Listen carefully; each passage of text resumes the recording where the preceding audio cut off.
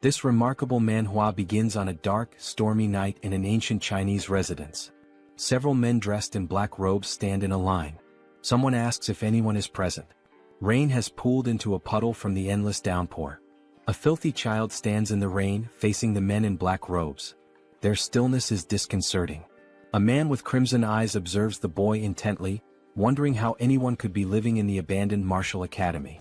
Addressing him as a young warrior, the man politely asks for permission to take shelter from the rain for the night. The boy examines them, curious about who they might be. It surprises him that they are speaking to him so respectfully despite his young age. He reasons that they might see him as a young Taoist protecting the closed academy.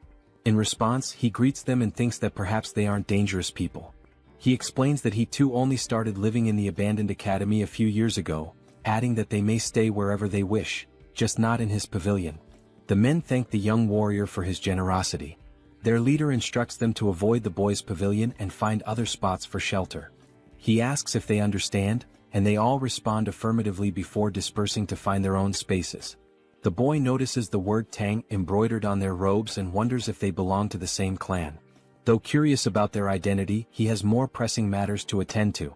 Entering his pavilion, he busies himself with preparing dinner for the children. The somber atmosphere shifts as the boy becomes animated with joy. Our protagonist enthusiastically calls everyone to eat. Opening a large pot, he reveals a small, brown, cricket-like insect inside, remarking that he was nearly late and the insects must be starving. In another pot, he finds a large spider called the black earth tiger, a tarantula native to Hainan, China. This impressive species, which can grow up to 20 centimeters long, features unique stripes resembling those of a black tiger. Using chopsticks, the boy carefully picks up an insect to feed the spider. While feeding it, he reflects on how he wouldn't have survived without these creatures. The tarantula eagerly eats the insect, pleasing the boy. He marvels at how this spider, once the size of a fingernail, has already shed its shell twice and grown so much. Feeling happy, he notes that the spider has had its fill. Next, the boy opens a drawer to reveal an orange lizard with white stripes, a bewangling cave gecko. This species is native to the region and recognized by its striped body and tail. The boy recalls how difficult it was to acquire such creatures in his previous life when he lacked money. Now he can find them everywhere. His life is filled with joy as he watches over them. While feeding the gecko, it bites his finger. Yelling loudly, he waves his hand to shake it off, but the gecko clings stubbornly. This incident reminds him of his past. Before inhabiting this body, the boy was a streamer named Spicy Fabre, a professional biologist with over 1 million subscribers. His content focused on venomous creatures, and his final live broadcast became his undoing. In a quest to showcase the 10 most dangerous vipers, he embarked on a journey to find the black mamba, known for its aggressive nature. During the live stream, he lamented that he couldn't find the snake and decided to take a break. Viewers joked about the possibility of it being in his house, but to his shock, the black mamba was indeed there, curled up on his refrigerator. Before he could react, it bit him and he died instantly during the broadcast. Returning to the present, the boy pouts, reflecting on the irony of his death after such an exhaustive search. Meanwhile, an elderly man in a black robe knocks on the pavilion door. Thanking the boy for his kindness, he invites him to share their meal, a freshly caught deer. Excited at the prospect of eating proper meat rather than snakes or lizards, the boy eagerly accepts the invitation. The group gathers around a bonfire as the deer cooks. Noticing the boy's intense gaze at the food, the elder reassures him that it will take time to cook. To pass the time, he begins asking the boy questions about his age and living situation. Embarrassed but obliging, the boy answers his inquiries. The boy felt embarrassed when he realized he'd been staring at the deer for too long. Allowing the elder to ask his questions, he listened attentively. The elder wanted to know if the boy lived alone and how old he was. Unsure if he was 14 or 15, the boy decided to fabricate a story, claiming that a childhood head injury had left him with poor memories. When asked if he was staying there by himself, the boy confirmed, explaining that he lacked any real talent and survived by catching snakes and selling their skins. The elder expressed disbelief that the boy engaged in such dangerous work, but the boy simply shrugged, saying he was used to it. Just then, someone brought over some cooked meat for them to eat. An old man commented on how hungry the young warrior must have been. The boy gratefully thanked the elder, happily noting it had been ages since he'd last eaten meat. As he took a bite, pure joy spread across his face. In his mind, he thought, this is what happiness feels like. The older men watched him with smiles, their amusement evident. As he ate, the elders took the opportunity to ask more questions. The elder explained that they were searching for something unusual and wanted to know if the boy had seen anything strange. Initially hesitant, the elder eventually decided it was safe to share the details since the boy lived alone and wouldn't cause trouble. The patriarch explained they were looking for a centipede with a blue spot on its body. Surprised, the boy asked how large the centipede was. The patriarch explained that an adult could easily swallow someone his size. Pale with shock, the boy realized his assumption that he'd been transported only a few centuries into the past might be wrong. He could be in an entirely different world. The white-haired elder reassured him, saying they were close to capturing the creature. Curious, the boy asked if they intended to keep it as a pet. The question amused the elders and the white-haired man burst into laughter. The patriarch chuckled, commenting on how funny the young warrior was. Through laughter, the elder clarified that raising the centipede wasn't their goal, they needed it for medicinal purposes. Confused, the boy probed further. Initially suspecting them of being traitors, he began wondering if they were involved in illegal drug making. He asked how a centipede could serve as medicine. The elder explained that his granddaughter was gravely ill, and only the inner core of the blue spot centipede could save her. Moved by their determination, the boy thought about the lengths parents would go to for their children. Though he felt sorry for the centipede, he decided to help them, especially since they had treated him to meat. The boy began discussing the centipede, and the patriarch eagerly asked if he had seen one. He admitted he hadn't but suggested he might know where they could find it. Drawing on his vast knowledge as Spicy Fabre, a former biologist and streamer with expertise in venomous creatures, the boy recalled facts about centipedes. Among the millions of species on Earth, around 20,000 are venomous, and he knew all of them by heart. Centipedes were no exception. In his mind, he visualized opening a book and flipping through its pages, searching for the specific information he needed. Within moments, he closed the book, having found the answer. Back in reality, he told the elders he might know where the centipede could be. Startled but intrigued, they pressed him for details. The boy asked which areas they had already searched. They explained they had explored to the north and east of the academy, primarily along the riverside during the day. Hearing this, the boy wasn't surprised by their lack of success. Smirking, he remarked, "Of course you couldn't find it." The elders, puzzled, demanded an explanation. The boy began to lecture, explaining that centipedes belong to the Arthropoda phylum and the Calopoda class, preparing to share his knowledge of their habits and habitats. Centipedes have a broad range of habitats, and being cold-blooded, they require shelter to regulate their body temperature and maintain humidity levels. Interestingly, unlike most insects with a waterproof outer layer, centipedes have weak waterproofing and pores in their shells, making them averse to wet environments. They thrive in high-humidity areas but avoid waterlogged places, as they can't survive long without moisture but dislike excessively damp conditions. Because of this, the blue spot centipede is unlikely to be found in jungles or near rivers. The elders were skeptical. They believed centipedes preferred environments like cracks and rotting wood. The boy clarified that while smaller centipedes might dwell there, the larger ones they were seeking wouldn't. Big centipedes avoid jungles and riverside rocks since these areas lack sufficient hiding spots. The elders exchanged glances, silently communicating. They then asked the boy where the centipede might be found. Promising a significant reward if he helped, the boy smiled and pointed westward, suggesting they search the Rocky Mountains in that direction. He explained that large centipedes rest under warm rocks during the day and come out at night. A few hours later, the search party scoured the Rocky Mountains. The patriarch climbed a tall, narrow rock, observing the surroundings. One of the men suggested that the young warrior might have been mistaken. The patriarch decided to end the search for the day, signaling the team with an arrow. As the men gathered around a bonfire, they were visibly exhausted but still clung to hope, trusting the boy's intelligence. The patriarch, deep in thought, eventually spoke, his voice heavy with emotion. He lamented that his daughter, Huayun, was the greatest talent in the Tang family's history and questioned why the heavens seemed to abandon her.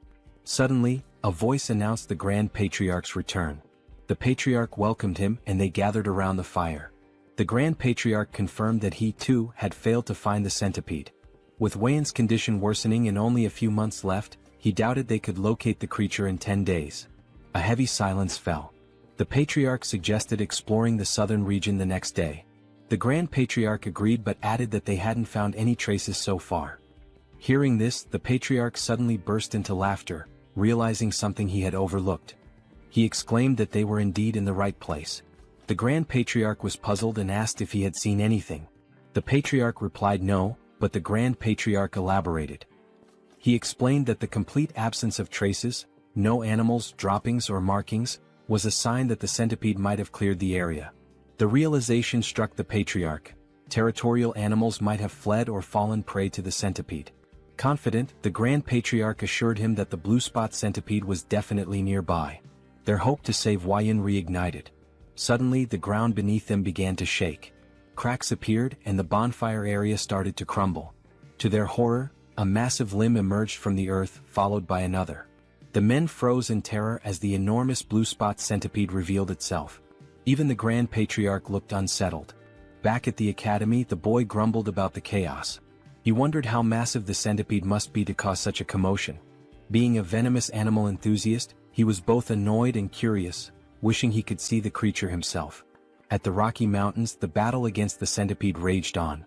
The men eventually triumphed, though not without sustaining injuries. They successfully retrieved the centipede's core, a shimmering blue gem safely stored in a wooden box. Overcome with emotion, they wept, knowing they could finally save Huayan. The Patriarch instructed the Grand Patriarch to lead the injured warriors to Sichuan for treatment. When asked why he wasn't coming, the Patriarch explained, "Grudges are carved in blood, but favors are carved in stone. That's the way we live." In summary, they still had matters to resolve. The Grand Patriarch finally understood and admitted how he had nearly made a grave mistake by focusing solely on Huayan. He agreed it would be appropriate to welcome the young warrior as a guest and grant his requests. The Patriarch instructed the injured warrior to receive treatment in the village while he went to visit the young warrior. He considered that the young warrior might also be curious about the recent events. Meanwhile, the young warrior was casually enjoying the company of 3 small yellow Pokemon-like creatures. The young warrior found himself in a peculiar situation. He had unexpectedly become the father to 3 blue spot centipedes. These tiny creatures, resembling caterpillars, were undeniably cute, especially as they affectionately rubbed against his face. Looking at the pot, a memory flashed in his mind. When he had brought the eggs home, he cleaned them and placed them on his nightstand. By the time he woke up, they had all hatched. 1 centipede happily rested on his head. Although the young warrior had anticipated the eggs might hatch, he hadn't expected it to happen so quickly. He tried to remove the centipedes clinging to his shoulders, but they refused to let go, treating him as their parent. A flashback revealed what had transpired the previous night. Driven by curiosity about the massive blue spot centipede, the young warrior had ventured into its lair, despite knowing the risks. During his search, he accidentally kicked an insect in frustration, causing him to lose his balance and drop his torch. Thankfully, the 3 eggs he had collected remained safe. Relieved that the rain had stopped, he realized how lucky he had been to retrieve the eggs without losing them. Determined to protect the eggs, he hurried back home, promising them a proper bath once he arrived. Back in the present, the young warrior felt satisfied that even though he couldn't see the live adult centipede, he had managed to save its offspring. He reminded himself that they wouldn't need food until after their second molting, but it was a challenge dealing with them constantly clinging to his body. Thinking of a solution, he smirked and decided to take a shower, hoping the water would make them leave him alone. Elsewhere, the elder patriarch arrived at the academy and approached the pavilion. Knocking on the door, he called out to the young warrior but received no response. After a brief hesitation, he turned the knob and entered the room. Inside, he noticed herbs, jars and medicines, which made him wonder if the young warrior was a healer. Feeling it was intrusive to enter uninvited, he decided to leave, but the rustling sound from a pot caught his attention. Curious, he opened the pot and found a spider inside. His gaze shifted to the drawers where he discovered a gecko. Checking another pot, he saw beetles, alongside eggs and dried snakes scattered around. The elder was astounded. He couldn't comprehend how the young warrior managed to raise such venomous creatures and their offspring. Even the Tang clan, well versed in handling poisons, had only been able to extract venom, not cultivate eggs like this. The elder realized his encounter with the young warrior was the true stroke of luck, far beyond the centipede's discovery. As the young warrior appeared and greeted him, the elder noticed the boy's concern about his bandaged arm. Dismissing it as a minor injury, the elder began to share something important but was interrupted by a sudden ominous energy. An explosion rocked the entrance behind them, and a shadowy figure began to emerge.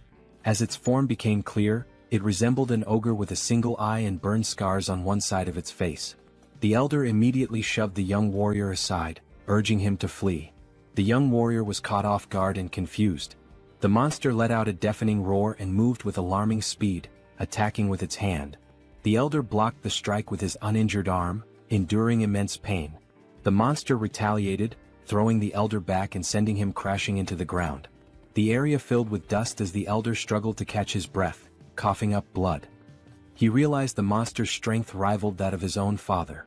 He desperately told the young warrior to escape, but when the dust cleared, the scene revealed the young warrior being held in the air, choking as the monster gripped him tightly. The young warrior gasped for air as the monster roared with laughter. The creature mocked him, claiming he had heard that members of the Tang clan had arrived in Hainan.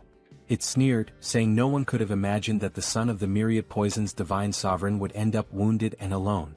The elder calmly retorted that he had no idea who the monster was and demanded to know why both he and the young warrior were being targeted. The creature scoffed, asking if its disfigured face and powerful fists didn't make it obvious. It then introduced itself as Taken Yang, the blood hand Rakasa, and blamed the elder's father for its mutilated appearance. The elder recognized the name.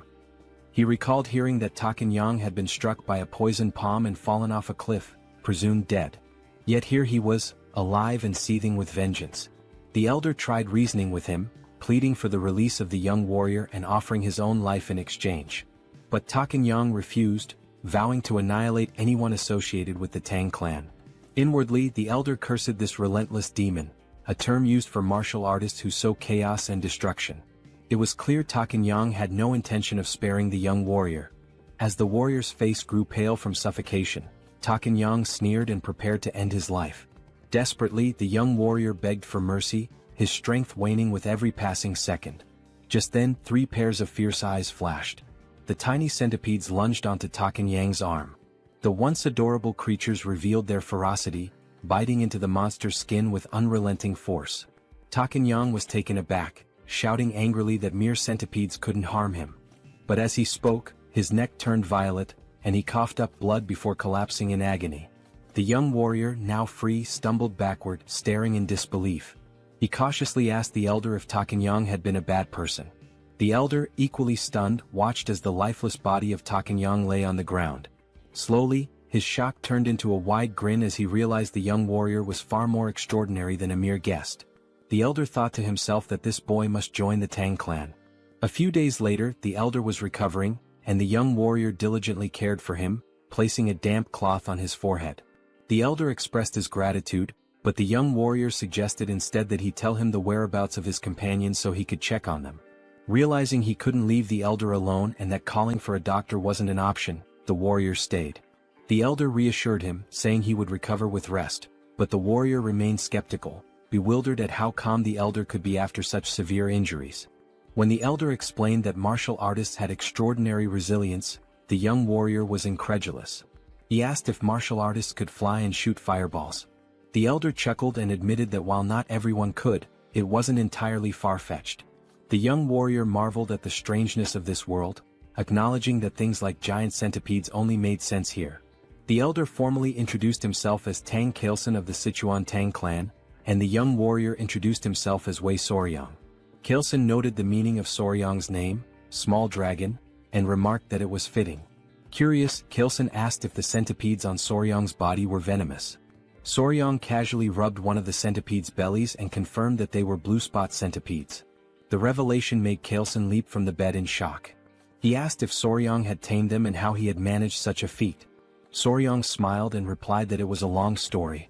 When Kailson insisted he didn't mind, Soryang began recounting how he had raised the centipedes from eggs. When the story concluded, Kailson could hardly believe it and asked for confirmation. Soryang proudly affirmed that he had indeed raised them from eggs, predicting their hatching with precision. Still reeling, Kailson watched as Soryang opened a drawer and pulled out 2 lizards. The young warrior eagerly displayed them, pointing out the differences. One had a brown body with yellow and white stripes, while the other, a product of selective breeding, had a plain brown body and a white tail. Kailson asked if Soryang had intentionally bred the lizards for their coloration. Blushing slightly, Soryang happily admitted that he had, simply because he found it beautiful. Kailson gathered his composure and asked if the young warrior could breed the most venomous creatures to produce even deadlier ones. Soryang responded with a surprised, "Huh? In his mind he considered the possibility, it was theoretically feasible. He then explained to Kaleson that if they could determine which creatures had the most potent venom, it might be possible. Before he could finish, Kaleson exclaimed with excitement, "Really? That's possible?" His enthusiasm startled Soryang. Without hesitation, Kaleson declared that Soryang should join his family immediately. This left Soryang completely bewildered. Kaleson sweetened the offer, promising that by joining the family, Soryang would gain access to their martial arts techniques, rare elixirs, herbs, and any poisons he desired. Kaleson further tempted him, saying someone of Soryang's skill could even capture or tame the legendary 10 great venomous creatures of the Central Plains. And if that wasn't enough, Kaleson casually mentioned one of the 3 flowers of the Central Plains, his daughter. Soryang shouted, "Hold on," and asked Kaleson to clarify what he had just said. Amused, Kaleson teased that while Soryang might be young, he was still a man. He continued talking about the flowers, but Soryang quickly interrupted, telling him to drop the subject. Shifting the topic, Soryang inquired about the 10 great venomous creatures, asking if they were as incredible as the blue spot centipede. Kaleson enthusiastically confirmed, explaining that while the blue spot centipede was remarkable, it ranked far below the legendary creatures. From giant scorpions to the golden frog that gleamed like gold, these creatures were beyond imagination. Kaleson grinned, sensing that he had piqued Soryang's interest. The young warrior's eyes sparkled with excitement. 2 days later, a member of the Tang clan arrived, alarmed by news of the blood hand Rakasa, Tak Anyang appearing. Kaleson explained that Anyang had been hiding and honing his martial arts, reaching a level close to his father's. The Tang clan members speculated that if the patriarch had sent Anyang to his demise, it might mean he had reached the realm of 10,000 poisons. They began congratulating him, but Kaleson clarified that he hadn't been the one to defeat Anyang, it was the young warrior. This revelation stunned the clan members. One of them immediately clasped Soryang's hands, expressing their gratitude for saving the patriarch. They even speculated if Soryang was an elder rejuvenated to a younger form. Soryang, confused by their assumptions, looked to the patriarch for clarification. Kaleson requested Soryang to reveal the truth. Understanding the signal, Soryang patted his chest and called out, "Come on out." The Tang clan members watched in amazement as Soryang's clothes rustled, and 3 tiny centipedes peeked out. Gasps of astonishment filled the room as the little creatures crawled forward. The clan members recognized them as blue spot centipedes, creatures known for their venom. Kaleson explained that these centipedes had been the ones to defeat Anyang. The clan marveled at the feat, as taming such creatures was unheard of. Kaleson then declared his decision to formally accept Soryang into the Tang clan, but Soryang hesitated, saying he needed more time to think. A clan member encouraged Soryang, emphasizing the great opportunity, while Kaleson urged him to prepare quickly, hinting at something important they couldn't delay. Kaleson then explained the sinister nature of Anyang's martial art, the blood hand poison claw, a dark technique requiring human blood and bone marrow to reach mastery. Soryang found it grotesque. Kaleson continued, stressing that if Anyang had left behind secret scrolls or disciples, they needed to eliminate them to prevent the resurgence of such dangerous martial arts. He also mentioned the possibility of rescuing any captives. The patriarch then asked if Soryang would assist, considering his familiarity with Hainan Island. Soryang appeared pensive, realizing that joining the Tang clan would be a lifelong commitment. He thought to himself that before committing, it was essential to observe the clan's dynamics, just like assessing a workplace during an internship. Soryang agreed to help once the patriarch recovered. They praised his decision, but Soryang privately resolved to use the opportunity to evaluate the Tang clan thoroughly. After 3 days, Kaleson was well enough to travel. Together, they journeyed to a village near an abandoned martial academy, suspected to be Anyang's base. There, they began investigating reports of missing villagers. An elderly man mentioned that 1 or 2 people typically go missing in the jungle each year, but there haven't been any patterns of regular disappearances. Kaleson fell silent, lost in thought. They thanked the village chief for sharing the information. The chief replied humbly, expressing his honor in assisting the renowned patriarch of the Sichuan Tang Clan. They then took their leave, though they hadn't uncovered any significant leads. As they made their way through the forest, Soryang remarked to Kaleson that there didn't seem to be anything unusual about the village. Kaleson explained that when Anyang had revealed himself, it had been in that area, but the exact location was difficult to pinpoint. Soryang found it equally strange that there were no traces left behind. Remembering Anyang's words, he suddenly had an idea. Soryang asked if Chilson recalled what Eunhyang had said when he appeared. Chilson admitted that he didn't, as he'd been knocked away by Eunhyang's attack at the time. Soryang reminded him that Eunhyang had claimed to have heard that the Tang clan had come to Hainan, implying someone had informed him of their presence. Soryang proposed they retrace their steps through the places the Tang clan had visited in Hainan and ask around with Eunhyang's portrait. The Tang clan members were taken aback by Soryang's quick thinking. It made sense that someone who had seen them would have tipped off Eunhyang. Energized by the idea, they set out immediately. Their journey brought them to a gloomy village. One Tang clan member reported hearing rumors at the Hainan port that this was the village they were looking for. Chilson confirmed it was a place where the Halai people lived, and he assumed they wouldn't be hostile. However, the village had an eerie, lifeless atmosphere. When the Tang clan called out, asking if anyone was around, a villager noticed them. The villagers appeared weak and sickly. An elderly man, possibly the village chief, approached while holding the hand of a frail little girl. Two guards accompanied them, also looking unwell. Chilson introduced himself politely, while Soryang observed the interaction. He noticed how weak the child looked and how lifeless the villagers seemed. Soryang began suspecting something unusual. Many villagers appeared to have taken some kind of medicine. The chief denied that anything was wrong, insisting there were no missing villagers or unusual events. He abruptly told them to leave. When Chilson tried to point out the disproportion between the number of houses and the few people present, the chief cut him off, repeating that there was nothing of interest and urging them to leave again. Both Chilson and Soryang were puzzled. Chilson whispered to Soryang, wondering why the Halai people who should have been welcoming were acting this way. Soryang had no answer. Just then the little girl collapsed. Everyone was startled. The chief quickly cradled her in his arms, tears brimming in his eyes. He called out to her, saying she was his only remaining family and begging her not to leave him. The scene moved Chilson, who stepped forward and offered his help, explaining that he had some knowledge of medical arts. The chief hesitated and then asked if it was Central Plains medical knowledge. Chilson confirmed that, while he wasn't a physician, he had some expertise in medicine. The chief finally allowed him to examine the child. Before they entered, the chief explained that a plague had been spreading in the village, killing children and weakening healthy adults. He begged Chilson to try to save his granddaughter. Chilson promised to do his best. As they were ushered inside, Soryang asked a Tang clan member if the elder truly knew medical arts. The member explained that the Tang clan's deep knowledge of poisons also made them skilled in medicine. He added that martial arts training often begins with an understanding of one's own body, which includes medical knowledge. Soryang thought to himself that if he joined the Tang clan, learning medical arts would be far preferable to mastering their terrifying poison techniques. However, his thoughts were interrupted when the man casually mentioned that they sometimes tested poisons on captured criminals to study the effects. Soryang's expression turned comical as he realized this meant human experimentation, making him increasingly uneasy. Meanwhile, the streets of the village were eerily quiet. Inside one of the homes, Chilson sighed and explained that he had transferred some of his ki to the girl, stabilizing her breathing. The chief was overwhelmed with gratitude and begged them to save his only granddaughter. Chilson brought up an important point, noting that something seemed strange about the child's pulse. He asked if she had been born with a weak heart.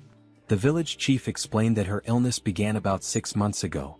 Not only his granddaughter but others in the village also started falling ill around the same time. They referred to it as a mysterious disease. That was why he initially told them to leave when they arrived at the village's entrance. Chilson reassured the chief, saying he would provide good medicine for the heart. He asked the chief to gather the villagers so they could distribute the remedy. Overcome with emotion, the chief burst into tears, expressing his heartfelt gratitude. Soryang quietly observed Chilson's actions with admiration. Later that night, as Chilson walked with Gu Pai, a member of the Tang clan, Pai acknowledged the effort Chilson had put into treating the villagers. Chilson thanked him before Pai inquired about the symptoms.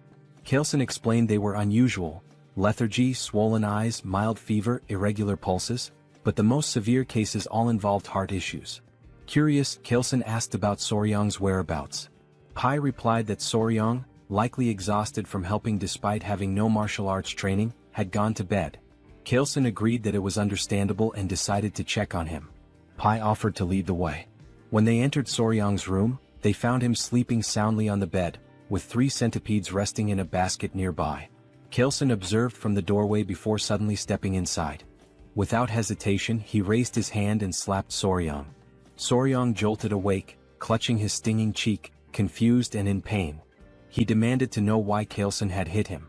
Kaleson, with a serious expression, apologized and explained there had been a bug on Soryang's face, and he had only wanted to get rid of it.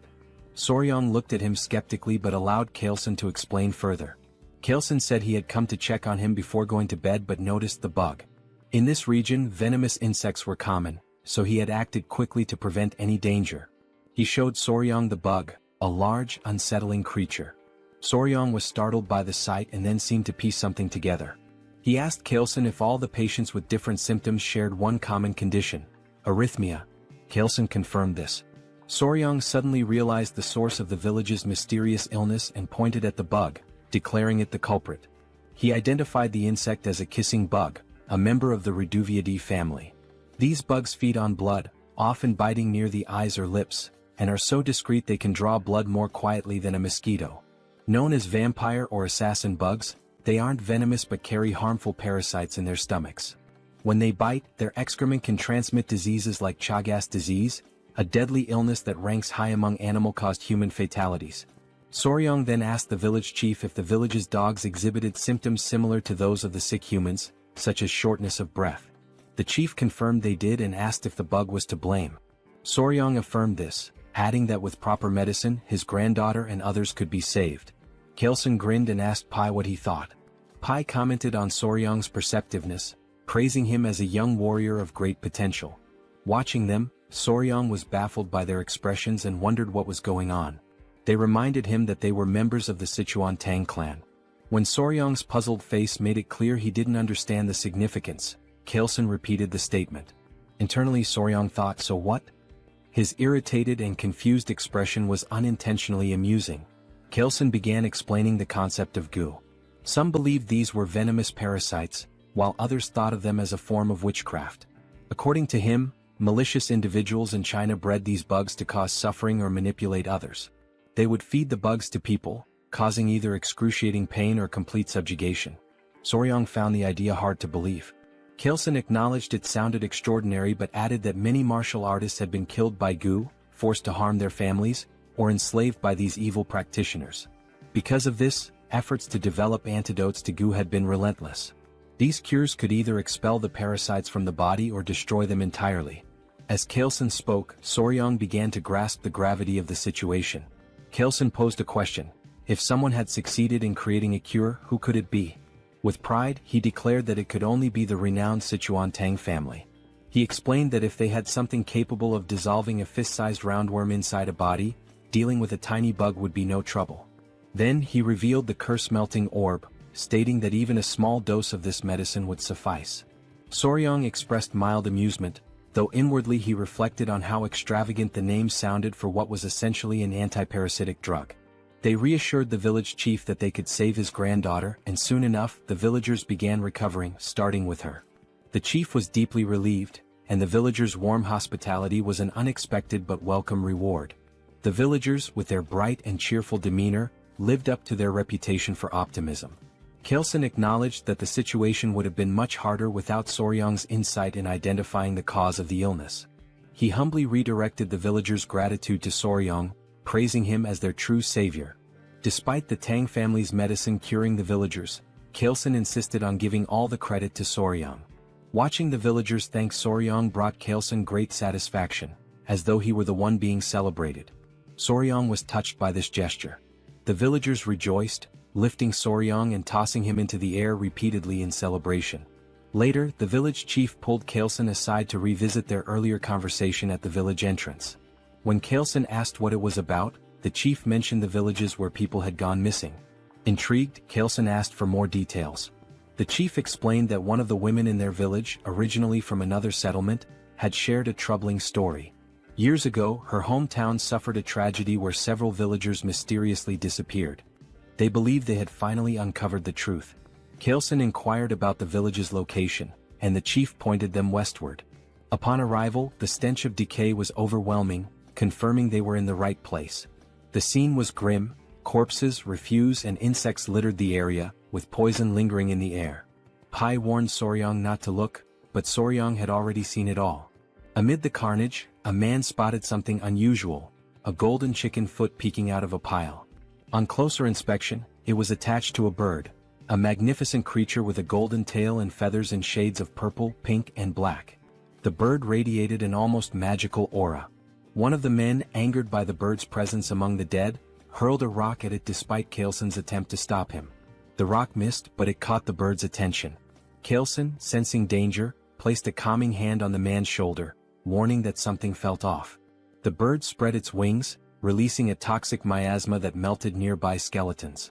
Startled, Soryang was grabbed by someone who covered his mouth to prevent him from inhaling the poison. Kalesen commanded everyone to flee while shielding Soryang.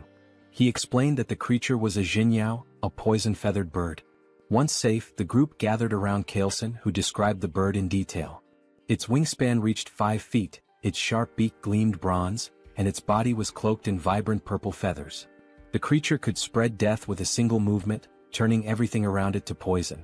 Atop its head sat a golden crown, giving it an air of regal menace. Soryang, captivated, asked if it was one of the 10 great venomous creatures. Kalesen confirmed that it was and explained that the jinyao held the top rank, earning the title of the king of all venom. Soryang's excitement was palpable as he imagined how even the most dangerous insects and snakes seemed tame in comparison.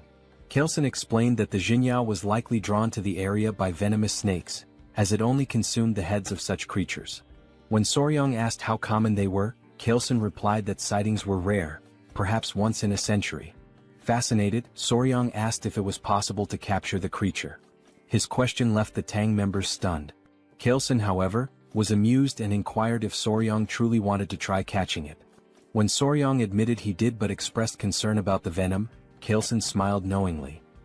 He remarked on Soryang's keen interest in the 10 great venomous creatures and assured him that if he was serious, there was indeed a way. Soryang was astonished. Kalesen explained that if he mastered the Tang clan's poison techniques, he would gain immunity to all toxins and even withstand Jinyao's venom. Only through the martial arts of their clan could one nullify all poisons in the world. Kalesen, ever cunning, casually mentioned that their techniques are never taught to outsiders. Even if he wished to help as the patriarch, he couldn't break the clan's rules. Eagerly, Soryang asked if joining the family would grant him the right to learn. He also inquired whether achieving immunity to poison would truly let him endure Jinyao's venom. Kalesen confirmed and promised to teach him everything without reservation if Soryang agreed immediately. He also assured him that he would personally oversee his progress. However, Kalesen added that if Soryang hesitated too long, he might reconsider. Feeling the pressure, Soryang declared his decision to join the clan and expressed his anticipation for Kalesen's guidance, calling him patriarch instead of elder. Kalesen's mischievous grin betrayed his satisfaction, though he acted as if he hadn't coerced Soryang into agreeing. Kalesen told Soryang that from that moment onward, he would forever be part of their family. Back at a decayed location, traces of the blood hand Rakshasa, Tak Anyang, were found in a cave. Footsteps led to a notebook discovered inside, which was brought to Kalesen. After scanning its contents, he confirmed it held the secret techniques of the blood hand poison claw. Soryang was unnerved, noting it was written in blood. Kalesen decided it was time to return. When Soryang asked if they were heading to Sichuan, Kalesen replied that it was the best course of action now that they had secured the blue spot centipede's core and the manual. Soryang requested a stop at the academy to release his friends and gather his belongings, which Kalesen approved. As they departed, Soryang glanced behind and noticed something unusual. Pointing it out, they discovered a shining purple feather from the jinyao. They all stared at it thoughtfully. Kalesen picked it up and told Soryang it would serve as a keepsake to commemorate his joining the family. Soryang expressed interest and thanked him, but Kalesen corrected him, suggesting he change how he addressed him after the upcoming ceremony. Soryang wondered if it would be some kind of initiation ritual. Meanwhile, at the Tang clan, the Grand Patriarch Tang Musong had finally returned. Exhausted, he wasted no time and inquired about Huayun's condition. Clan members rushed him inside, reporting that she was barely holding on to life. The door opened and Musong immediately called for Huayun. Those inside were surprised by his arrival. He informed his daughter-in-law that he had succeeded in acquiring the medicine and revealed the blue spot centipede's core. Overcome with relief, the daughter-in-law began to cry. Preparations were made to administer the medicine.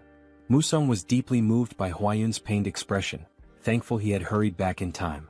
At his daughter-in-law's urging, Musong gave the medicine to his granddaughter. A radiant blue light enveloped her as he placed a finger on her wrist to check her pulse. Everyone anxiously hoped for her to open her eyes, watching and waiting. Meanwhile, Soryang felt groggy, marveling at the vastness of the Central Plains, which far exceeded his expectations. The journey had taken over a month and a half, beginning with a boat ride from Hainan to Hangzhou and continuing through Nanjing before finally arriving in Sichuan. At the residence of the Sichuan Tang Clan, Pai excitedly announced their destination to Soryang.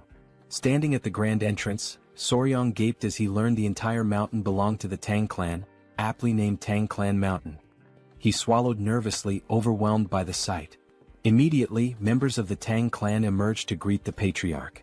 Soryang was astonished by their sheer numbers, wondering if all of them belonged to the Sichuan Tang Clan. Among the crowd, a girl in a red dress ran toward them, her face lit with tears of joy as she called out for her father. It was Huayan. She embraced her father tightly, crying tears of relief. Soryang meanwhile was spellbound.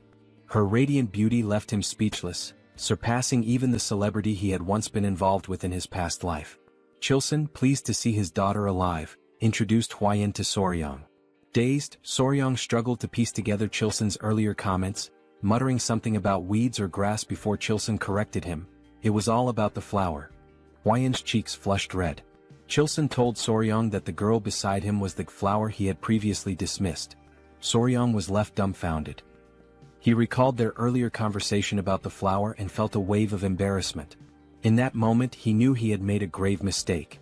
He never imagined he had overlooked the chance of being with such a beautiful woman, the only daughter of the Sichuan Tang Clan, famously known as the venomous flower, Tang Huayan. Since childhood, Huayan carried a hidden emotional weight. She once overheard elders discussing her. While they were uncertain of her talent, they agreed her beauty was exceptional, enough to rank her among the 3 flowers of the Murim. The conversation shifted to finding her a suitable husband. One elder mentioned suggesting the patriarch take a second wife, but the patriarch had declined, leaving him baffled. Hearing this, Huayan resolved to prove herself to the clan by excelling in their martial arts. She wanted to show that even as a woman she could contribute greatly to the family. However, her impatience led her astray, creating an internal heart demon that caused a key deviation in her training. When Huayan awoke, her mother, the Grand Patriarch, and 2 others surrounded her bed. Her mother looked visibly relieved. Tears streamed from Huayan's eyes as she apologized, lamenting that she had failed her family and lost all her inner chi. Her grandfather, the Grand Patriarch, called her a brat and told her to stop crying. He reminded her how far she had come to reach the level of mastering 100 poisons and told her to cheer up. Huayan's confusion grew when he mentioned 100 poisons. She noticed her aura glowing and asked for clarification. The Grand Patriarch revealed a story about a mysterious young warrior who had not only saved her life but also endowed her with the inner chi of 1,000 poisons, far surpassing what she had previously achieved.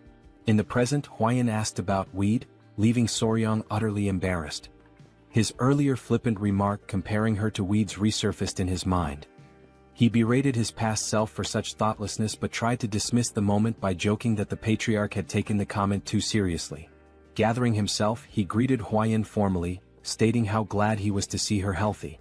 Huayan introduced herself as Tang Huayan, also known as the venomous flower. She expressed her gratitude, promising never to forget the life-saving favor he had done for her.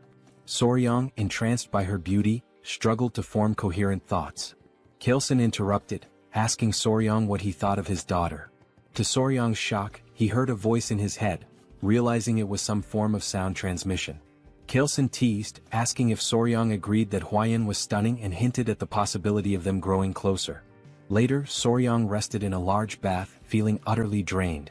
Nearby, the centipedes he had cared for were sleeping peacefully in a basket. He noticed one waking up and, surprisingly, smiling at him. Despite their intimidating appearance, they seemed to understand his words when he warned them about the hot water, willingly staying in the bucket as he suggested. Amused by their behavior, Soryang recalled Pai's mention that centipedes were spiritual creatures. He made a mental note to learn more about them later. However, Kilson's earlier remarks about Huayan lingered in his mind, leaving him restless.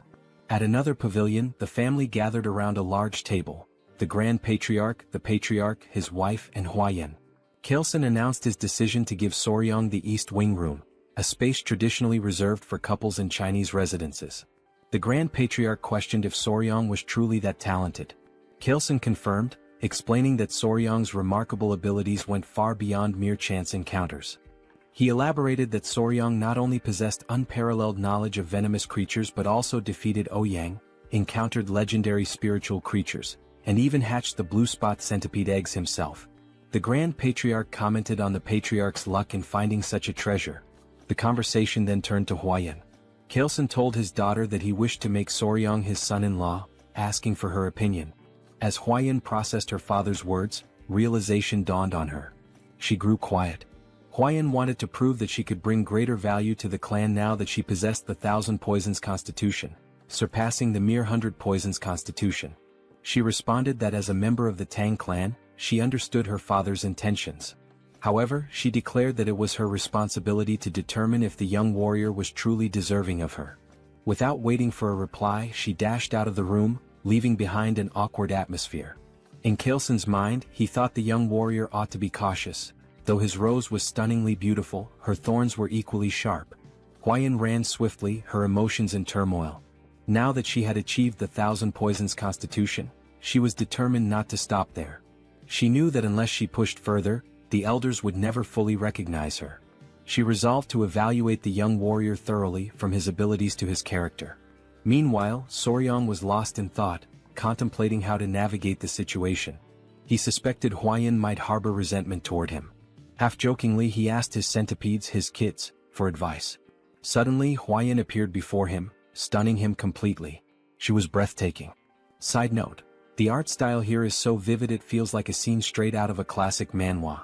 Back to the moment, Huayan quickly excused herself, saying she was in a hurry, and asked for his hand. Soryang extended his hand hesitantly, blushing as he did so, feeling like a loyal pet offering a paw. Trying to lighten the tension, he suggested that they should only do such things after getting closer, as there's a proper order to such matters. Huayan froze for a moment before understanding his misunderstanding. Her face turned beet red as she corrected him, insisting that wasn't her intention at all. Realizing his mistake, Soryang felt a wave of embarrassment. Huayan sighed and clarified again, explaining that she had only wanted to check his pulse. She apologized for startling him by suddenly asking for his hand. Sitting beside him, she admitted that her approach had been abrupt and assured him that she only wanted to explain some things. Soryang listened attentively. Huayan began recounting her struggles, sharing how, as the Tang clan's sole direct descendant, she constantly faced schemes from the branch families. To secure the family's future, the elders had decided to seek a capable son-in-law. They even considered how Soryang's role within the family might change should he join. She apologized in advance for needing to confirm something but assured him that no matter the outcome, she would treat him with respect as her benefactor, potentially even as a sworn sibling. Soryang reassured her, offering his hand again and saying she was free to confirm whatever she needed. Huayan placed her hand on his wrist, emitting a faint blue aura as she assessed his pulse.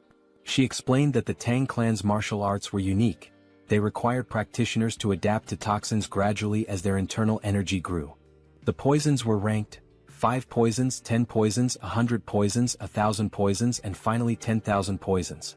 To her surprise, Soryang's body could adapt to 10 poisons, a rare feat for someone not born into the Tang clan.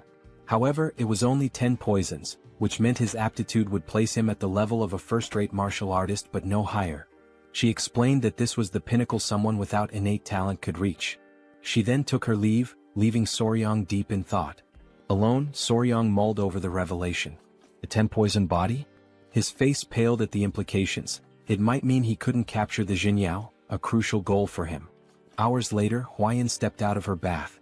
Despite washing multiple times a day, she noticed her body emitted a strange scent ever since she had absorbed the blue spot centipede's inner core. Dressing herself, she wondered if it was some sort of punishment for her ungrateful words toward her savior. Meanwhile, Soryang was fast asleep, dreaming of a conversation with someone who thanked him for his kindness. It was Huayan, or so it seemed. When he asked if it was a dream, the figure explained that while it felt dreamlike, it was not. The entity revealed herself as the blue spot centipede, borrowing Huayan's appearance to avoid startling him. She introduced herself as the mother of all the creatures Soryang had encountered. Just then, 3 small girls appeared, and Soryang deduced that they were the centipede's offspring. He asked her how she managed to appear in his dreams. She explained that after being mercilessly killed, leaving her children behind, her lingering grudge reached the heavens, and her spirit became trapped in her inner core. She added that while she had been cursing the girl who consumed her core, An opportunity to resolve her grudge arose, allowing her to manifest in his dreams. This was possible because he had taken all her children with him. Soryang silently acknowledged his role in revealing her location, which indirectly led to her demise. Though unintentional, he still felt responsible for the death of the blue spot centipede. Watching her, he listened as she asked if her benefactor could grant her one request. Without hesitation, he promised to fulfill whatever she wished. Her request was simple. She asked him to care for her children until they were fully grown. Soryang was puzzled, noting that centipedes typically become independent after molting twice. She clarified that while this was true for ordinary centipedes, her species was unique. Until her offspring molted twice, they required the flow of qi from their mother's inner core to survive. Only afterward could they sustain themselves by feeding on the qi of other beings. This revelation led Soryang to ask whether the children needed to remain with Huayan, as she had consumed the inner core. The mother centipede explained the circumstances. She admitted that, in her anger, she had cursed Huayan, causing her body to emit a foul odor. The curse ensured no man would approach her, preventing her from ever having children. However, she was willing to lift the curse if her children were allowed to absorb the qi from Huayan's inner core. Perhaps in this way, Soryang could even win the girl's heart. Soryang considered her words carefully before smiling and responding that it didn't feel right. He couldn't take advantage of Huayan's predicament. The mother centipede admired his integrity and asked how he planned to handle the situation. She reminded him that Huayan sought strength in a man, and she couldn't magically procure the inner cores of the 10 great venomous creatures to aid him. This sparked an idea in Soryang. He asked her to trust him, assuring her that everything would work out. The next day, Soryang and Huayan sat side by side. Huayan now understood that the strange smell emanating from her body was due to the blue spot centipede's inner core.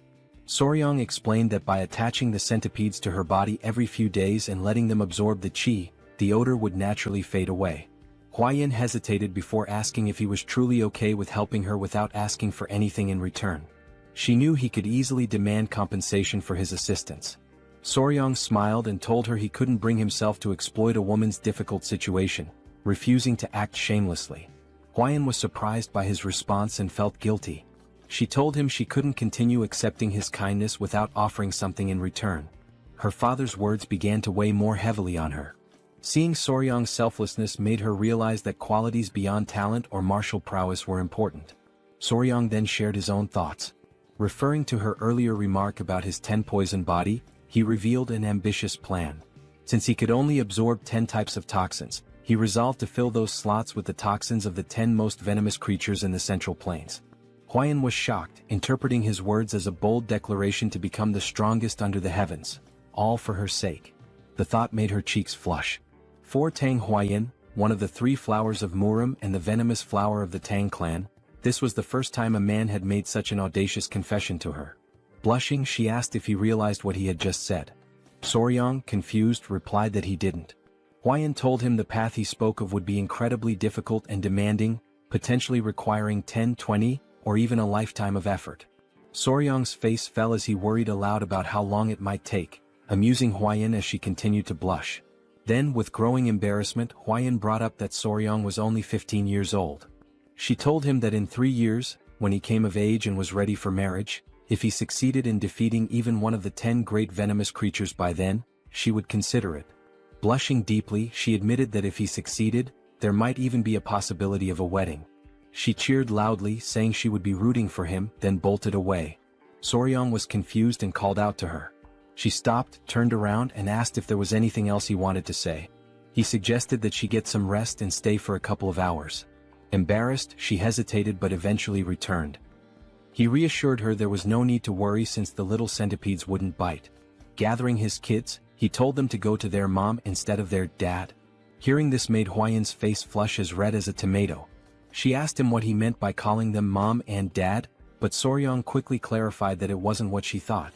Meanwhile, Chilson, his wife, and Muziang were seated at the table discussing the young warrior's exceptional talent and how it seemed to have failed to win their daughter's heart. Muziang asked if anyone had seen them earlier that morning. He remarked that it seemed like something was developing between the two. Huayan's mother speculated that her daughter might have rejected the young warrior. The men pondered deeply. Muziang commented that forcing a marriage wouldn't be right and suggested allowing their feelings to grow naturally. Huayan's mother proposed having Huayan oversee the young warriors' martial arts training to spend more time together, believing it could help them bond. Chilson agreed it was a solid plan. Muziang added that they could consult the elder healer sage to see if he could bestow the purifying elixir of marrow and essence to enhance the young warrior's aptitude. Chilson was surprised, noting that such an opportunity hadn't even been extended to Huayan, so they shouldn't get their hopes up. Muziang acknowledged the point. At that moment, Huayan appeared outside the door, announcing herself. Chilson invited her in and asked what brought her there at that hour. She blushed, surprised to see the three of them together. She said she had something to share, blushed again, and then all at once, declared she would do as her father had suggested. Chilson was taken aback and asked what she meant. Her mother invited her to sit and asked if she was implying that the young warrior had caught her interest. Embarrassed, Huayan couldn't respond. Chilson pressed her further, curious about the sudden change since she had previously shown little interest in him.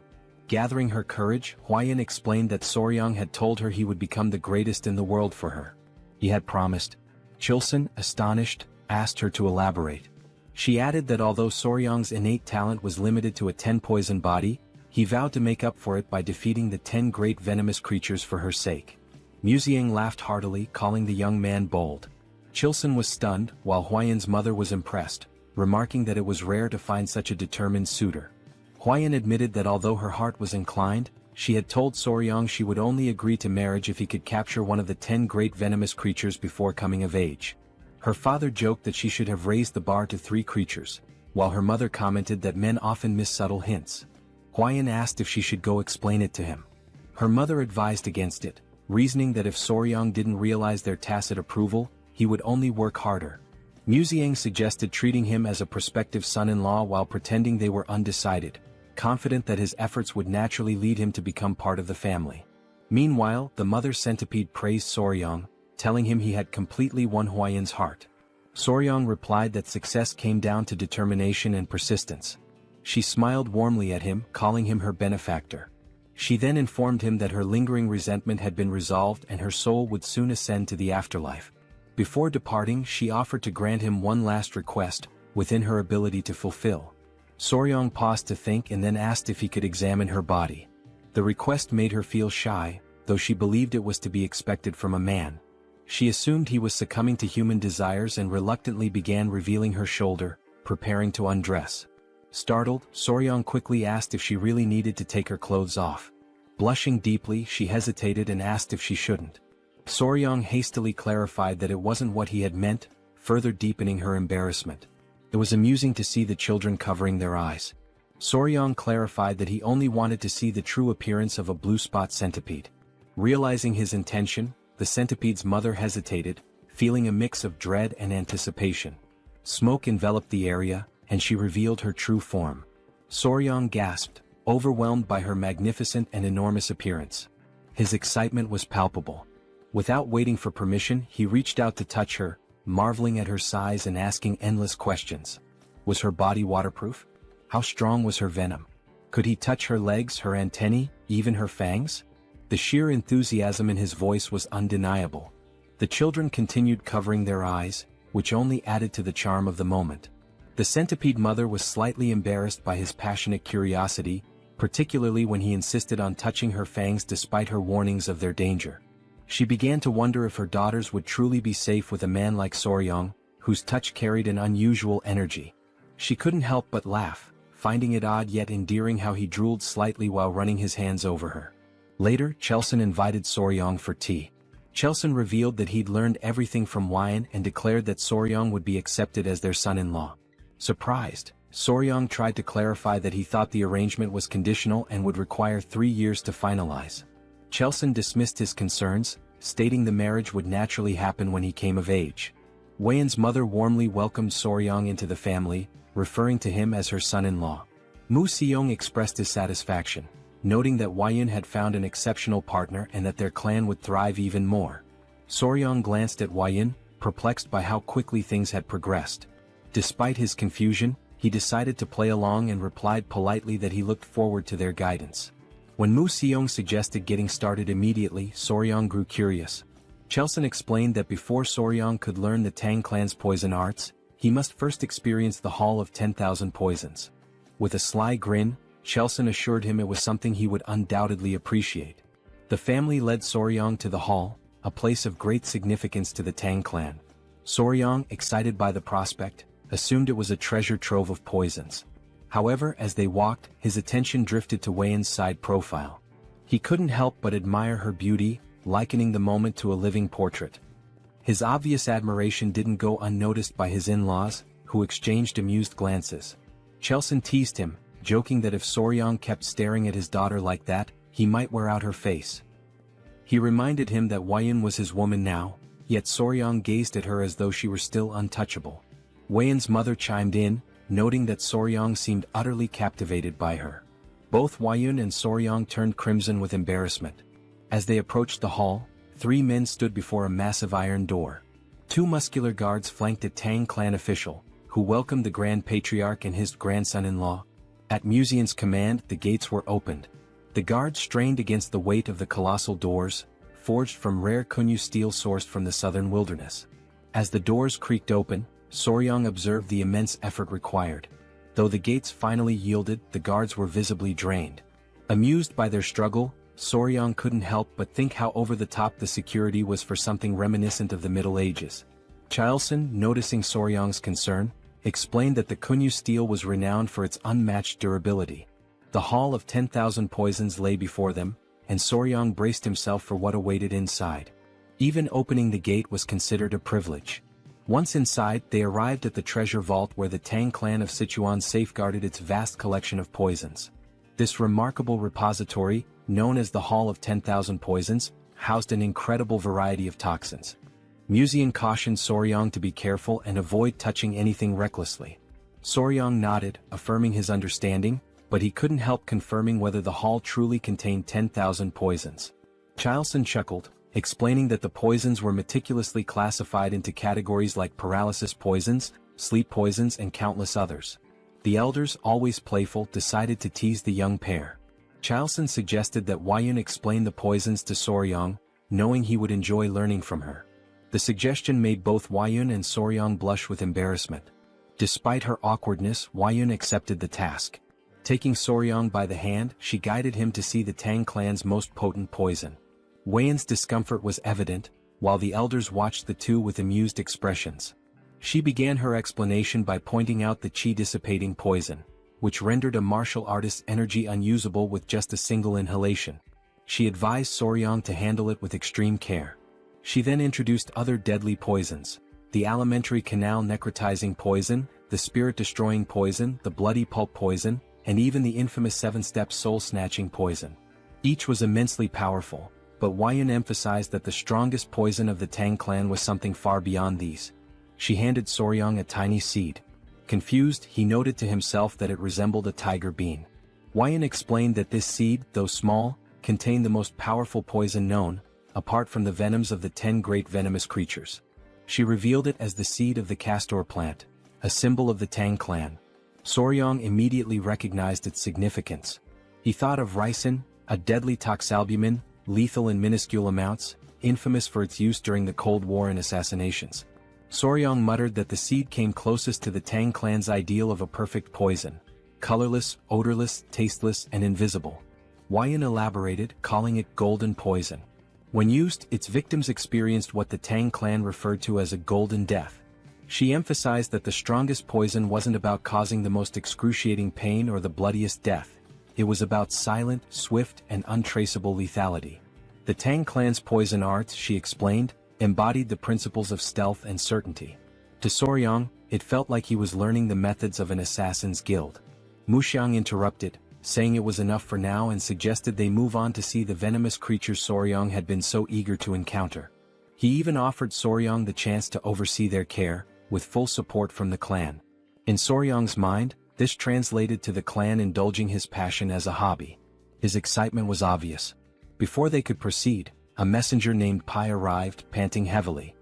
He urgently informed the Patriarch of a situation at the Black Tortoise Pavilion. The Patriarch asked what had happened, and Pai hesitated before mentioning 2 issues. First, the medicine sent to the Sichuan city lord had failed to achieve the desired effect, prompting a letter of complaints. Pai hesitated again before revealing the second issue, glancing at Soryang. Soryang sighed knowingly. Pai finally explained that it concerned the Hall of 10,000 Poisons. Muxiang guessed that rumors were already spreading and decided they needed to address the matter immediately. He ordered Soryang to accompany them. At the Black Tortoise Pavilion, the elders wasted no time voicing their grievances to the patriarch. They were outraged by his unilateral decision to pair Wuyun with an orphan of unknown origins. This remark infuriated Chiu San, who began to emit a green aura as he questioned whether they were insulting his son-in-law. Despite Chiu San's anger, the elders persisted, claiming their concerns were valid. Muxiang silenced them with a sharp rebuke, declaring that the decision was his alone. He demanded to know if they had any objections to his authority. The elders, caught off guard by his outburst, sought support from the Grand Patriarch, urging him to intervene. They argued that entrusting the Hall of 10,000 Poisons to an outsider with unproven skills was reckless.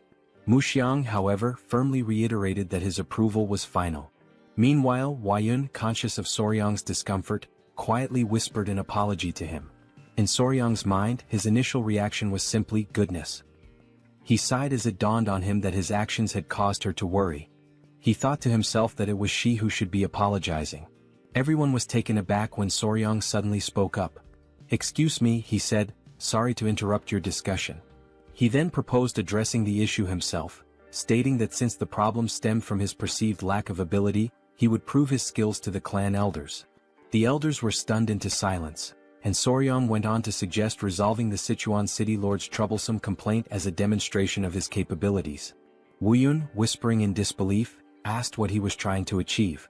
Though Soryang was not one to draw attention or make a scene, he couldn't stand by while his peaceful life as a pet owner was being disrupted.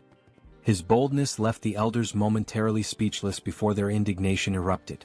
They scolded him for interrupting the elders' discussion and demanded if he even knew the contents of the Sichuan city lord's letter before barging in. Calling him insolent and irrelevant, they complained to the patriarch about his interference. The elders seized the opportunity to argue for a son-in-law from a reputable martial family instead. Chao Sen's wife, however, was visibly annoyed by their tirade. Meanwhile, Soryang internally remarked on how absurd these old codgers sounded the longer they spoke. Recalling his days as Spicy Fabre, a streamer with over 1 million subscribers and thousands of viewers per session, he likened the elders' complaints to the nonsensical trolling he used to deal with. Addressing the group, Soryang pointed out that they still refused to acknowledge him as the Sichuan Tang Clan's son-in-law, meaning he was merely a guest. With his streaming experience, Soryang was well versed in handling chaos. He reminded them that he had saved the clan's beloved Lady Huayun, defeated the bloodhand Rakshasa Takanyang, and saved the patriarch's life. He then challenged them, asking if it was part of the clan's etiquette to insult a guest and benefactor to their face. The elders, embarrassed by his pointed remarks, admitted to speaking rashly out of desperation. Inwardly, Soryang thought of them as pathetic. The Grand Patriarch, however, appeared impressed by his composure and cleverness. One elder tried to downplay the significance of defeating Takanyang, claiming it was overstated. The Patriarch quickly silenced the objection by presenting a document, none other than the secret manual of the blood sect's bloodhand poison arts, written in blood. The elders gasped in shock. Their astonishment deepened when the Patriarch asked Soryang to reveal his companions. Tapping his chest gently, Soryang summoned the 3 baby spotted centipedes, which emerged happily. The elders grew visibly uneasy at the sight of the creatures. The Patriarch proudly explained that these were the offspring of the blue-spotted centipede, and Soryang had been raising them. He further revealed that these centipedes were the ones that had killed Takanyang. One elder, still in disbelief, confirmed if Soryang had truly managed to control a blue-spotted centipede. Soryang and the Patriarch shared knowing grins, teasing the elders. Chao San added that addressing Soryang as a young warrior instead of recognizing him as the clan's son-in-law was telling. Soryang even joked, warning the centipedes not to bite anyone unless they wanted to end up as lifeless as Takanyang. The elders, thoroughly flustered, began backtracking. They denied refusing to accept Soryang, offering feeble excuses about proper procedures and natural hesitations. The Grand Patriarch, exasperated, decided to table the discussion on Soryang's status for the moment and focused on the Hall of 10,000 Poisons. He asked why Soryang was not allowed entry, to which the elders replied that Soryang was not fully integrated into the family and was too young to be entrusted with such responsibility. The Grand Patriarch, seeing an easy solution, asked Soryang to demonstrate his abilities. Soryang smiled confidently and declared that he would prove himself worthy of the Sichuan Tang Clan in their own style, by using poison. The elders were aghast, misinterpreting his words. They shouted in disbelief, asking if he intended to poison the Sichuan city lord instead of helping him. Soryang was left utterly confused by their reaction. Deep down, Soryang was puzzled, as he believed that the Sichuan Tang Clan addressed poison-related matters the following day. The Grand Patriarch announced that Soryang would now begin training in the Tang Clan's martial art, the 5 Venoms returning technique. Soryang asked if the training would also involve physical exercises. The Grand Patriarch explained that as Soryang practiced martial arts, his body would naturally adapt to align with the techniques. Soryang further clarified that the Tang Clan focused on practicality, so Soryang would learn skills that could be immediately applied in real situations. Soryang unpacked an array of weapons: arrows, daggers, shuriken and more. They started with concealed throwable weapons such as needles, coins, darts, powders, daggers and throwing knives. Soryang explained that while there were many unconventional concealed weapons, they could mostly be divided into 5 types. He asked Soryang which one he thought was the easiest to handle. Soryang guessed it was the dagger or throwing knife, which turned out to be correct. Then Soryang inquired about the most difficult weapon. Soryang suggested powder, as it needed to be scattered effectively. However, Soryang informed him that the needle was the most challenging. Surprised, Soryang assumed it was because the needle was small and thin, making it tricky to throw. Soryang explained further, it wasn't just about the difficulty of throwing. Soryang would also need to remember exactly where he threw each needle. To demonstrate, Soryang separated the head of a brush from its handle and made a quick motion. Suddenly, the brush's bristles floated in the air and transformed into needles, raining down and embedding themselves into the ground. Soryang was stunned by how the bristles acted like actual needles. Soryang revealed this was part of the Tang Clan's hidden weapon technique called sky-obscuring flower rain, a secret art where hundreds or thousands of needles fall like flower petals, covering an area. In Soryang's mind, it seemed like the technique involved scattering needles everywhere and then fighting on the same turf. He expressed concern that with an area filled with such needles, there would hardly be any space to move. Soryang laughed and confirmed his assumption, adding that Soryang would have to remember the needles' positions to avoid falling victim to his own technique. To Soryang this seemed almost unbelievable. He broke into a sweat as he confirmed with Soryang that he would need to remember the positions of needles that deflected opponents as well as those that missed their mark. Soryang affirmed this, informing him that with the 5 Venoms body, he'd need to memorize at least 100 positions just to begin. Soryang turned pale at the thought. Afterward, Soryang collapsed face first onto the ground. Lady Huayan arrived, wearing a beekeeping suit, and asked if she looked ready. She explained that she had heard he was planning to catch a hornet and wondered if the suit was unnecessary. Soryang assured her it wasn't. Her suit would allow them to catch one themselves instead of waiting for it to come. Huayan asked if he knew where the hornet's nest was, and he replied that she'd understand once they arrived. Huayan informed him she had spotted a nest nearby, so they headed out together. As they walked, Huayan brought up the letter sent to the Sichuan city lord and asked if Soryang had read it. Soryang confirmed he had. Blushing, Huayan expressed concern that he might not fully understand the letter's contents due to his young age. Soryang responded confidently, remarking that yang qi, a man's vital energy, was indeed important. Embarrassed, Huayan quickly told him that was enough, but it was clear he already understood. The great issue troubling the Sichuan city lord, as Soryang revealed, was erectile dysfunction. His rod was no longer functioning. Huayan grew suspicious of Soryang's knowledge on the subject, given his age. Soryang brushed it off, explaining he had lived alone for some time. Embarrassed, Huayan quickened her pace. A few hours later they arrived at the forest. Soryang became distracted by the creatures there, and Huayan had to keep him focused until they reached their destination. The nest was located inside a small cave-like hollow, which seemed like an ideal spot for hornets. As they approached, Huayan asked what it meant to find a hive without bees. They put on their headgear as Soryang explained that while they were looking for hornets, they wouldn't be capturing any bees. Huayan was confused but followed his lead. They reached the hole, and Soryang explained that the venomous insect they sought was more likely to be found in smaller, weaker hives. Huayan hadn't known this but was relieved to see that the hive seemed to contain what they needed. An insect emerged from the hive, and with a swift movement, Soryang caught it using chopsticks. They hadn't come there to catch a hornet. The insect they were after was something else entirely. That tiny creature would solve the Sichuan city lord's problems. Huayan asked about the bug, wondering if it was a ground beetle. She guessed correctly. Soryang realized that in this world, the insect was indeed called a ground beetle. In the Central Plains, the bug found in the giant hornet's nest was known as a ground beetle, though in the modern world, it's referred to as a blister beetle. Huayan asked if it was normal for ground beetles to be found in a hornet nest. Soryang explained that their life cycle was quite unique. Blister beetles have an unusual method of reproduction. Unlike most insects that either guard their eggs or create a safe space for them to hatch, this little creature simply lays its eggs wherever it pleases. Soryang joked about how the blister beetle would tell its boss to hold on while it dropped some eggs before leaving, with no particular care about the location. It would just lay them anywhere, with the only consideration being to pile them in one spot. When the blister beetle larvae hatch, they start crawling toward the highest point nearby. Once they reach the top, they engage in an odd behavior. They cluster together and mimic a flower. This false flower then attracts bees, which mistake it for the real thing. When the bees approach, the larvae swarm onto a carpenter bee's body, taking over its home in an instant. Soryang wasn't sure why the larvae favored giant hornet nests, but it seemed to be the ideal environment for their growth. Huayan felt sorry for the giant hornets, but Soryang shrugged, saying there was nothing that could be done. Huayan knew that the bug caused burns on the skin and had heard that eating too much of it could even be deadly. Soryang confirmed this, explaining that the orange liquid released by a blister beetle contains cantharidin, a toxic substance that causes burns and blisters when it touches the skin. Huayan blushed and asked if it truly had such an effect.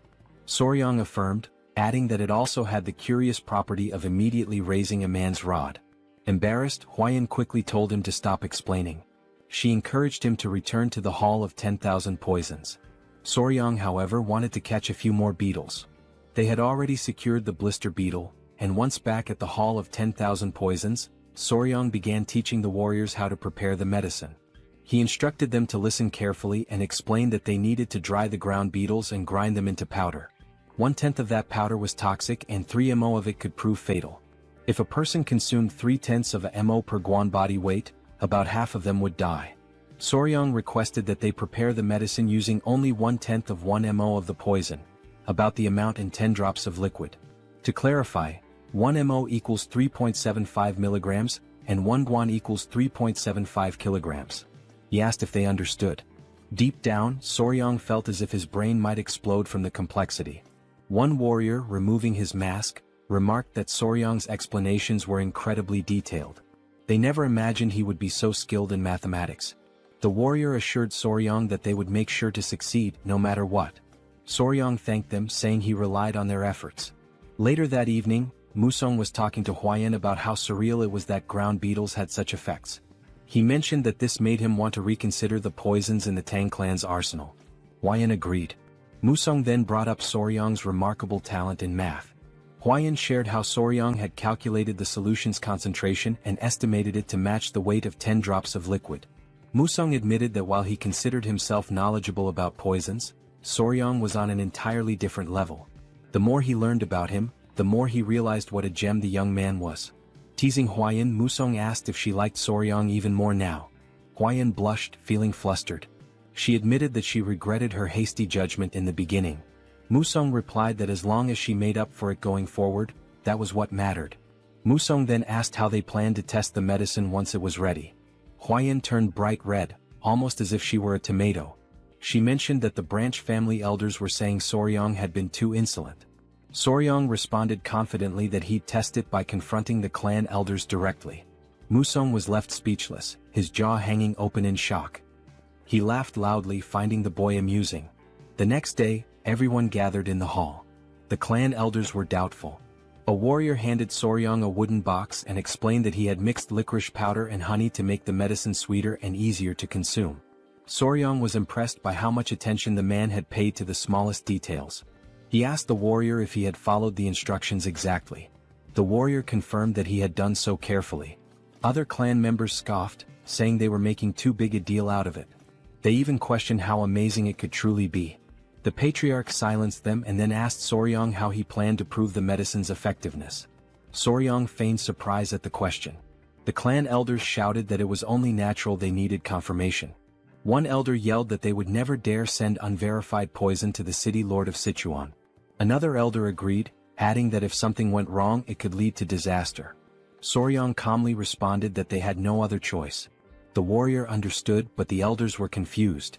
They grew irritated, feeling as though Soryang was implying they should test it themselves.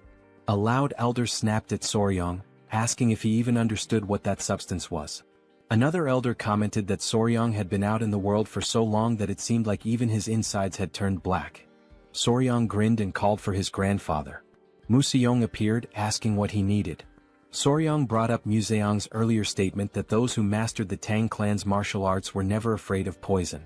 Museong agreed with Soryang's plan and confirmed the statement. Soryang pointed out that the elders' reaction seemed to imply they were afraid. Museong agreed once more. Soryang taunted the great elders of a clan that was surely skilled in mastering 100 poisons. He used reverse psychology, saying that surely they weren't afraid of something as simple as ground beetle poison. This provoked the elder, who then split the medicine into two. He claimed they had no fear of such a trivial poison and consumed it. The elder warned Soryang that if the medicine didn't work, there would be consequences. The elder declared that they would uphold the laws and principles of the clan. They chewed the medicine and a tense silence followed. Then they smirked and declared that nothing was happening. However, one elder felt his manhood stir. The long slumber of the snake was over.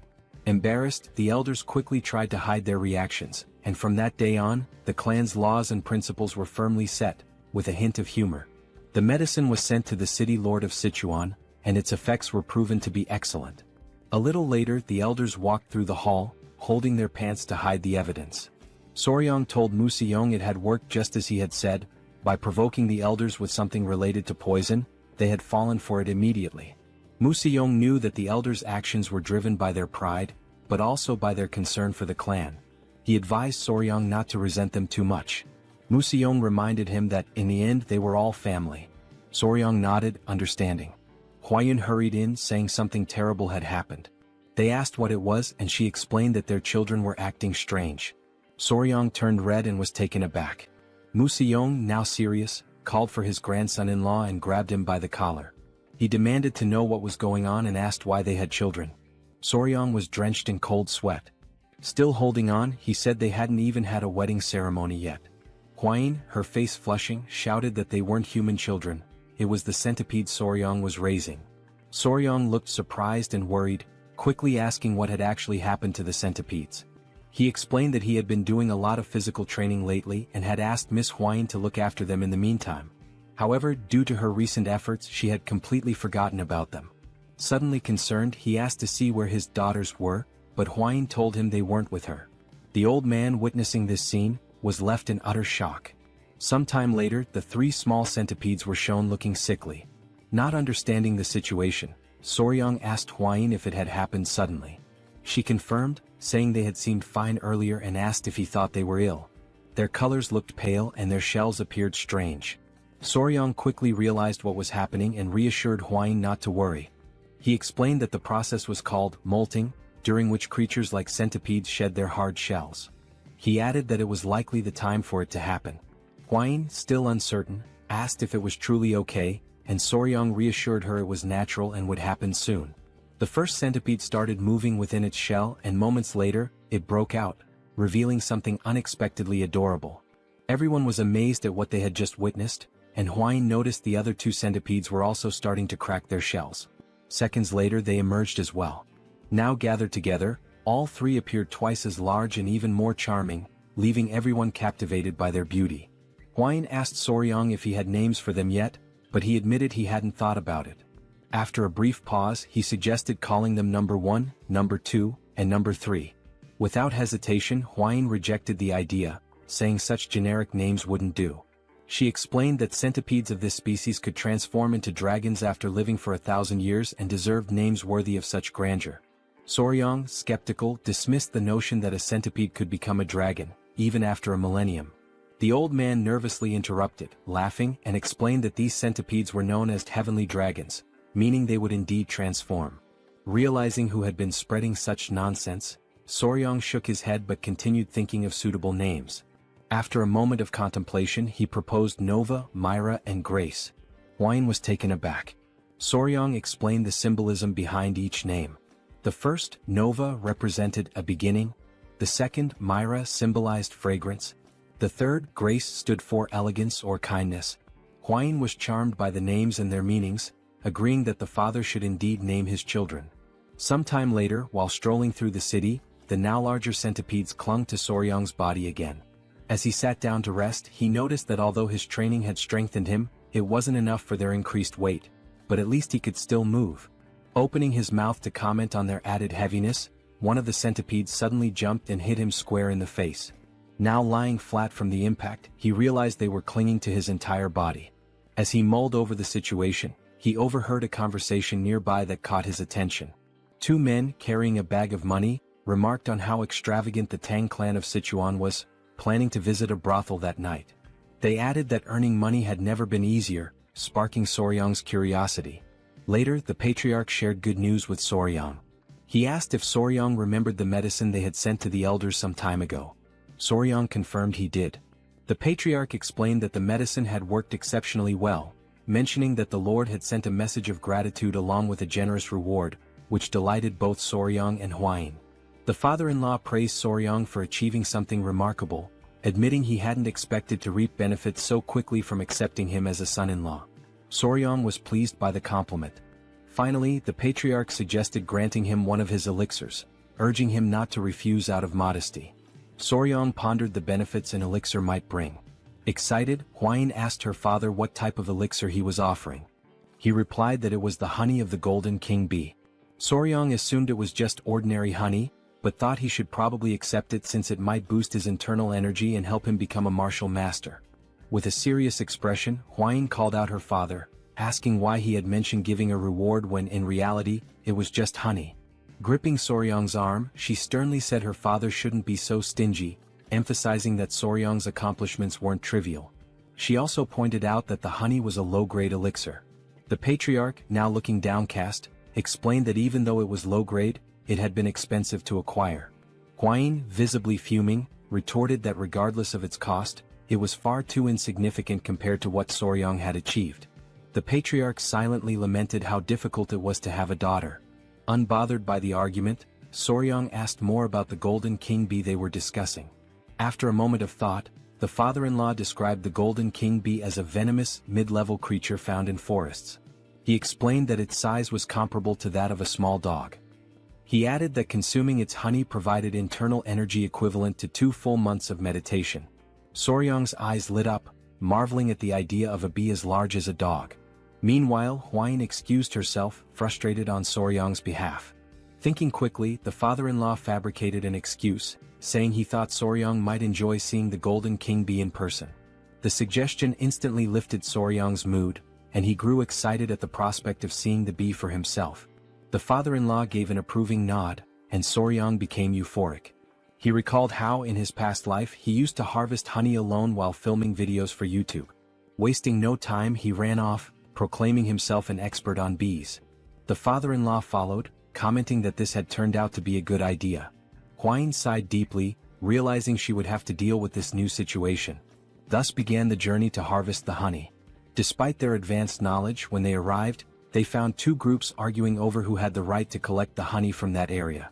One group claimed they had purchased the information fairly, while the other argued that they had arrived first and had also bought the details from a man with messy hair and a large wart on his face.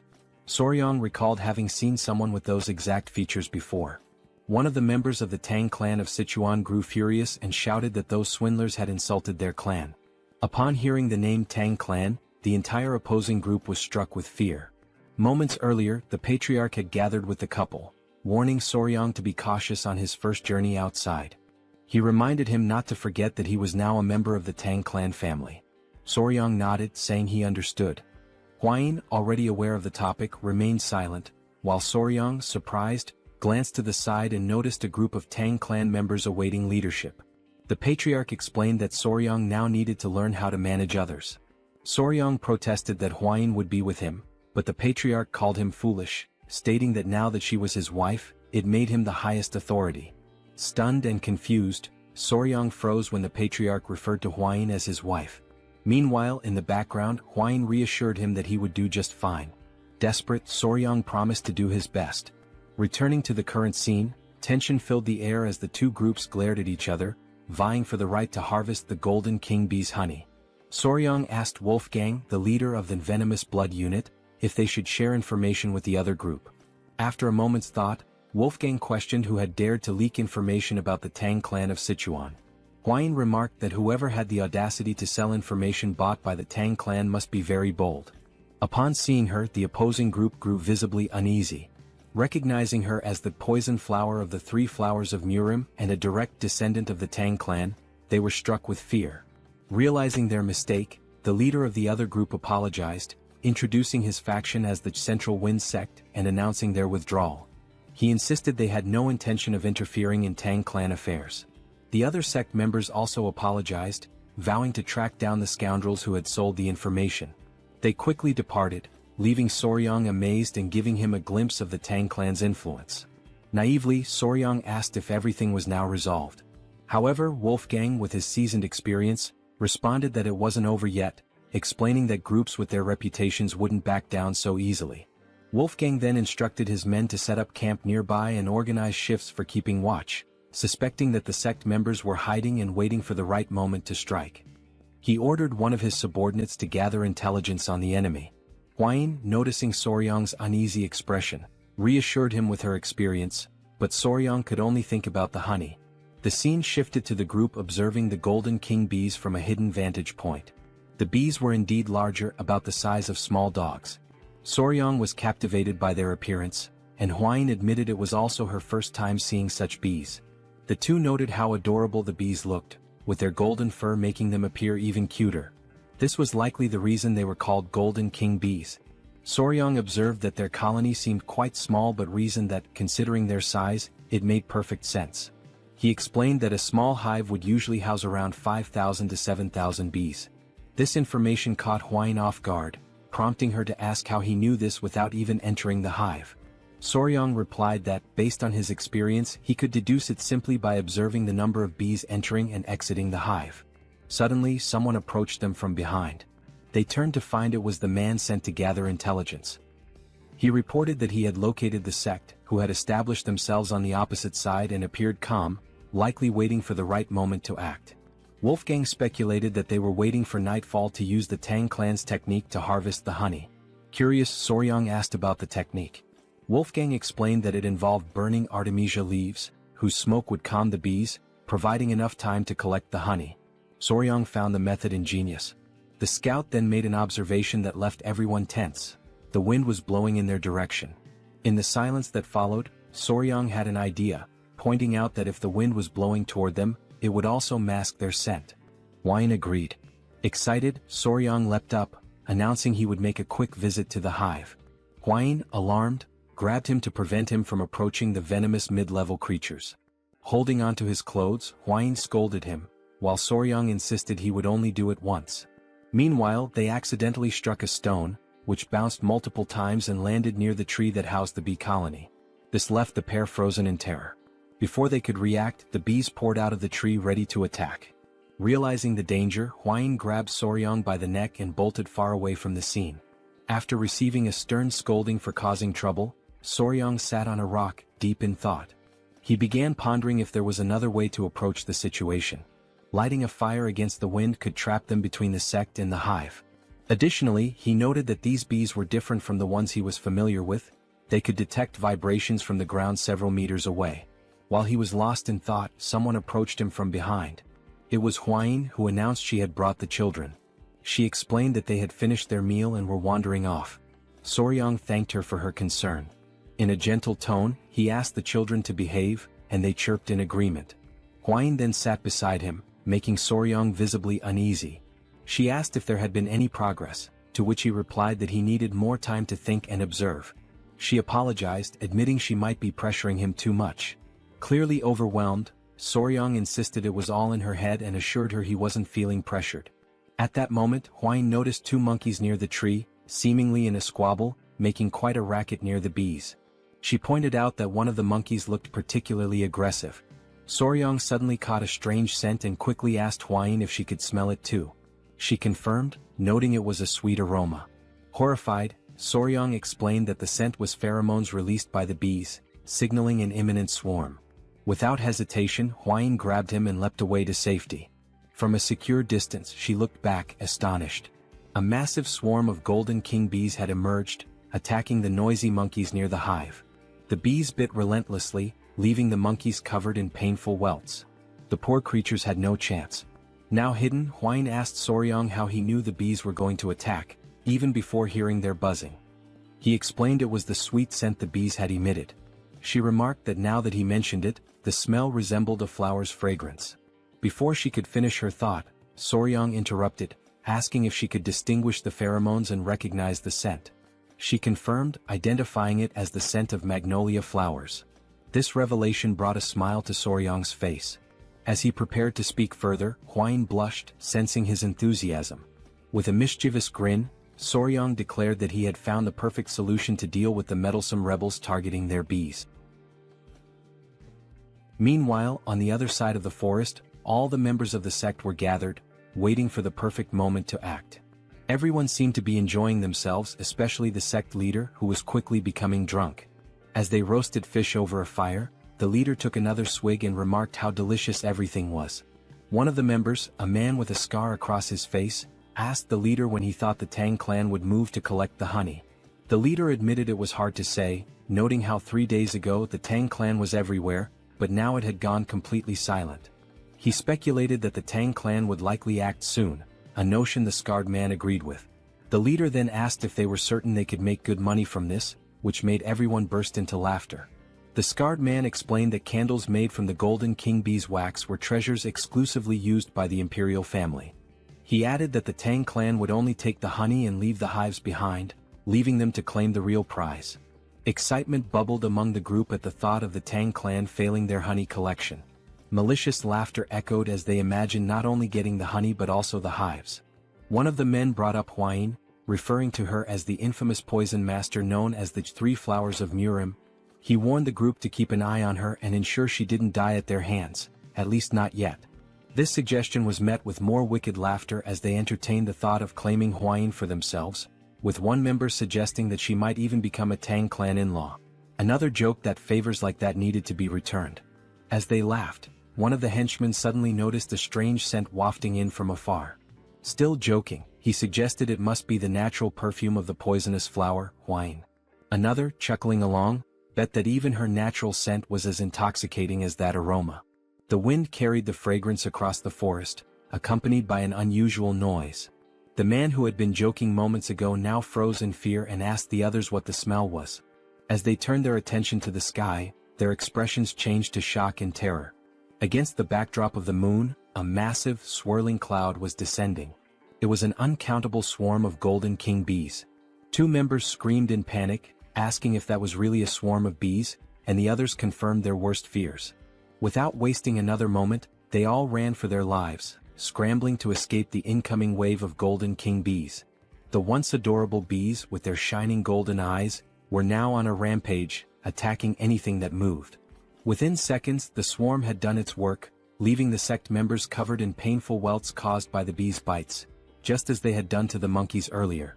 Meanwhile, the scene shifted to show the mixture of ingredients Soryang had prepared to produce the pheromone.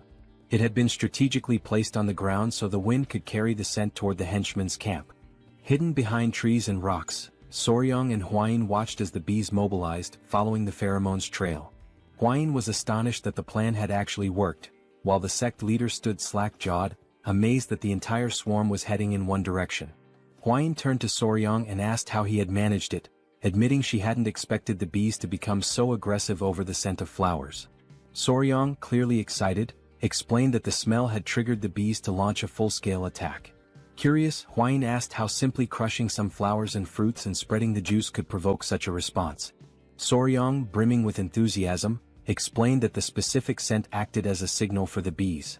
Using examples like the Giga Chad beetle and adorable bees, he elaborated that the phenomenon was due to pheromones, a type of chemical signal used by animals of the same species to communicate. He added that social insects like ants and wasps heavily relied on pheromones for tasks such as locating food. Finally, he explained that the pheromone he used was the exact same chemical signal the bees released when initiating a mass attack: isoamyl acetate. Huayin, enchanted by Soryang's explanation, said it was fascinating that he knew the scent emitted by magnolias was the same one bees used to signal an attack. Embarrassed by her praise, Soryang replied that what was truly fascinating was her ability to recognize those scents. She explained that as a descendant of the Tang clan, which specialized in poisons, she had to be highly sensitive to smells. Shifting focus from their explanations, Soryang noticed no bees were emerging from the hive. He concluded that this was the perfect moment to act and ventured into the Golden King bee's hive to harvest their honey. Holding smoldering mugwort leaves whose smoke soothed the bees, the trio moved cautiously, observing their surroundings. Standing at the entrance to the massive tree, surrounded by the silence of the night, the leader warned of the danger and insisted on going first. As he stepped inside, his eyes widened in amazement, marveling at how much larger the hive was than they had anticipated. Looking upward, they saw enormous, golden glowing honeycombs, fully living up to the name Golden King bees. The leader confirmed that the hive appeared empty, with no sounds of bees buzzing around. As they ventured further, Soryang noticed something unusual. After a closer inspection, he realized there was no honey. Hwine, after looking around, confirmed his observation. This struck the leader as odd, noting that such a thing had never happened before. Soryang also observed the absence of eggs in the hive.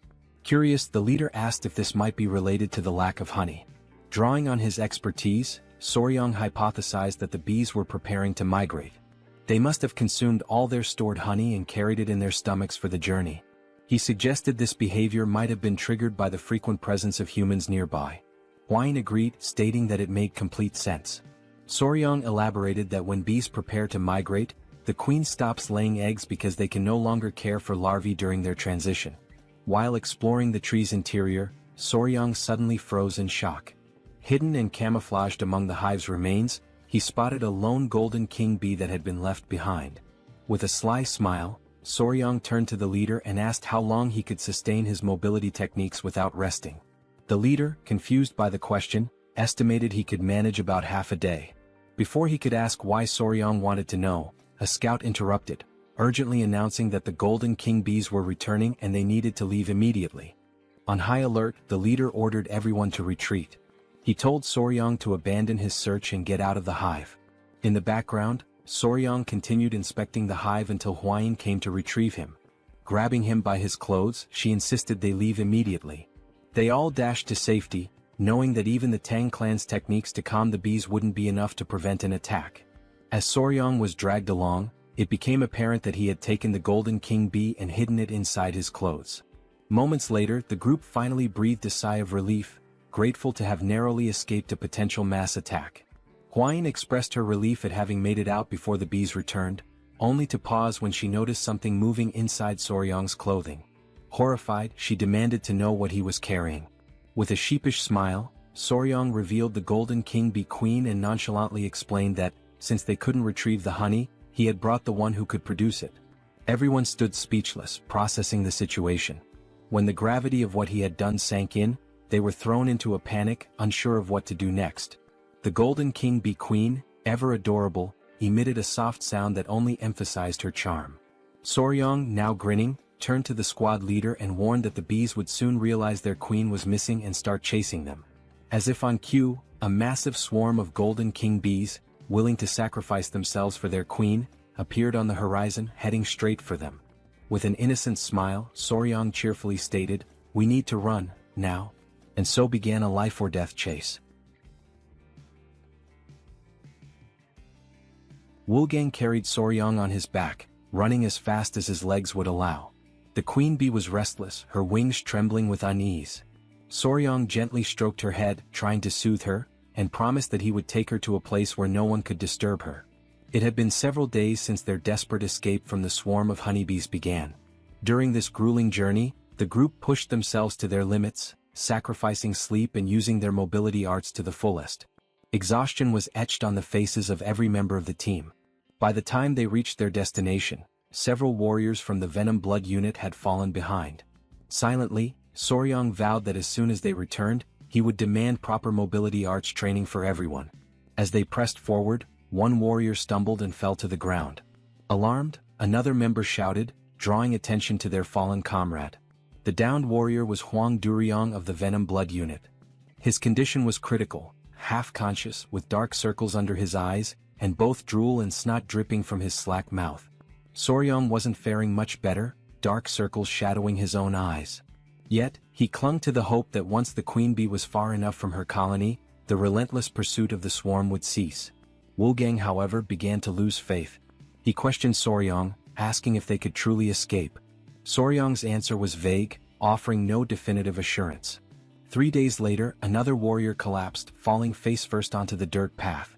Weakly apologizing, he admitted he could no longer continue. Soryang grew increasingly worried about Wolfgang's condition. Before he could act, Hwine stepped forward, insisting she would carry Soryang in Wolfgang's place. Soryang protested, suggesting he could run on his own. Despite her disheveled and exhausted appearance, Hwine declared with unshakable resolve that a member of the Tang clan never gives up. When they finally reached the gates of the Tang clan estate, 2 guards were stationed there. They quickly noticed the approaching figures and immediately recognized Hwine, their young lady.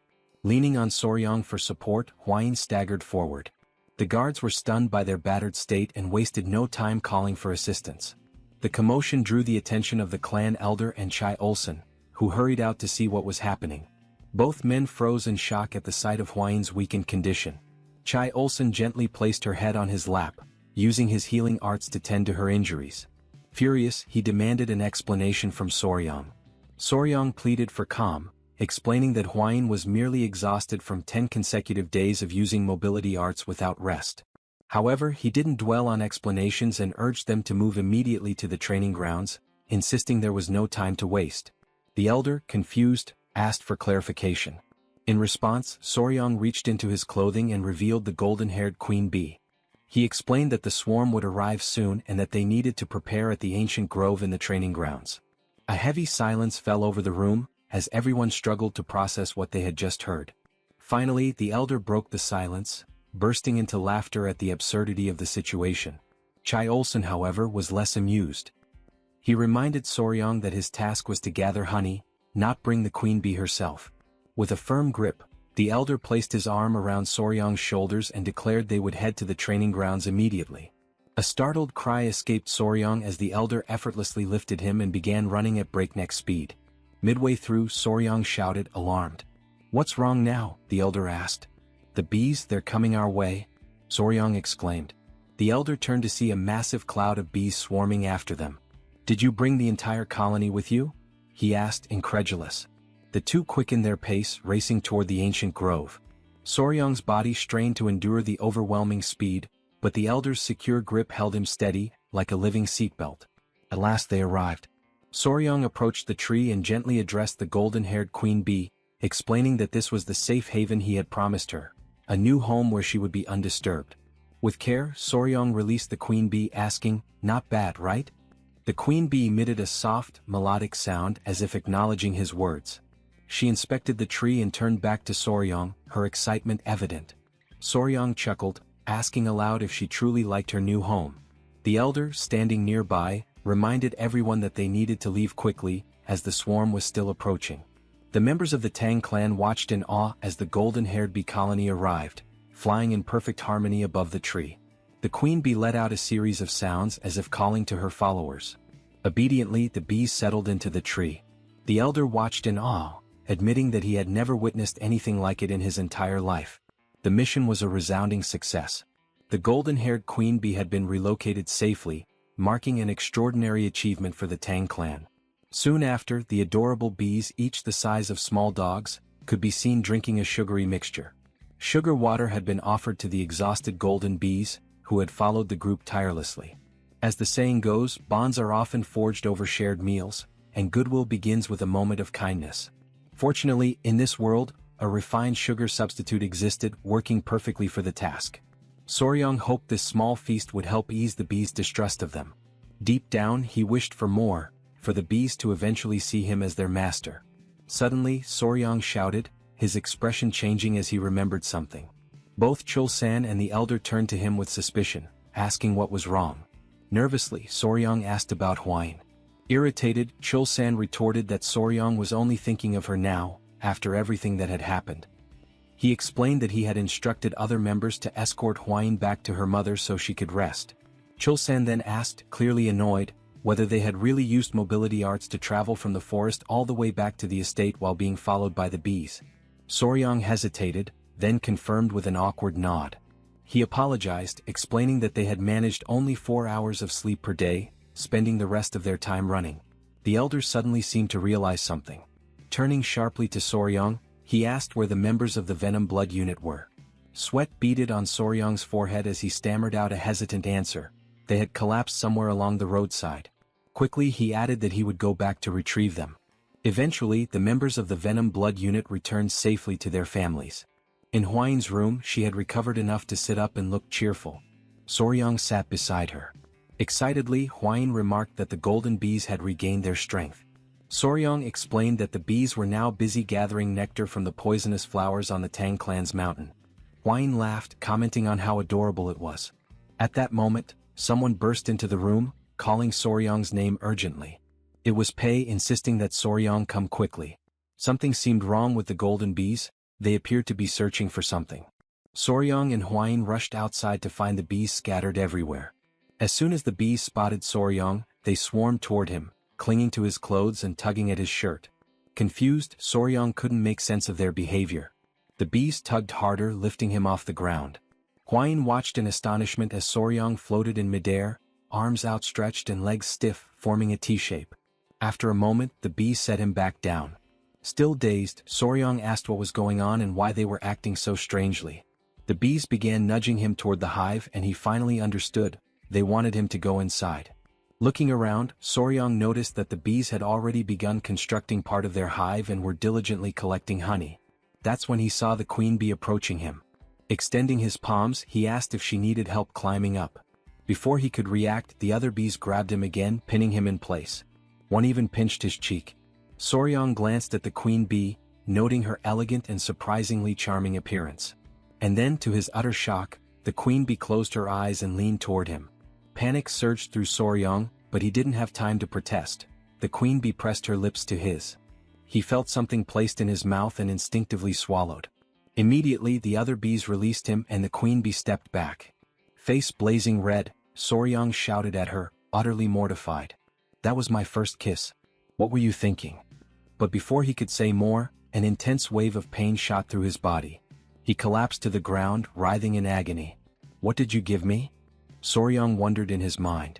From his perspective, the queen bee watched him with an enigmatic expression, leaving him completely bewildered. Meanwhile, Soryang was lying on the ground, writhing in pain, while the queen bee observed him passively. As he agonized on the ground, he noticed that beneath the strange discomfort, like an intense itch, his entire body was engulfed in overwhelming heat, and his heart was racing uncontrollably. He turned toward the queen bee beside him, still struggling, and demanded to know what she had made him eat. She simply stared at him adorably, offering no response as his senses began to fade and his eyelids grew heavy. A few minutes later, still unconscious, Soryang heard someone calling his name over and over. When he partially opened his eyes, he saw Hwain and the Great Elder. Hwain, frantic, exclaimed that something was seriously wrong with him, and the elder confirmed, saying it seemed he had ingested a highly potent elixir. Soryang fainted again as Hwain pleaded for him to hold on, promising to guide his chi. Moments later, Soryang regained full consciousness. He woke to find Hwain beside him. Worry etched across her face as she asked if he was okay. He sat up in bed, scratching his head, and asked where they were. She explained they were in the Tang Clan's medical wing. Hwain elaborated, saying that when she saw him being dragged off by the queen bee, she and the elder immediately ran to the hive. By the time they arrived, he was already unconscious, so they brought him there. She asked if he remembered what had happened at the hive. Soryang paused to think. It was then that he realized his first kiss in this world had been with the queen bee. Embarrassed, he flushed deeply. Hwain, still concerned, asked if he was feeling all right and if there was anything wrong with his body. She offered to call the Great Elder for his expertise if necessary. Looking down at his hands, Soryang shook his head and said there was no need. After letting out a long sigh, he decided to explain what had really happened. He told her that the queen bee had fed him the same food she eats, which was undoubtedly the cause of everything. Curious, Hwain asked what exactly he had eaten. Soryang admitted he didn't know the exact name but said that if he had to name it, he would call it the king bee elixir. Hwain was shocked. He went on to explain that worker bees collect nectar and pollen for sustenance and that only those dedicated to their labor consume it. Still puzzled, Hwain asked what the queen bee eats. Soryang replied that from birth to death, the the queen bee exclusively consumes the elixir made by the worker bees. In other words, he explained, the substance the queen bee had forced him to consume was royal jelly. Huayin understood and remarked that it must be the queen's exclusive food for her entire life. Soryong then added that the king bee elixir has special effects. Intrigued, Huayin asked what those effects might be. Excitedly, Soryong explained that while worker bees typically live for about a month and a half, the queen bee, sustained solely by the elixir, can live up to 690 times longer. Huayin, startled by his enthusiasm, told him to calm down. She concluded that the mystery was solved and there was no reason to worry. She noted that the internal cultivation method he had practiced, the 5 venoms return technique, was only a beginner-level technique, so he couldn't absorb the elixir's full power. She also mentioned that the honey from the bees carried 2 months' worth of internal energy, but he had essentially absorbed 60 times that amount, equivalent to 10 years of internal energy. She added that he was incredibly lucky. As he felt the surge of blue energy coursing through his body, Soryong realized just how fortunate he had been. Huayin, bashful and fiddling with her hair, hesitantly suggested that he should check himself in a silver mirror later. Blushing, she hinted that the golden king bee elixir might have had other effects. Wide-eyed, Soryong demanded to know what effects she was talking about and what the silver mirror was for. When he looked into the mirror, he noticed something was different. His body was taller, his abs were defined, and even his hair had grown longer. Examining himself further, he realized there was definitely something unusual. He questioned whether royal jelly always had such effects. He noted that his cultivation had improved significantly and that his skin was unbelievably soft, almost like a woman's. Panic set in as he wondered if he was turning into a woman since the substance he had consumed was meant exclusively for the queen. Determined to confirm, he decided there was only one way to check, by analyzing his baseball bat.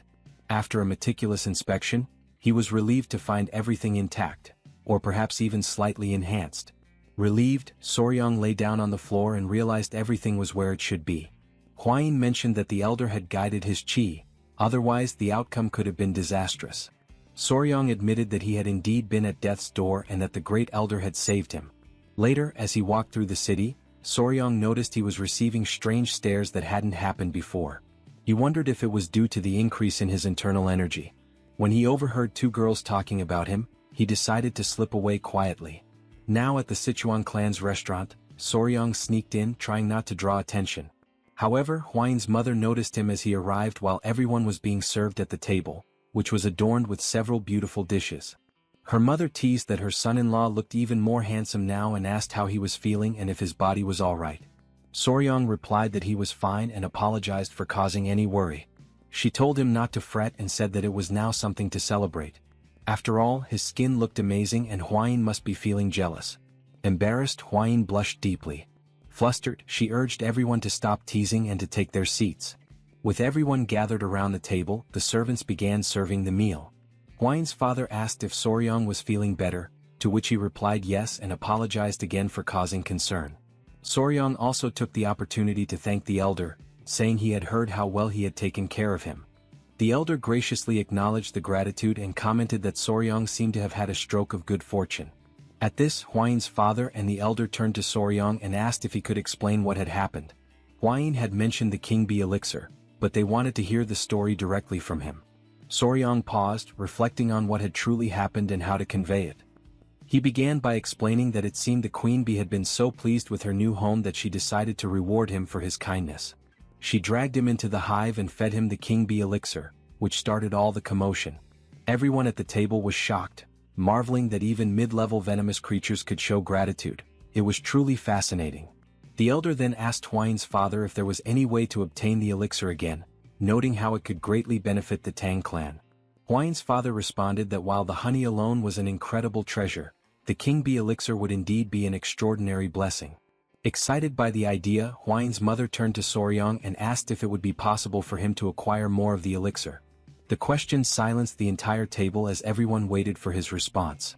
Huayin herself addressed him directly, asking if it was truly possible to get more.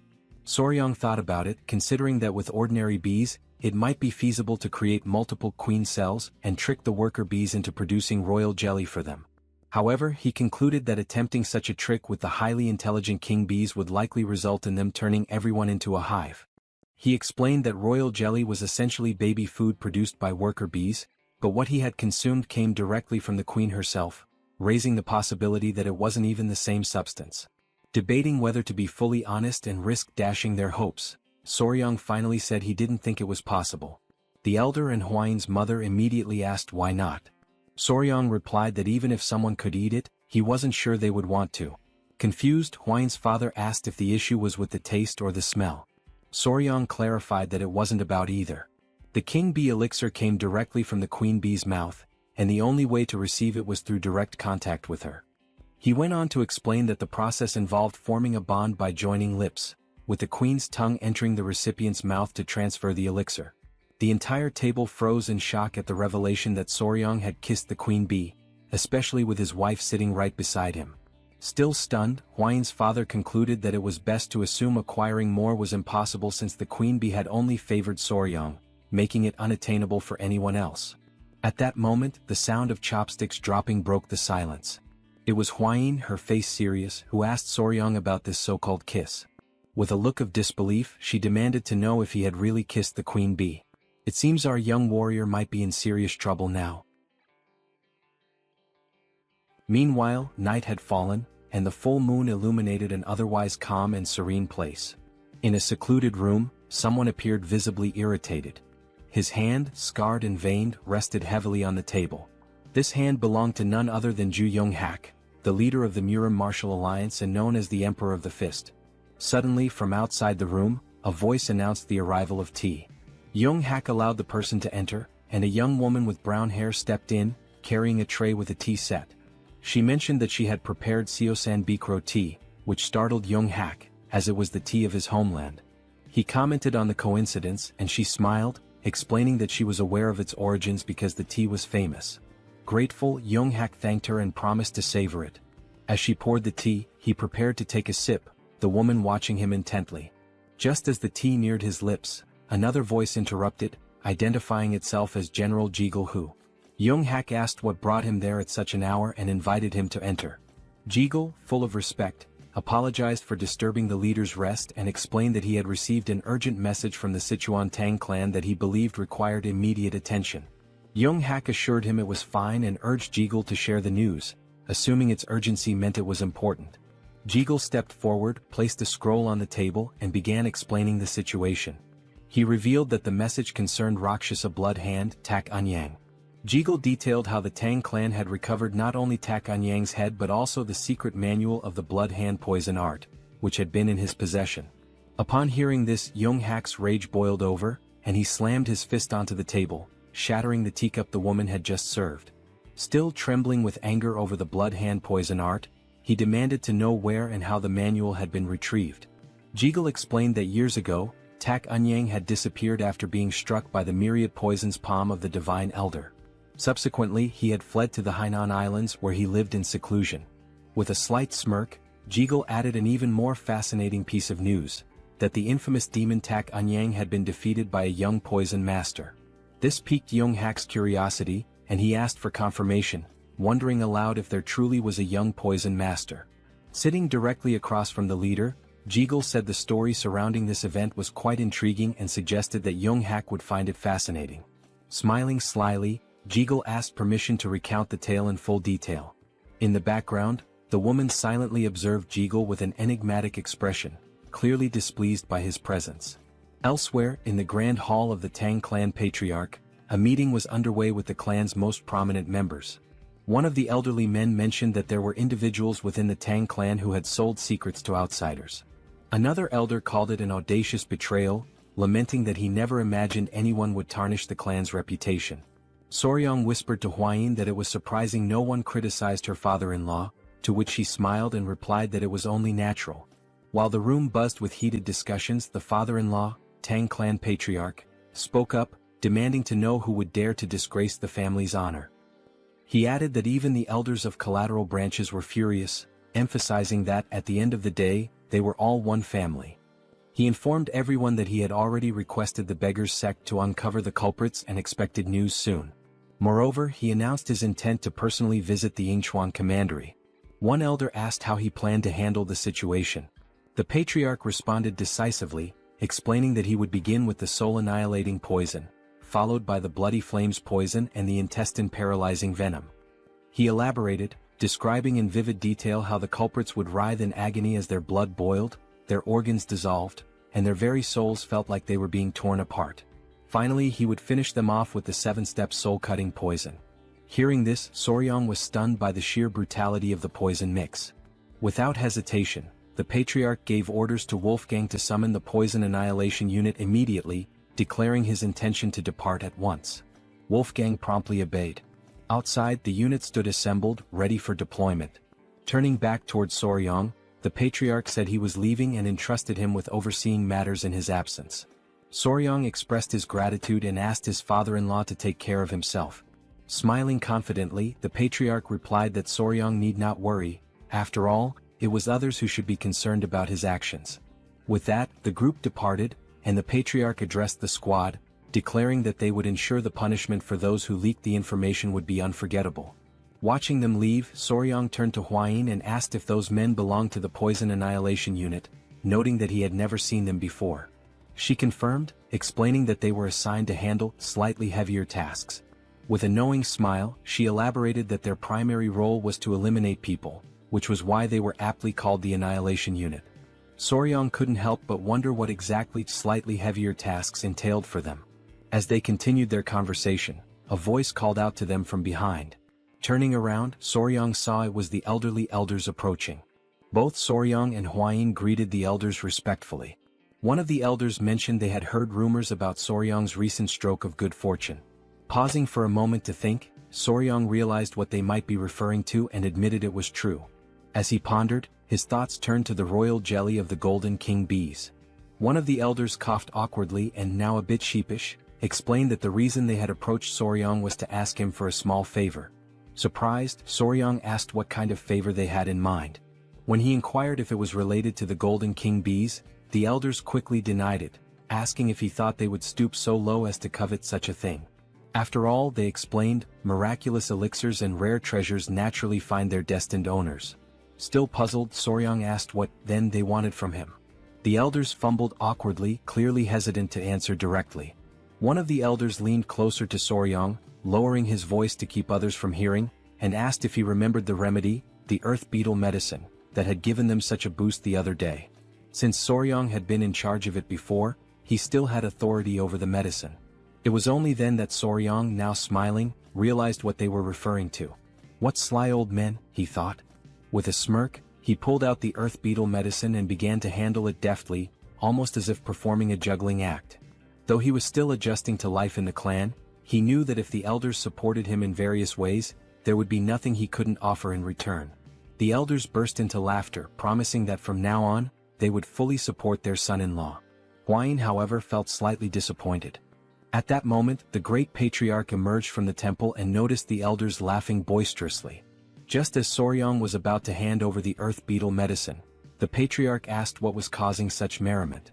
Panicking, the elders scrambled to cover up their intentions, awkwardly beginning to dance, claiming it was just a friendly gathering. The plan worked. The great patriarch believed them, thinking they had finally come to appreciate Soryang's true value. Hwayin, however, remained disappointed and quietly furious. Their moment was interrupted when a man rushed in, announcing a serious problem. Everyone turned their attention to him, and the great patriarch demanded to know the issue. The man revealed that Lord Sichuan was on the verge of death. Shock and panic spread throughout the room. Soryang immediately asked if Lord Sichuan had been using the medicine correctly. The man confirmed but explained that after observing its effects, Sichuan had taken a new concubine and consumed more than double the recommended dose. Sweat formed on Soryang's brow as he imagined the potential consequences of such recklessness. The great patriarch, visibly displeased, decided to personally investigate the matter. Since Soryang was the only man left in the household, he was tasked with protecting the women while the patriarch was away. Accepting the responsibility, Soryang bid him farewell and took up the role with determination. The great patriarch departed, leaving Soryang feeling reassured that nothing would go wrong under his watch. Later that evening, with nightfall, Soryang and Hwayin sat on a bench talking. She asked how he was finding the 10 Venoms dual origin art he had been learning. He replied that it wasn't as difficult to grasp now as it had been at the start. He explained that if the 5 Venoms returning technique felt like a single large sphere moving through the body, the 10 Venom's dual origin art was more akin to a twin-cylinder engine. Huayin noted that by this point, Soryong must have already developed some tolerance to common poisons. She added that he could now release his inner energy directly or infuse it into objects. Soryong was speechless, intrigued by this revelation, and overwhelmed with an uncontrollable desire to test his new technique. They prepared a straw dummy for the test. Drawing a dagger, Soryong closed his eyes to focus. A powerful green energy began to emanate from his body, radiating with intensity. The first step was to move his internal energy from left to right and then rotate both spheres in the same direction. As soon as the chi energy circulated through his body, he opened his eyes and hurled the dagger forcefully toward the straw dummy.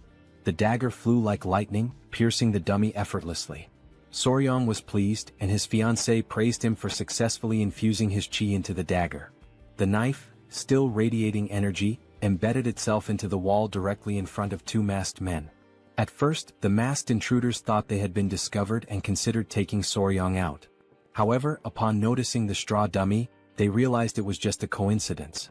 One of them was holding a book, the secret manual of the blood hand poison art. Although it was merely a copy, their task was complete, and they decided to leave quickly before the situation escalated. They mocked the Tang clan's negligent security, calling the guards fools for making their escape so easy thanks to the distraction. But then, something unexpected happened. A sweet, rosy aroma began to fill the air, putting the men on edge. The scent was pleasant, yet they couldn't determine its source. Hovering just above them was the king bee, glaring at the intruders with an intensity that confirmed they didn't belong there. As the rain began to fall, cries echoed through the area. Soryong froze, startled and unsure of what was happening. Elsewhere, Huayin turned toward the sound of the cries and spotted movement. Through the bushes she caught sight of men dressed like ninjas. Two were hidden while one stood in plain view. The king bee attacked the man who appeared confused, clearly not understanding why a bee was in the training grounds. Soryong and Huayin observed the scene and quickly realized they were dealing with intruders. With a furious expression, Huayin knew she had to act. She dashed toward the intruders and instructed Soryong to prepare the bow. She moved so quickly that a trail of dust followed her. Soryong shielded his face with his arms, stunned by her sudden action. He had no idea what she was planning. Meanwhile, the king bee bit the ear of one of the intruders. The man, desperate, tried to grab the bee, tears forming in his eyes as he called for help from his companions. One of the ninjas turned to Soryong and, noticing Huayin approaching rapidly, panicked and ordered the others to retreat. The king bee clung to the struggling intruder as the other two ninjas leapt away, scattering in different directions. Huayin sprinted after them, commanding them to stop. Determined, she pulled out a whip. With all her strength, she lashed it against the ground, causing a small explosion. Fortunately for the intruders, they managed to leap away in time, avoiding the attack. Huayin's eyes widened in surprise at their successful evasion. The man being attacked by the king bee unsheathed his sword and charged toward her. The king bee clung to his head in what might have seemed endearing under different circumstances. Soryong panicked, shouting for Lady Huayin to be careful. As the king bee sucked on the man's head, he swung his weapon with immense force. To his shock, Huayin blocked the attack effortlessly with her whip. She locked her piercing gaze on the man, who barely had time to react before she counterattacked. The next thing he knew, the whip was right in front of his face. The strike caused a small explosion on the man's body, sending the king bee flying away. After neutralizing her opponent, Huayin moved gracefully, appearing behind him. The man lost consciousness and collapsed to the ground. Soryong stood there, mouth agape, deeply worried about her. Huayin, her expression calm, turned to reassure him, telling him not to worry as she was fine. The man's body began to emit a sinister energy, causing him immense pain. The king bee landed on Soryong's shoulder as he stared at the body, unsure who the man was or whether he was dead. Huayin stowed her whip as she observed the strange energy emanating from the man's body. Within seconds he perished. Huayin explained that he had bitten into poison to end his own life, undoubtedly to conceal something crucial. Not far away, someone noticed the intruder's presence and shouted to alert the guards. Huayin turned and decided to organize a pursuit team to hunt down the fleeing enemies. Soryong began to sweat, overwhelmed by her determination. Huayin ordered him to follow her along with Gu Pei, the leader of the blood poison unit. The night was dark, but the forest was lit by the flickering glow of torches. Soryong, Pei and several other members of the clan chased the intruders through the dense forest. Leading the group, Pei was confident that the masked men couldn't have gotten far. With a determined expression, he declared that they must capture them at any cost. While the others seemed tireless, Soryong was already showing signs of exhaustion. Sweating and short of breath, he focused on activating his dual-cylinder engine technique. As he did, he stomped the ground with great force, causing it to shatter beneath him. The earth gave way under his feet, and Soryong let out a loud yell as his body sank into the ground. From his clothing, small centipedes began to crawl out. Pei turned around with a confused expression and asked if Soryong was all right.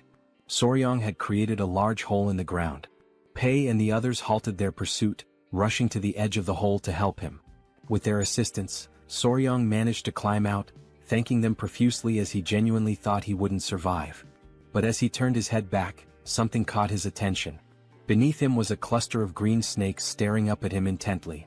Soryong couldn't stop himself from sweating even more as fear gripped him upon realizing he was standing in the middle of a snake nest. Pei studied the serpents carefully and explained that they usually gathered in areas with strong Inkai energy, particularly during this time of year. He added that these snakes were unusually aggressive and warned Soryong to stay vigilant. Soryong, overwhelmed by fear, continued sweating profusely. One of the snakes opened its mouth, preparing to strike. This behavior was odd to him since striped tiger water snakes were typically not this hostile. Dark clouds loomed over the sky, signaling the arrival of a storm. Soryong admitted that it was his fault they were delayed. Knowing that rain was imminent, he suggested they move quickly. Pei and the others agreed, resuming their chase. They couldn't afford to lose sight of the intruders. Not far ahead, a faint light became visible. Pei turned to Soryong, announcing that they had found the intruders. The masked men, visibly furious, found themselves cornered at a dead end. Behind them was a towering rocky mountain, cutting off any escape route. As thunder rumbled across the sky, Pei and his group arrived, encircling the intruders. Pei and his team reached into their robes, declaring that this was the end for the masked men. Soryong remained silent, while on the other side, one of the masked men glared at his companions and commanded them to tighten their formation. The blood poison unit members drew their kunai, prompting the masked men to unsheath their weapons in response. The blood poison unit advanced, ready for combat. One of the masked men wielded a sword and charged forward. Two members of the unit threw kunai at him, but the ninja skillfully deflected the projectiles with his dagger. He counterattacked fiercely, his sword clashing violently with the ninja's daggers. The ninjas were shocked by the man's strength, their expressions hardening in frustration. One of them moved swiftly and delivered a powerful kick to the man's face, forcing him to drop his weapon. They ordered him to step aside. Witnessing this, a member of the blood poison unit panicked. While the ninjas were distracted, something began approaching them rapidly. It was Pei who attempted a surprise attack. But the ninja ducked quickly, evading the strike with ease. Pei stood still, observing silently. The ninja retreated with small leaps, but Pei activated his skill, Triple Mirage Kill, and hurled kunai at the enemy.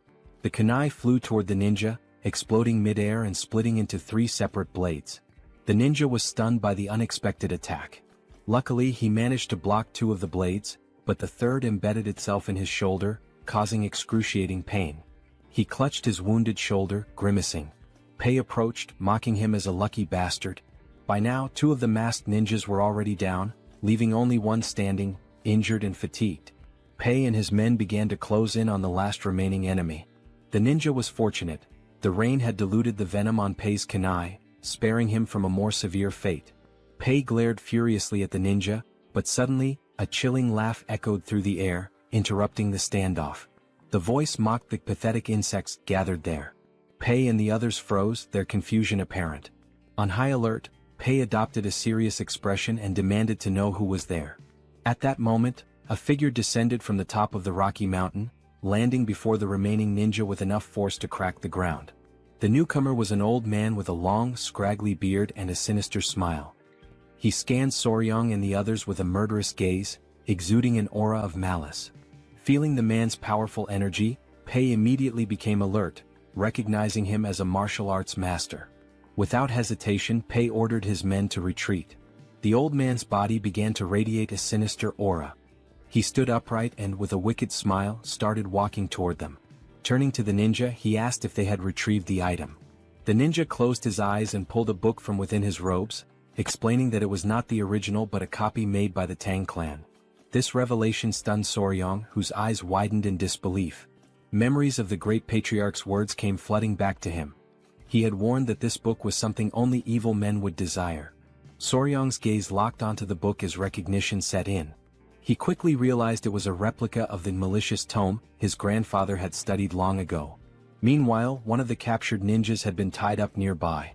Soryang, seated beside Pei, revealed that the book was a copy of the secret manual of the blood-handed venomous art, leaving Pei visibly shocked. Pei's eyes burned with fury and he clenched his teeth tightly. As this was happening, the ninja handed the book to the old man, who opened it with an unsettling grin spreading across his face. Pei's fists trembled with indignation. He couldn't fathom the kind of people who would dare to covet something so dark and cursed. He demanded the old man reveal his identity. With a sinister smirk, the elder began flipping through the pages one by one.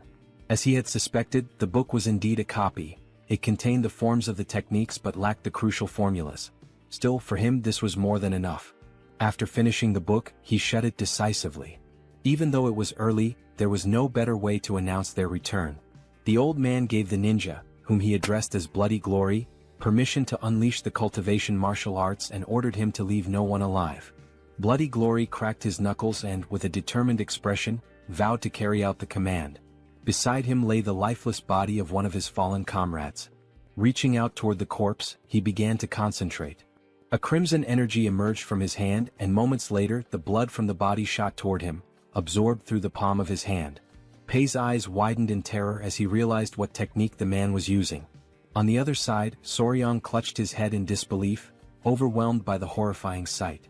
The ninja's eyes started to glow as he smiled and continued absorbing the blood from the corpse. In the blink of an eye, the kunai embedded in his shoulder fell to the ground, and his wound healed completely. The old man erupted into maniacal laughter. He summoned an energy sphere into his hand and, with a malicious glare, declared his identity. He was none other than a senior member of the blood cult, the feared Blood Falcon Daggerclaw, known as Lord Guchenak. Soryang gritted his teeth and drew his kunai. Guchenak's gaze shifted to him, his interest piqued. The old man instantly recognized the vigor in the young warrior's body. Drool began to drip from Guchenak's mouth. He licked his lips, his eyes glinting with excitement, as he murmured that it had been far too long since he'd tasted the pure blood of youth.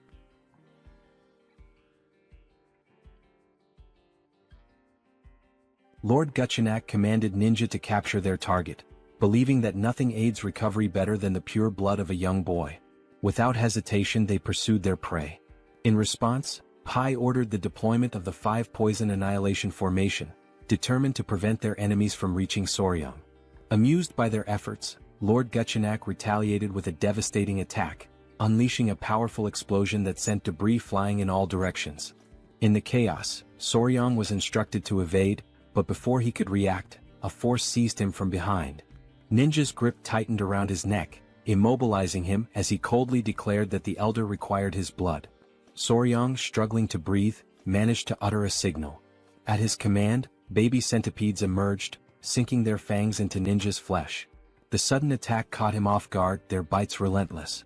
Before he could recover, a dagger pierced his skull, and his body was consumed by flames. A familiar voice called out to Soryang. Huayin had arrived, accompanied by Wolfgang and an elder.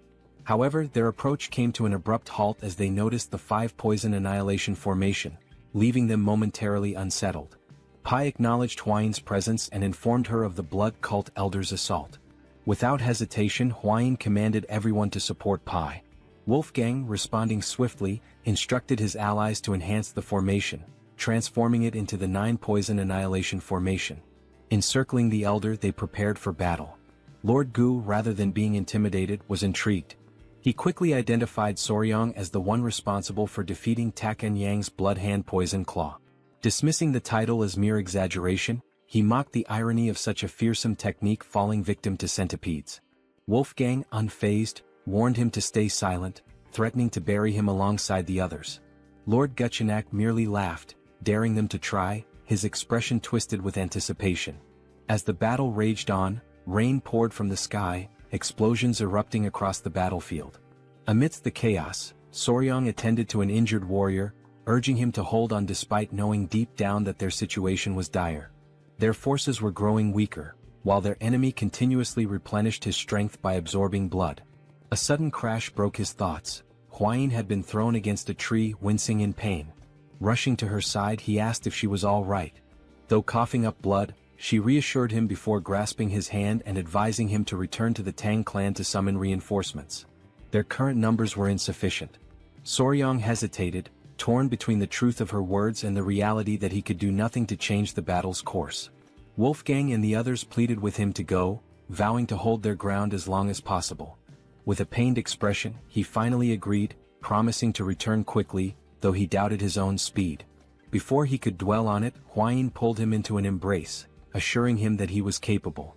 She reminded him of his hard training and promised they would search for more poisons together in the future.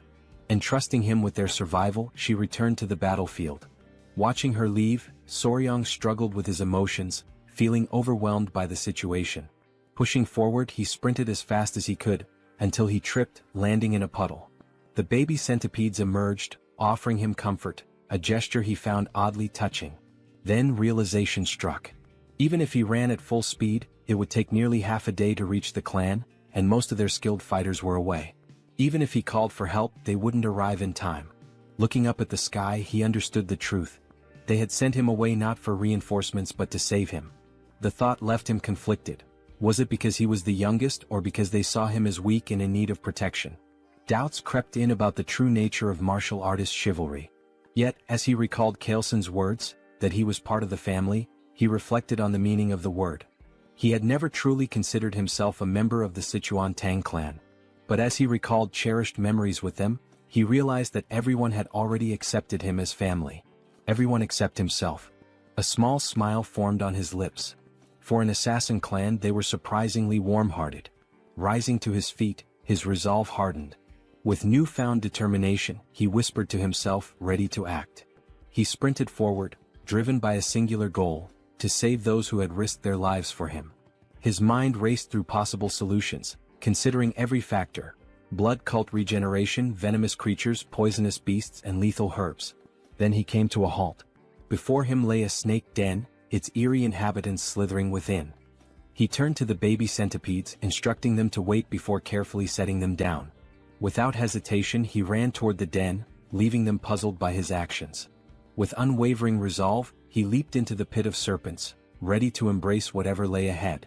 The blood-stained snakes, known as flower snakes, appeared harmless at first glance, but they were highly venomous vipers. Unlike other venomous snakes with hooked fangs at the front of their mouths, these had smaller venomous fangs located in the molar area, making it more difficult to inject their toxin. However, their venom was among the most potent of any terrestrial snake in East Asia. As Soryang descended into the snake's nest, dozens of them immediately coiled around his body, biting his hands and legs.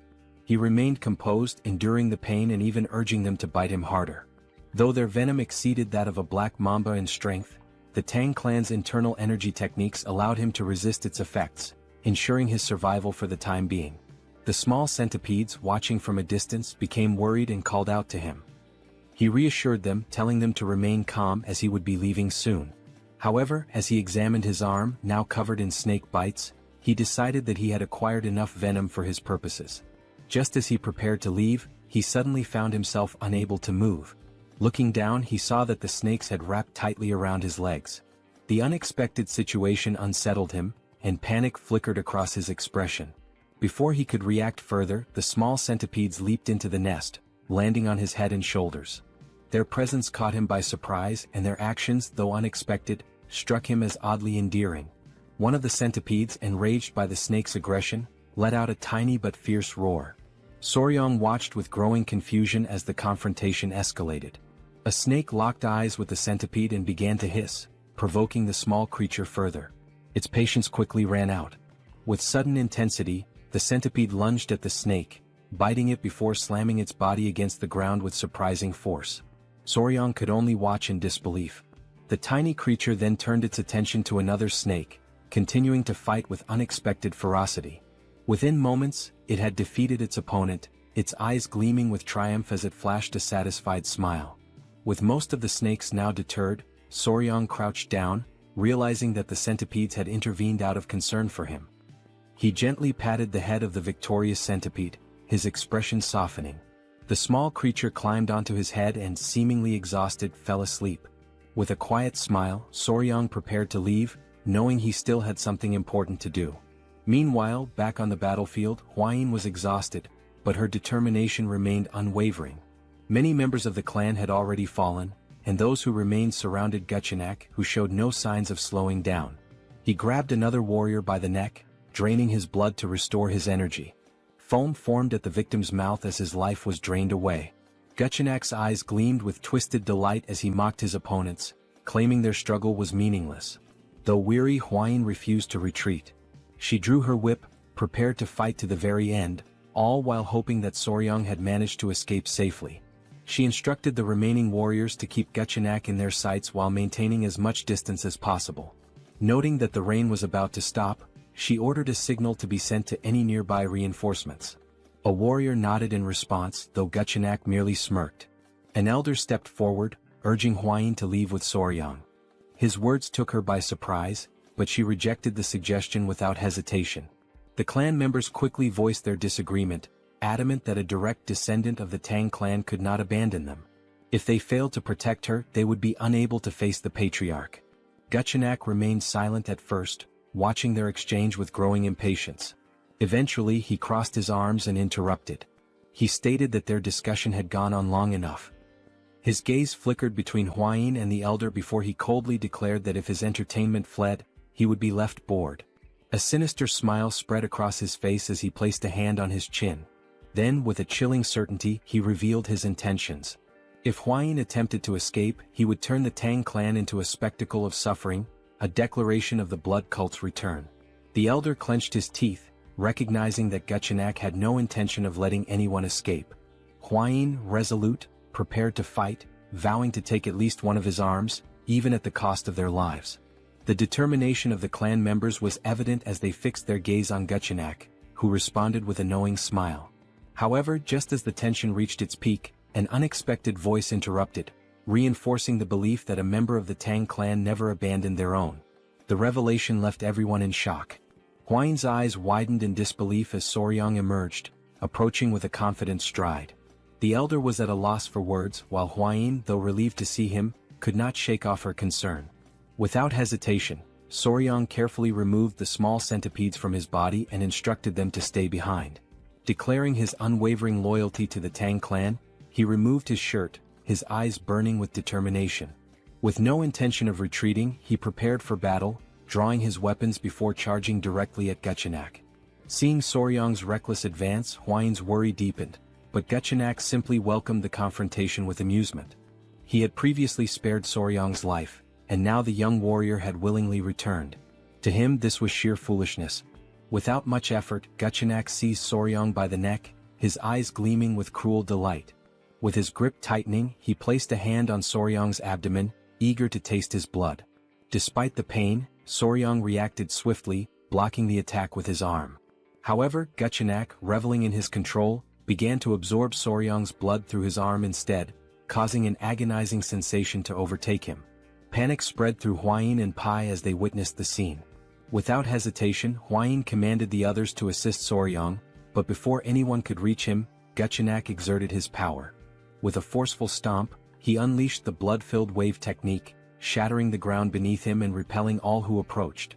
Pai and the others were thrown back, crashing violently onto the ground. Fortunately, Hwayin managed to react in time, catching Soryang as he lost consciousness. Meanwhile, Guchenak, now feeling invigorated, smirked in satisfaction. The hidden weapons thrown at him had been bothersome, but thanks to Soryang, he had dealt with them all at once. Hwayin, filled with desperation, held Soryang close, attempting to wake him. Observing the situation, Guchenak decided to grant Soryang a swift and painless death. However, as Hwayin refused to accept this fate, Soryang suddenly coughed, slowly regaining consciousness. His awakening startled Guchenak, whose expression twisted into one of confusion and horror. Drool dripped from Guchenak's mouth as he demanded an explanation. His hair began to fall like scattered leaves, his youthful vigor fading as his body rapidly aged. A growing fear overtook him as he realized the cause, a potent energy-dissipating poison. Strength drained from him, and his limbs trembled as the truth set in. This should have been impossible. The cult's internal energy techniques were designed to resist such poisons. Panic consumed him. He clutched his face, unable to comprehend how this had happened. The reality of his weakening body was undeniable, and he demanded to know Soryang's true identity. But Soryang, now recovering, merely smiled. With deliberate calm, he pointed at Guchenak and declared himself his natural enemy. Hwayin, witnessing Soryang's resilience, finally felt a wave of relief wash over her.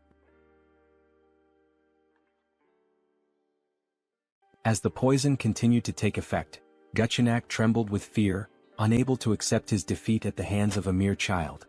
Soryang, drained of energy, used the last of his strength to direct a weary gaze toward Hwayin, revealing something that left her in shock. Guchenak's eyes burned with rage as he fixed his gaze on Soryang. His body tensed with frustration, sweat forming on his brow as he realized that the blood he had absorbed from Soryang no longer obeyed his will. Panic set in as he struggled to comprehend what had been done to him. Determined to seize control, Guchenak took a step forward, convinced that his domination through the blood cult was imminent. Overcome with madness, he lunged toward Soryang, refusing to fall at such a crucial moment. In a fit of rage, he charged ahead with the intent to kill. Sensing the danger, Hwayin tightened her grip on her whip, immediately preparing for battle. As Guchenak neared his target, she struck, wrapping the whip around his neck, causing him immense pain. Stunned that her attack had landed, she watched as Guchenak, a formidable dark martial artist, struggled against the weapon's hold. His fury intensified as he fought to break free, his body convulsing with rage. His mind raced, unable to comprehend how his blood arts had failed him. Enraged beyond reason, he launched himself forward once more, determined to destroy them all, declaring the return of the blood cult. Hwayin, alarmed by his relentless pursuit, clenched the whip tighter. With a fierce determination, she acted swiftly, severing Guchenak's head in a single decisive motion. His lifeless body collapsed as his severed head landed nearby.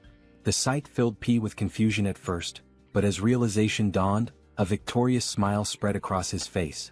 With Guchenak defeated, the elder of the clan rushed toward Soryang and Hwayin, concerned for their well-being. The members of the clan erupted in celebration, their leader having vanquished the elder of the blood cult. Hwayin, still processing the events, turned to Soryang, questioning how he had managed to weaken such a powerful enemy. When he addressed her in a way that caught her off guard, a blush of embarrassment crept onto her face. Despite his weakened state, Soryang maintained a smile, but the toll of the battle was evident. Dark circles shadowed his eyes and sweat dripped from his forehead. As he spoke of needing to be bitten by a tiger-striped water snake to counteract the poison, Hwayin grew frantic, unable to make sense of his request. His face had turned pale, prompting her to recall that such snakes carried no venom. Without hesitation, she commanded the clan members to retrieve an antidote. Hours later, Soryang regained consciousness, his body still weak. Confusion filled his mind as he found himself in an unfamiliar place. The great patriarch, observing him closely, advised him to remain still. Hwayin, also present, noted his condition with a mix of relief and concern. Soryang lay face down, unable to move, his confusion deepening as he questioned his predicament. The great patriarch channeled his energy into Soryang's back, aiding his recovery. As he learned that 10 days had passed since he collapsed, Soryang was left in shock. Hwayin, with a grateful expression, acknowledged that his actions had allowed her to defeat their formidable foe. She explained how his condition had been dire, and without the timely return of the great patriarch, the situation would have been disastrous. The memory of being bitten by a snake in his past life resurfaced in Soryang's mind, sending a shiver of fear through him. With the treatment complete, the great patriarch assured him that he would recover. With Hwayin's help, Soryang managed to sit up and expressed his deep gratitude. The great patriarch then studied him carefully before deciding it was time to discuss something important. Placing his hands on Soryang's shoulders, he questioned whether the tiger-striped water snake truly possessed venom and sought to understand how Soryang had managed to defeat the elder of the blood cult. As Hwayin grew anxious and urged her grandfather to remain calm, Soryang, still feeling the lingering effects of the poison, prepared to explain everything. With a calm expression, Soryang raised 2 fingers and explained that the tiger-striped water snake possessed 2 types of venom, one located in its mouth and the other produced by venom glands at the back of its neck. Hwayin and the great patriarch, seated near his bed, listened with growing curiosity, as this was information previously unknown to them. Soryang continued, stating that these snakes were naturally shy and typically avoided humans, and their fangs were too small to be easily noticed. In fact, it was not until the 1980s that people discovered their venomous nature.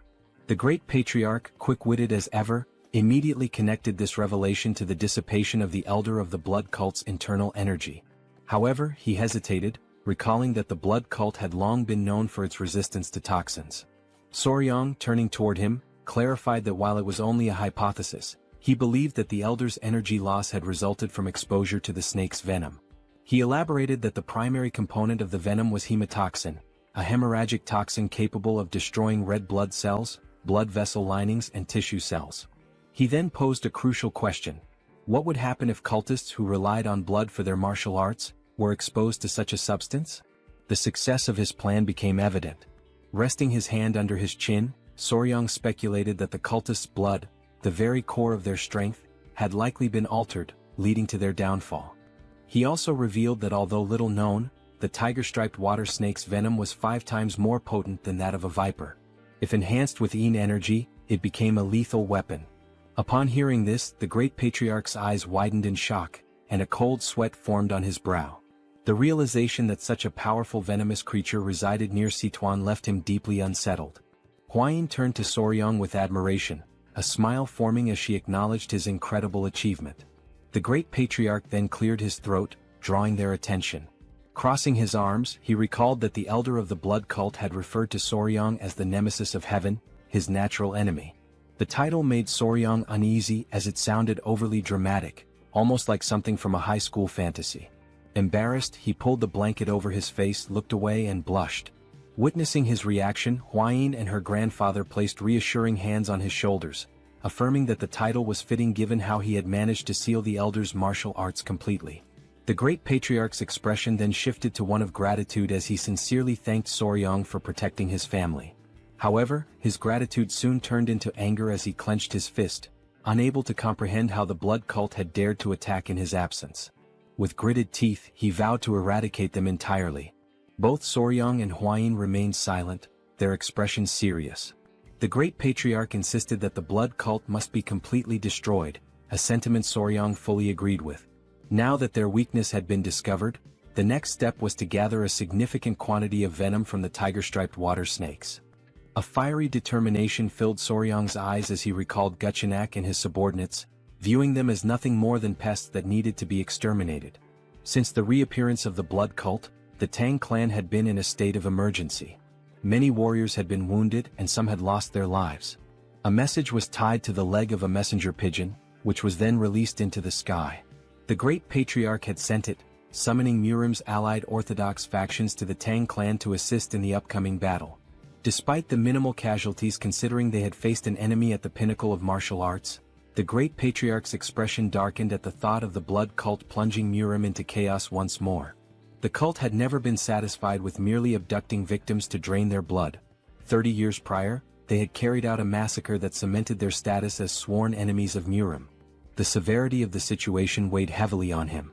While Soryang remained lost in thought, the great patriarch placed a firm hand on his shoulder, pulling him back to the present. A confident glint appeared in the elder's eyes as he stated that this time, the situation was different. Soryang's curiosity was piqued and he turned to listen. The great patriarch then revealed the reason behind his confidence. The Sichuan Tang Clan was now the natural enemy of the blood cult.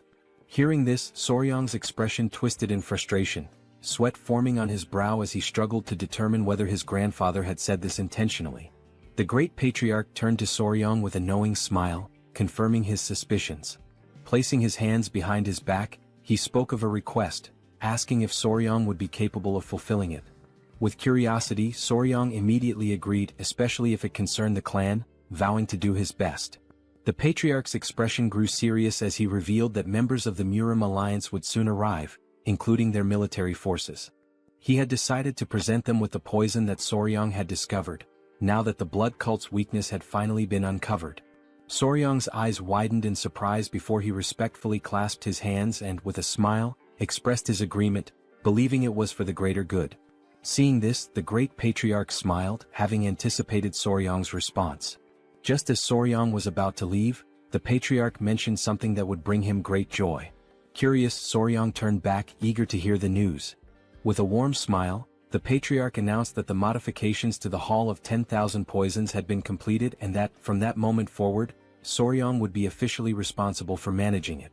A surge of joy overtook him, and he clenched his fists in excitement, already envisioning himself surrounded by poisonous creatures.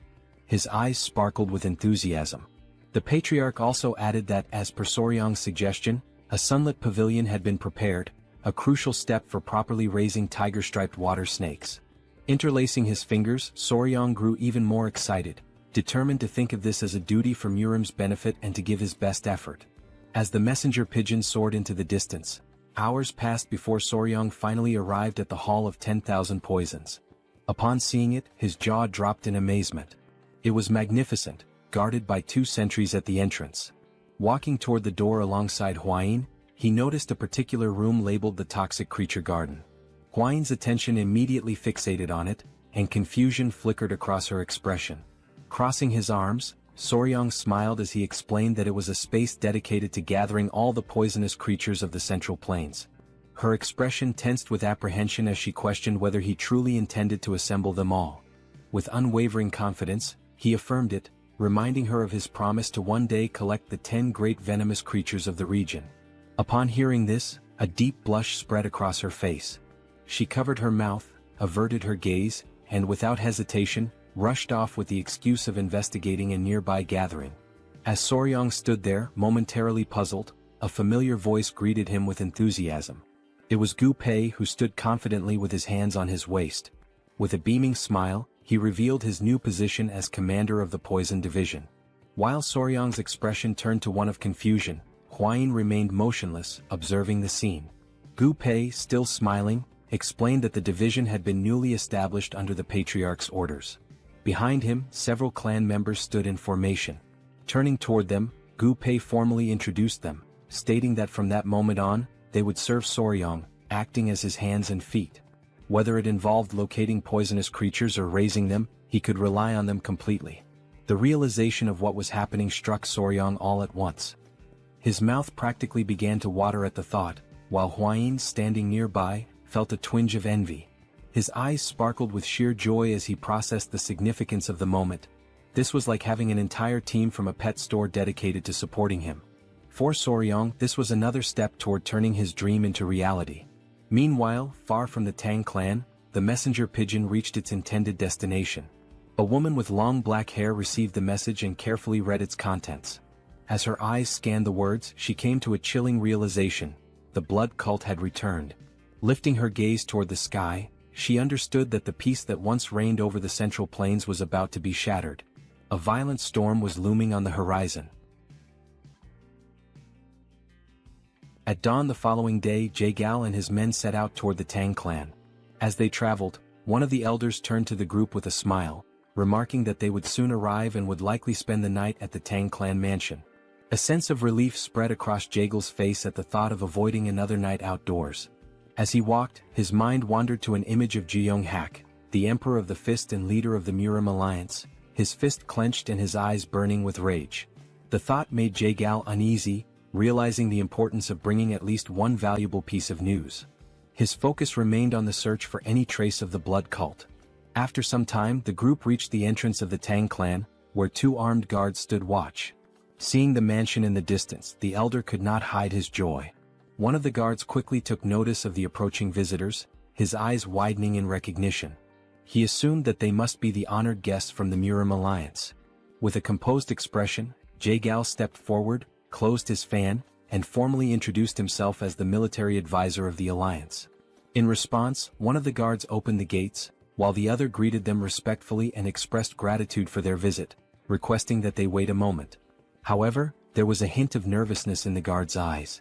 Glancing to the side, the guard hesitated before explaining that there were certain matters the visitors needed to be aware of before entering the mansion. Jaegal's eyes narrowed with curiosity, while the elder, more direct in his concerns, asked whether they were required to surrender their weapons before proceeding. The guard, appearing slightly embarrassed, brought a hand to his chin before revealing that, no matter how small or insignificant a creature might seem, it was strictly forbidden to take a life within the Tang clan. At this, Jaegal's expression shifted to one of surprise, and his mind conjured the image of a golden Buddha statue. The possibility of the entire Tang clan converting to Buddhism crossed his mind. Sensing the misunderstanding, the guard quickly reassured them that they would understand once inside but emphasized the importance of abiding by this rule. Upon hearing this, Jagal and the elder became solemn. Before they could discuss the matter further, a familiar presence approached. The newcomer was visibly pleased by the arrival of the military advisor. Jagal's eyes widened slightly in recognition before a smile formed on his face. The ones greeting him were Huayin and Soryang. They both bowed their heads respectfully, and Jagal returned the gesture, acknowledging that it had been some time since he last saw Huayin. She placed her hands over her abdomen and, with a measured tone, noted that exactly 1 year had passed since their last meeting. With a light-hearted smile, Jagal inquired about the whereabouts of the myriad poison's divine sovereign. In response, Huayin closed her eyes briefly before explaining that her grandfather had left to search for traces of the blood cult, offering her apologies for any inconvenience. Jagal regarded her with a calm expression, dismissing any notion that it was an inconvenience. Instead, his attention soon shifted toward Soryang, his curiosity piqued. Studying the young warrior, he asked about his identity. With a polite smile, Soryang introduced himself, expressing his honor in meeting the military advisor. At this, Jagal and the elder exchanged glances, a hint of confusion in their eyes as they observed that the young man was not from the Tang clan. Before either could voice their thoughts, Huayin placed a hand over her chest, averted her gaze and hesitated before revealing that Soryang was her fiancé. A stunned silence followed. Jagal and the elder stood frozen in shock, while the men accompanying them reacted with disbelief. Whispers of jealousy spread among the group as realization dawned upon them. One of Murim's 3 flowers had a lover.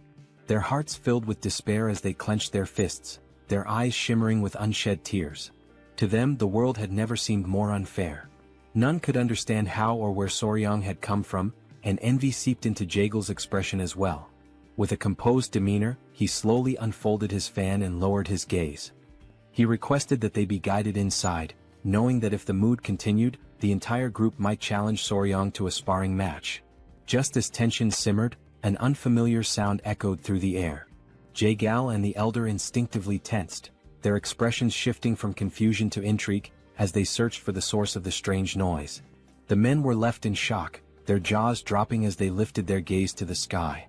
Their expressions of astonishment quickly drew the attention of everyone around them, revealing that something unusual had appeared above. The source of the strange sound was soon identified, the golden-haired king bees which were flying in the area. The sight of such highly venomous creatures within the Tang clan left the group in disbelief. Instinctively, several men moved in front of Huayin, drawing their swords and instructing the others to remain cautious. Their stance made it clear that they were prepared to protect her at all costs. Observing their reaction, Soryang became increasingly alarmed. A sense of urgency flashed in his eyes as he urged them to put away their weapons. Fear crept into his expression as he stepped forward, placing a hand on one of the men's shoulders in an attempt to explain the new regulations of the Tang clan. However, the warrior, overwhelmed by anger, shoved Soryang's hand aside and, with a furious glare, demanded that he step away. He made it clear that the golden-haired king bees were incredibly dangerous creatures, capable of killing an ordinary person with ease. Despite Soryang's efforts to calm the situation, the men continued pressing in on him, gradually suffocating him beneath their collective weight. Unable to suppress his frustration any longer, he forcefully pushed them back. His eyes burned with intensity as he declared that he had been raising the golden-haired king bees himself, urging everyone to remain calm. The revelation left the group in shock. One of the bees landed gently on Soryang's head, an affectionate gesture that only deepened their disbelief. Jagal and the others, overwhelmed by fear, instinctively stepped back. Unfazed, Soryang smiled as he played with the bees, fully aware that they had missed him after their time apart. Seeing this, Huayin's expression softened, and a joyful smile appeared on her face. Meanwhile, the bees turned their attention toward Jagal and his men, who were still struggling to process what they had just witnessed. Soryang, maintaining his calm demeanor, stroked one of the bees and gently reassured them not to sting the guests. One of the warriors, watching in stunned silence, broke into a nervous sweat upon realizing that Soryang was treating these lethal creatures as if they were harmless pets. Gradually, the tension in the group dissipated, and the young warriors regained their composure. With the situation now under control, Jagal and the elder accompanied Soryang and Huayin inside. As they walked, Jagal's thoughts remained fixated on Soryang. It was difficult to believe that this young warrior from Hainan Island had become the fiancé of the renowned poisonous flower. The realization that an outsider had managed to secure such a position within the Tang clan left him in a state of disbelief. As they strolled further, something caught Jaegal's attention. Nearby, two men were sitting and engaged in a heated argument. The black-haired man, his expression fierce, held up a small vase and insisted that a venomous scorpion would be a more fitting companion for the Tang clan. In response, the orange-haired man, equally enraged, produced a small chameleon and vehemently argued its superiority, directing everyone's attention to the creature's radiant crest.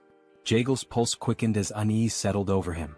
Placing a hand on Soryang's shoulder, he hesitated before asking why so many warriors within the Tang clan were preoccupied with insects and animals. Pulled from his thoughts, Soryang turned his attention back to the scene, his curiosity piqued. As the men continued their dispute, he casually explained that they were enduring the venomous creature companionship punishment. The response sent a chill through Jaegal, who instinctively began to sweat. The thought of such a punishment unsettled him, and he quickly inquired about what they had done to deserve it. Soryang placed a hand under his chin, deep in thought, before recalling the events from a few nights prior. That evening, Soryang and Hwayin had gone to the training hall. As Soryang trained, Hwayin became increasingly anxious and advised him to focus on expelling his internal energy. However, despite his best efforts, Soryang's movements resembled a dance rather than proper training. Just as they continued, an unexpected presence disrupted them. Commander Gu and his men arrived, their faces tense. As they stood before them, they closed their eyes momentarily, visibly nervous. With a sorrowful expression, Gu Pei offered his apologies, explaining that a significant problem had arisen. More than half of the captured rat pups intended to feed the tiger-striped water snakes had perished. Hearing this, Soryang turned toward him, his gaze filled with sadness. Hwayin, on the other hand, appeared confused, uncertain about the situation. Soryang crossed his arms, closed his eyes and sighed. There was little that could be done, as rats were highly sensitive creatures. If the environment became too noisy, it was not uncommon for the mother to kill them. However, Gu Pei soon revealed the true cause of the problem. The warriors had not merely failed to preserve the rat pups, they had eaten them. A flicker of disbelief crossed Soryang's face as confusion settled in. Gu Pei continued, explaining that the men had consumed the young rats as snacks while drinking alcohol. The weight of this revelation left Soryang speechless. His eyes widened in shock, struggling to comprehend that the warriors had treated the rats as nothing more than side dishes to accompany their drinks. Soryang was overwhelmed by confusion, struggling to grasp the situation unfolding before him. Hwayin, arms crossed, turned her gaze toward Gu Pei and clarified the meaning of 3 screeches, a dish in which live baby rats were dipped in sauce and eaten. Embarrassment washed over Gu Pei as he lowered his head once more and apologized. Soryang, paralyzed by disbelief, attempted to make sense of what he had just heard. Hwayin stepped forward and scolded them, prompting Gu Pei to clutch his ears as he explained the reasoning behind their actions. Some of the poison handlers were from Henan, and reminiscing about home had led to an unexpected turn of events, resulting in the warriors consuming the baby rats that had originally been captured to feed the tiger-striped water snakes. Soryang's expression darkened with contempt as the full realization set in. Anger surged within him, and he understood that measures needed to be taken to ensure they learned the true value of the creatures they raised. It was through this incident that the Tang clan of Sichuan established the venomous creature companionship punishment and implemented a new set of rules. Back in the present, Soryang stood with his arms crossed, his gaze unwavering as he explained that each warrior was now responsible for raising a venomous creature. The warriors began to argue among themselves, their reactions varying, while Jaegal, unable to contain his unease, broke into a nervous sweat. The reason behind each warrior's association with a venomous creature had finally become clear to him. His curiosity intensified, and he focused his attention on Soryang, finding him increasingly fascinating. As Soryang observed the warriors with thinly veiled disdain, Jaegal came to a sudden realization. This young man was far from ordinary. When night fell, the great patriarch arrived, and the 3 of them sat together at a table for discussion. With a serious demeanor, the great patriarch recounted the series of events that had transpired. Jaegal, closing his eyes momentarily, smiled and remarked that Soryang must be the enigmatic young warrior whom the patriarch of the Tang clan had encountered on Hainan Island. The great patriarch studied him for a moment before smiling and inquiring about his thoughts on the Tang clan's most treasured possession. Jaegal expressed his admiration for Soryang, remarking that the term enigmatic hardly did him justice. He acknowledged the astonishing nature of the golden-haired king bees, further reinforcing his intrigue. Soryang, however, could not suppress a sense of nervousness at being the subject of such praise. Jagel's expression shifted to one of grave seriousness.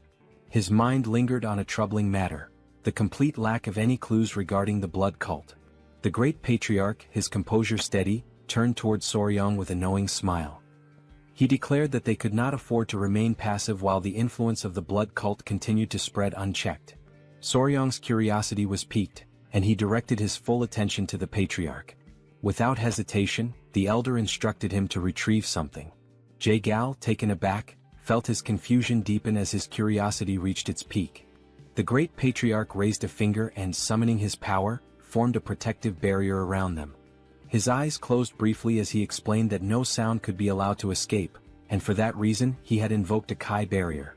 As Soryang reached into his clothing, Jagal turned his attention to the shimmering barrier, his jaw tightening in astonishment. With unwavering confidence, Soryang produced a small jar and placed it on the table. Jagal immediately seized it, scrutinizing the object while his mind raced with questions. The mere presence of the Kai barrier suggested the jar contained something of great importance. Unable to hold back his curiosity, he questioned what kind of item required such extreme secrecy. The great patriarch, maintaining his steady gaze, revealed that the jar contained a poison capable of dissipating internal energy. Jagal, unimpressed at first, argued that such poisons were fairly common and did not seem to warrant the use of a Kai barrier. However, as Soryang and the patriarch exchanged knowing glances and nodded with subtle smiles, the revelation came. This particular poison had a unique property: it exclusively affected members of the blood cult. Jagal's expression shifted instantly. His focus locked onto the jar and his eyes widened in shock. Panic surged through him as he slammed his hand against the table, demanding confirmation. The great patriarch, eyes closed in calm certainty, affirmed the truth of the claim. A deep, burning hatred flickered in Jagal's gaze as his thoughts turned to the blood cult. The significance of this discovery could not be overstated. He recalled the brutal rebellion of 30 years prior, when their fiercest battles had been met with devastating setbacks. The realization dawned upon him: the blood cult had survived the onslaught not because of their superior strength alone, but because the internal energy-dissipating poison had been entirely ineffective against them. The great patriarch, reflecting on the past, confirmed Jagal's suspicions. When martial artists like themselves were poisoned, their internal energy dispersed, rendering them powerless. However, the members of the blood cult had remained completely unaffected. Jagal, maintaining a serious gaze, inquired about the potency of this particular version of the poison.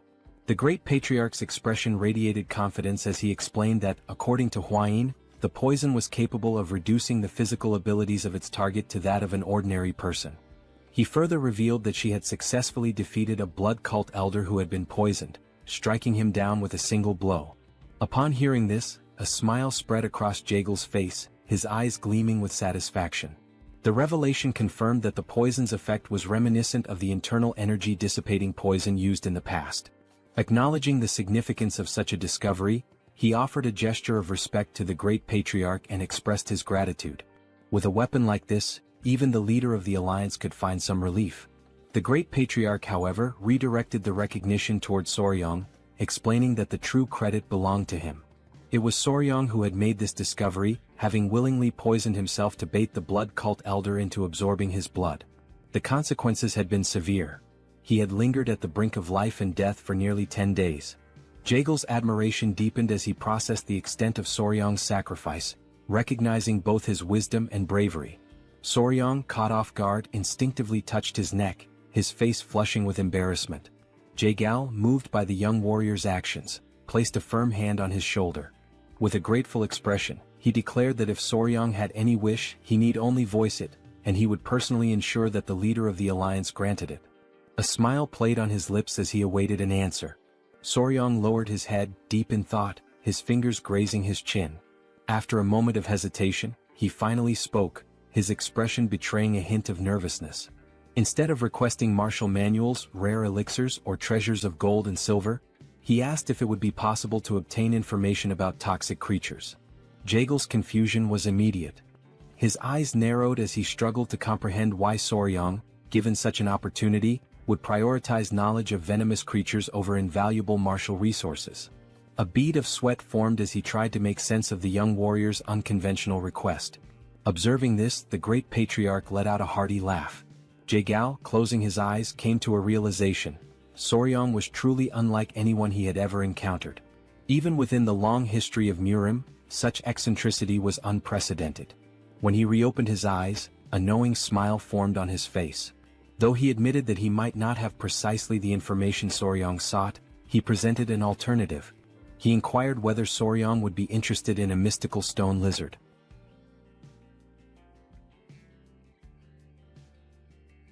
Jae-gao begins to recount how, during the day, they had arrived at a remote location on the island, where a majestic waterfall cascaded down the cliffs. Among them was Jae-geul's nephew, and he was the one who announced that they had finally arrived. They had reached Mount Gongga in Sichuan.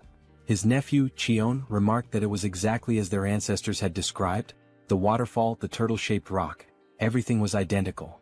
Furthermore, from that vantage point, they could also see the peak of Mount Gongga in the distance. Jae-gao stepped closer to the water, crouching down to touch it. Feeling its icy temperature against his fingers, he commented that this water undoubtedly came from the melting of the eternal snow, as it was extremely cold. Smiling, Jae-gao gave orders to his men to wait there and instructed Cheon to follow him carefully. The men obeyed, and Cheon's face lit up with excitement. Jae-gao then leaped forward, crossing the river toward the waterfall. Determined not to be left behind, Cheon mirrored Jae-geul's movements, closely following him. After some time they finally reached their destination. Jae-gao placed his hand on a rock, waiting for Cheon to catch up. The two of them then gazed beyond a cave hidden behind the waterfall. Observing the surroundings, Jae-gao remarked that, aside from the turtle-shaped rock, if they climbed along the waterfall on the cliffside, there should be an entrance to a cave near the fist-shaped stone. Still brimming with excitement, Cheon enthusiastically said that everything matched the records perfectly. Fixing his gaze on the cave entrance, Jae-gao declared that he would go in first and instructed Cheon to follow closely behind him. Cheon nodded in understanding. As they stepped inside, they found the cave walls covered with various herbs. Jae-gao and Cheon proceeded cautiously, mindful of any potential surprises lurking in the darkness. Upon reaching the heart of the cave, Jae-gao suddenly halted, his eyes widening. He murmured that this was truly incredible. A hole in the ceiling allowed sunlight to pour in, illuminating the entire chamber. Standing still with his hands behind his back, Jae-gao observed the breathtaking sight before him. Cheon, equally mesmerized, expressed his amazement, stating that such a mystical view was the last thing one would expect inside a cave. Still smiling, Jae-gao commented that this was the perfect environment for spiritual herbs to thrive.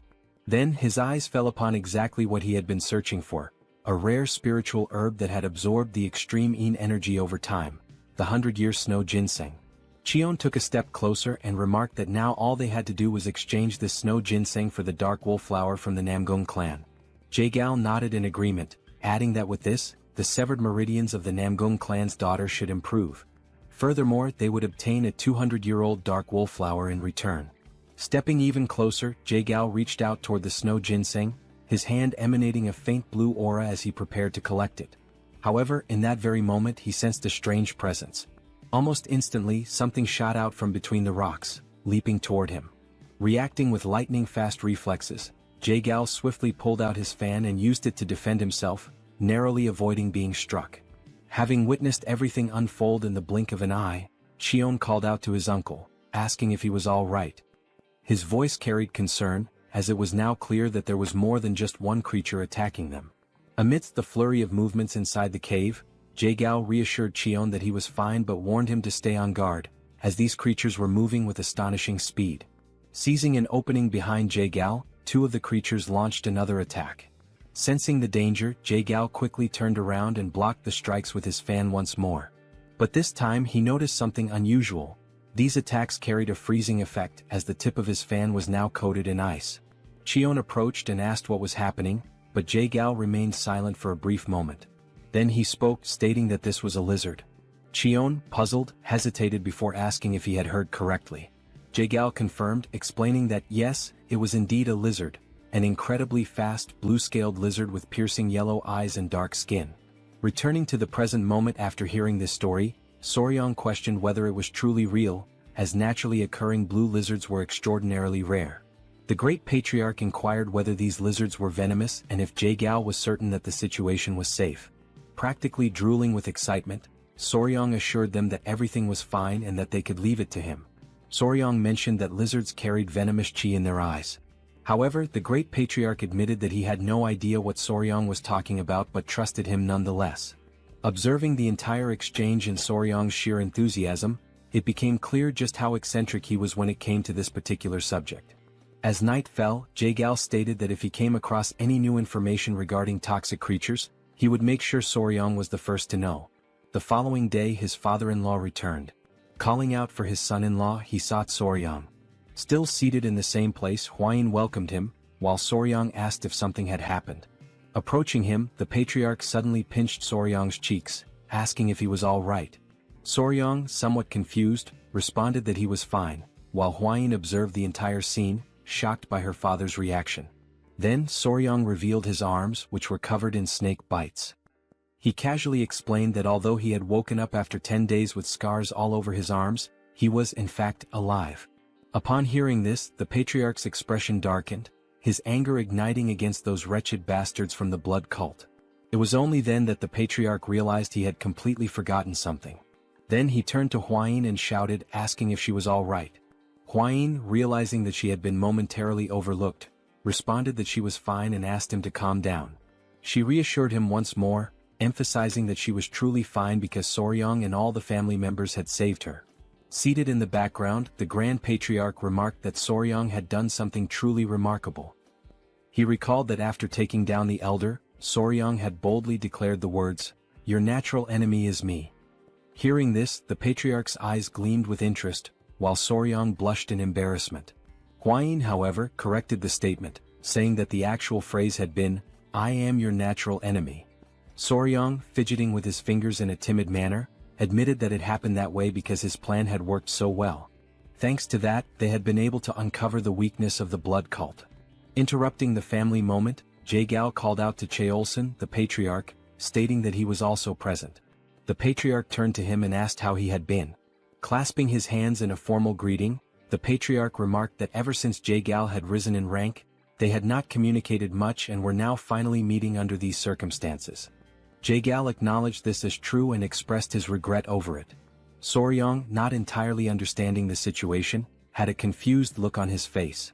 Meanwhile, Hwayin, smiling as she adjusted her hair, explained that they had been childhood friends. Jae-gyal then invited the patriarch to take a seat, mentioning that there was much to discuss, starting with the blood cult. Turning his gaze toward the couple, Jae-gyal also requested that they sit down as there were more details to go over. Sometime later, the patriarch asked Jae-gyal how the search for the secret agent was progressing. Hearing this, Soryong thought to himself that they might be talking about a spy or something similar. So, he asked what kind of secret agent they were referring to. The patriarch stroked his chin and gave a faint smile. He then asked if Soryong remembered how the bastards from the blood cult had invaded to steal the secret manual of the venomous claw of the bloody hand.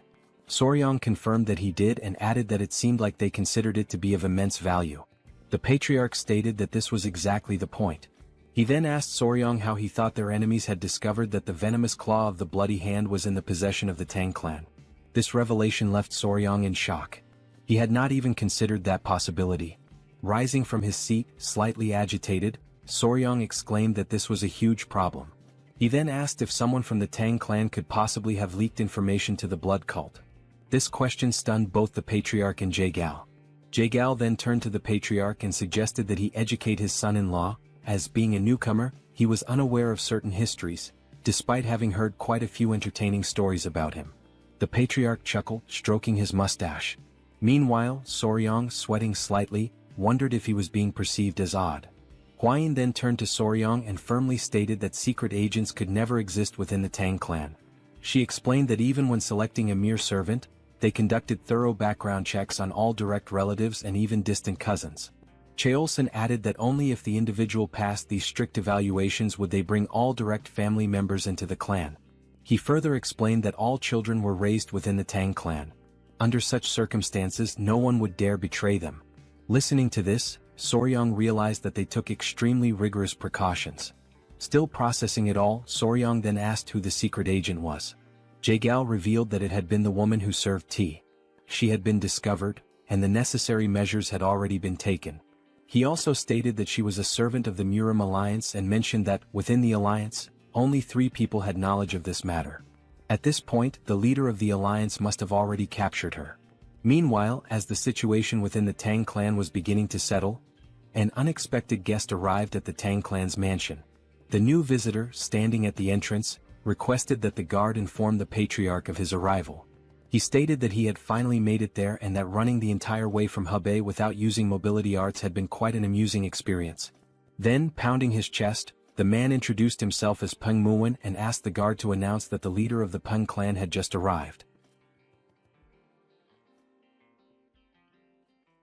After he arrived, a signal in the form of an arrow was sent soaring through the sky.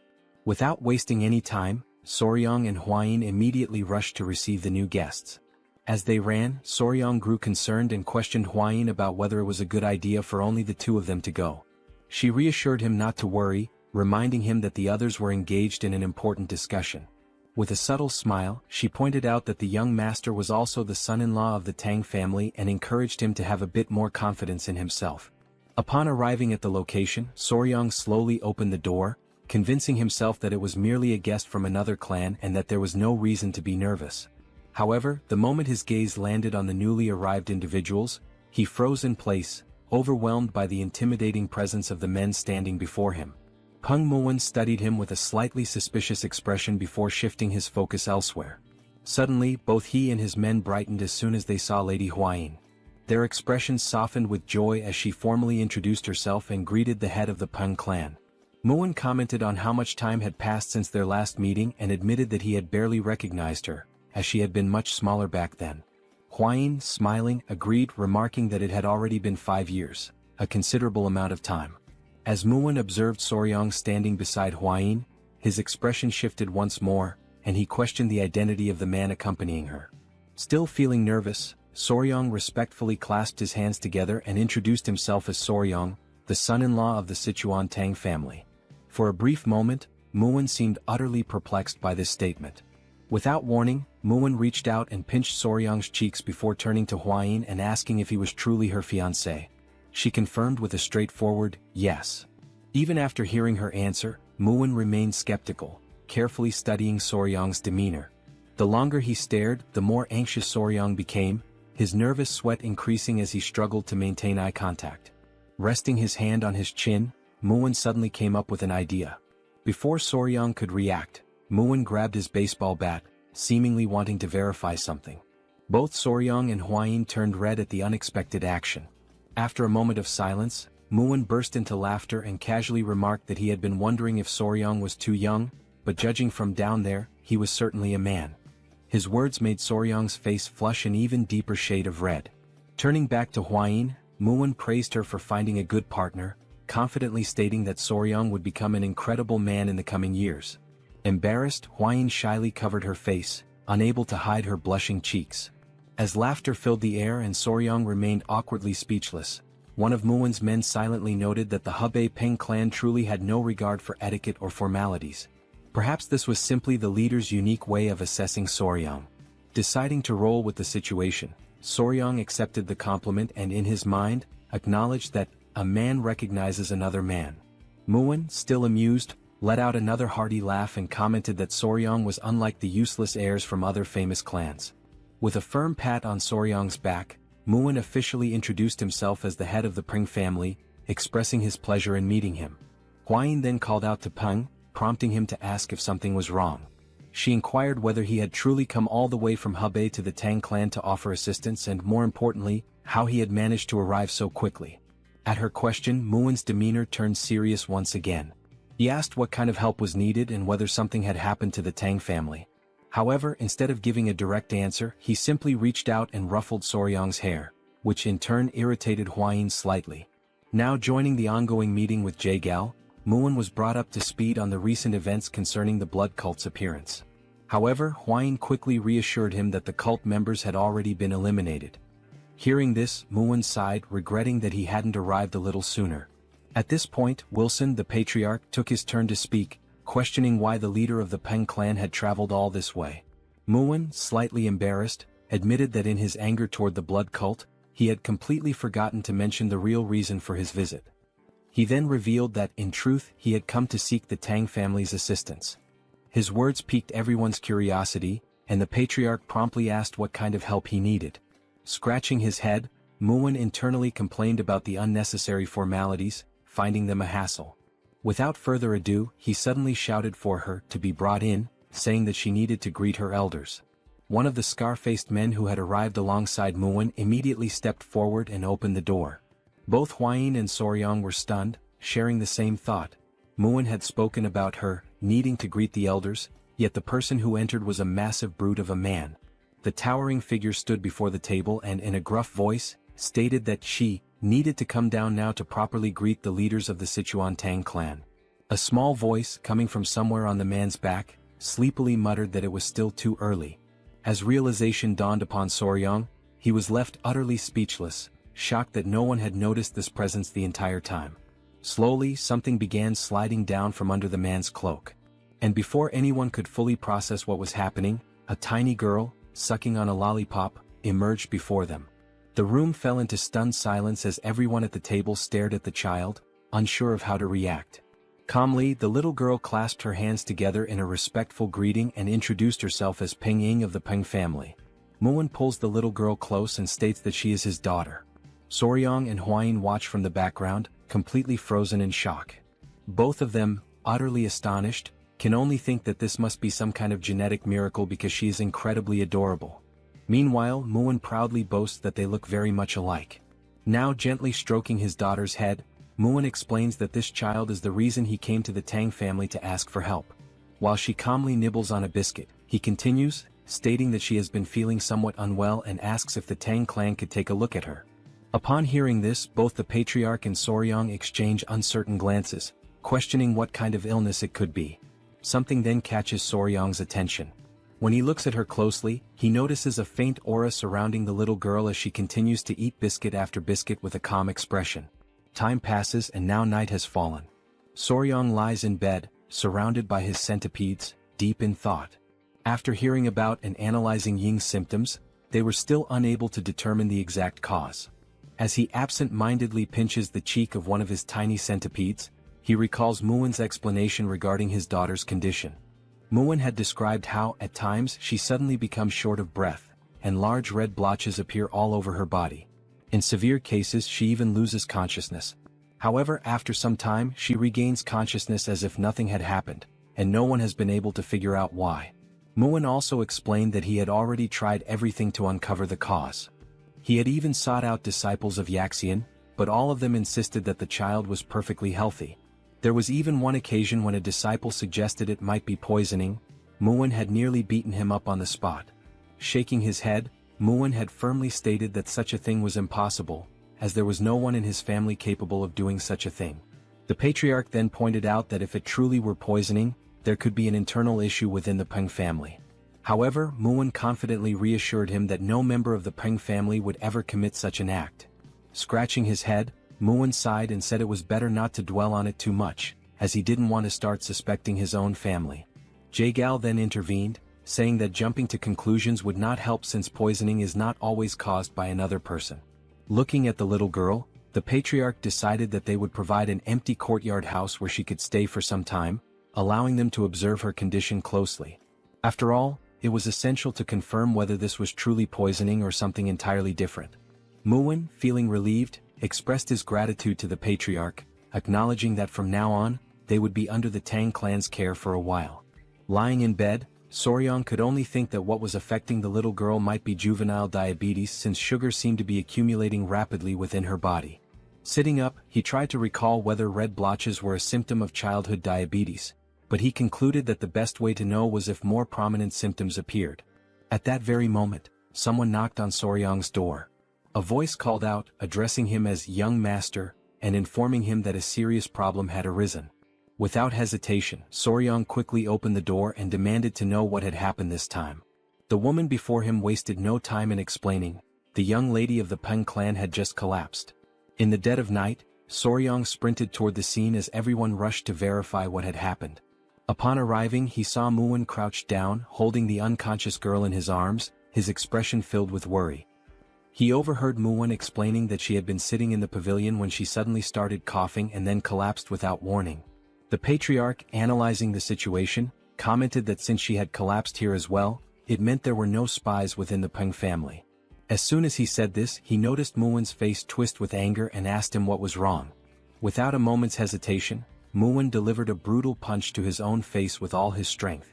The impact was so powerful that one of his teeth went flying far into the distance. Now grinning, toothless, Muwen apologized, admitting that despite what he had previously said, he had not been able to forgive himself for even briefly suspecting his own family. His men, overwhelmed with admiration, began to weep proudly. Muwen, still holding his daughter, continued, saying that if Ying had collapsed here as well, then the cause must be something else entirely. The other men of the Peng family, moved by their leader's actions, followed suit, delivering fierce punches to their own faces and shouting apologies. They lamented their failure, insisting that despite being by her side, they had not been able to prevent the young lady from collapsing, branding it as their own disgrace. The patriarch, watching this bizarre display, simply sighed and urged them all to calm down.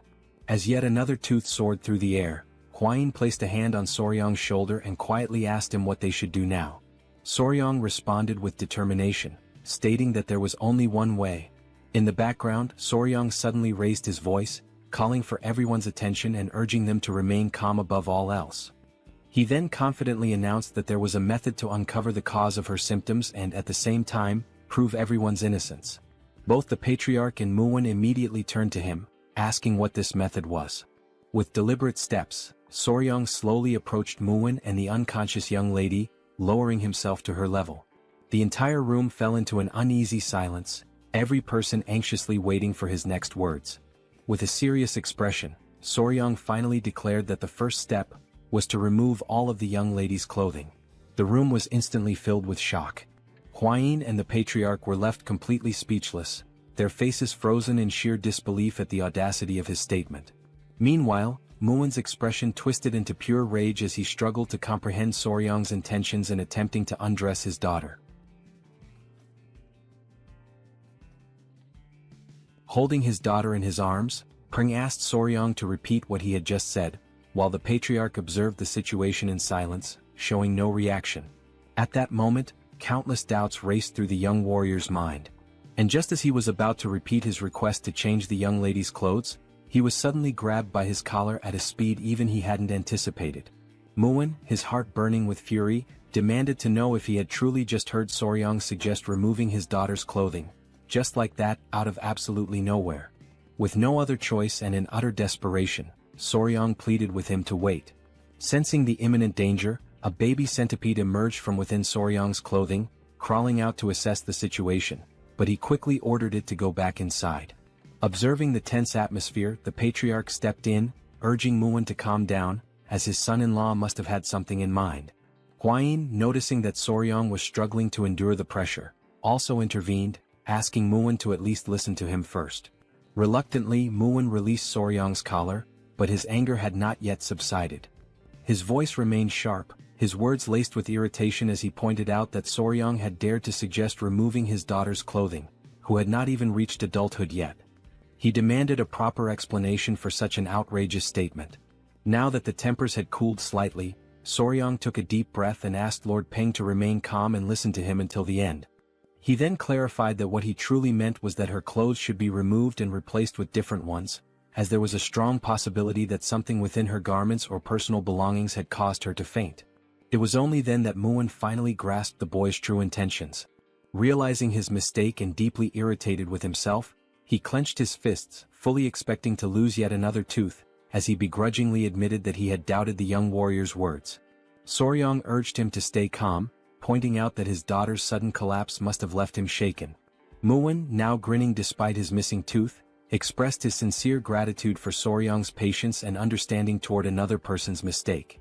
Taking on a more serious tone, Soryong then firmly declared that, from this moment onward, the young lady would remain under the care of the Tang clan. Until further notice, all contact with the Peng clan would be strictly restricted. Muwen, visibly unsettled by this decision, immediately asked if that meant even he would be prohibited from seeing her. Soryong confirmed it without hesitation, stating that not even Muwen himself would be allowed. He then explained that if she exhibited the same symptoms while under his care, it would prove that the cause had nothing to do with the Tang clan. He elaborated further, explaining that this technique was known as controlled environmental adjustment, a method commonly used by breeders of insects, reptiles, and amphibians. Since animals cannot verbally express what is wrong, humans cannot immediately determine the exact cause of their ailments. Therefore, breeders systematically alter aspects of the animal's environment, such as their food, feeding bowls, and even their habitat, to pinpoint the specific factor causing their illness. Soryang stated that he would apply this method to diagnose the young lady, completely resetting her environment and gradually reintroducing elements to identify the trigger. All of this was to ensure that she would no longer faint without understanding the reason behind it. The patriarch noted that this process might take some time, but he was confident that they would be able to uncover the root of her condition. He then praised his son-in-law for coming up with such a thoughtful solution. Hearing this, Soryang became visibly flustered, while Muin simply nodded in understanding. Then, with tears welling up in his eyes, Muin, his voice heavy with emotion, begged them to take good care of his daughter. Soryang smiled, pounded his chest confidently, and assured him that he could leave it to him. In his mind, he thought that after raising countless creatures, taking care of a little girl should be nothing in comparison. However, Soryang had not anticipated what happened next. Unlike the creatures he had raised, the child, being entirely different from them, began to cry. Minutes passed, yet the little girl still hadn't stopped crying, and he had absolutely no idea what to do. From the moment she had regained consciousness, she had burst into tears and had not stopped since. Meanwhile, Huayin and her mother were busy gathering essential supplies to care for the child, leaving Soryang completely alone with her, just the two of them. At a loss, he hesitantly asked her if she was hungry or sleepy, unsure of what else to do. Seeing that her sobbing did not subside, he tried another approach and asked if she was crying because Lord Peng was not there. Hoping to soothe her, he assured her that Muin had gone to fetch medicine for her and would return soon. However, to his surprise, the little girl pouted and firmly stated that this wasn't the reason for her tears. She was crying because she wanted sweets. Soryang could only sigh internally, realizing that she preferred sweets over her own father. Now reflecting on this, he suddenly remembered that while they were changing her clothes, she had several sweets hidden away. Trying to calm her down, he gently asked her to relax, explaining that since she had just woken up, she couldn't eat sweets right away. Instead, he suggested that she eat some rice porridge first and later he would personally make some treats for her. He then moved closer, lowering his voice slightly as he told her that if she ate her porridge properly and behaved well, he would prepare candied fruit skewers for her. At that moment, her eyes lit up with excitement, the prospect of sweets instantly lifting her spirits. However, for this to happen she would have to promise to behave. Without hesitation, she quickly agreed, nodding eagerly as she vowed to eat well and be on her best behavior. And the little girl confidently states that everyone in the Tang clan always keeps their promises. She then adds, with complete seriousness, that if she ever breaks hers, he has permission to punch her in the face. Hearing this, Soryang is utterly taken aback, his mind reeling as he wonders what on earth the Tang clan teaches its children. Later that day, Muin finds himself hidden behind a cluster of bushes, burdened with worry. He has no choice but to watch his daughter from afar, restricted by the new rule that forbids him from approaching her. However, his covert surveillance does not go unnoticed. Soryang, catching him in the act, immediately questions what he is doing hiding there. Before responding, Muin swiftly grabs Soryang by the collar and yanks him into the bushes as well, determined to maintain his cover. Lowering his voice, Muin anxiously asks how his daughter is doing. Soryang reassures him, stating that she is fine, she has been eating well and behaving properly. Muin, still skeptical, presses him further, demanding to know if she is truly eating on her own. He is bewildered as he asks how in the world Soryang managed to make that happen. Soryang simply shrugs, explaining that she is eating by herself naturally. He then turns the question back to Muin, wondering why he finds that so surprising. But before their conversation can continue, someone suddenly arrives, interrupting their hidden exchange. It is Huayin, who greets the lord of the Tang clan with a polite nod. In response, Muin acknowledges her presence and thanks her for taking care of his precious daughter. Huayin then mentions as if casually, that Miss Ying had been asking about where her elder brother Soryang had gone. At those words, Muin's temper flares once more. He clenches his fists in frustration, feeling slighted that he has barely been able to hold a proper conversation with his own daughter, and yet in such a short time she and Soryang have already grown so close. Recognizing the dangerous shift in atmosphere, Soryong quickly realizes that now would be an excellent time to make his escape. As he turns to leave, Muin, still fuming, demands to know when exactly his daughter started calling Soryong by that title. Ignoring him, Hwayin instead asks if Soryong is heading to the training grounds again today. Soryong nods, explaining that when Ing spends time playing with the bees, she behaves much better.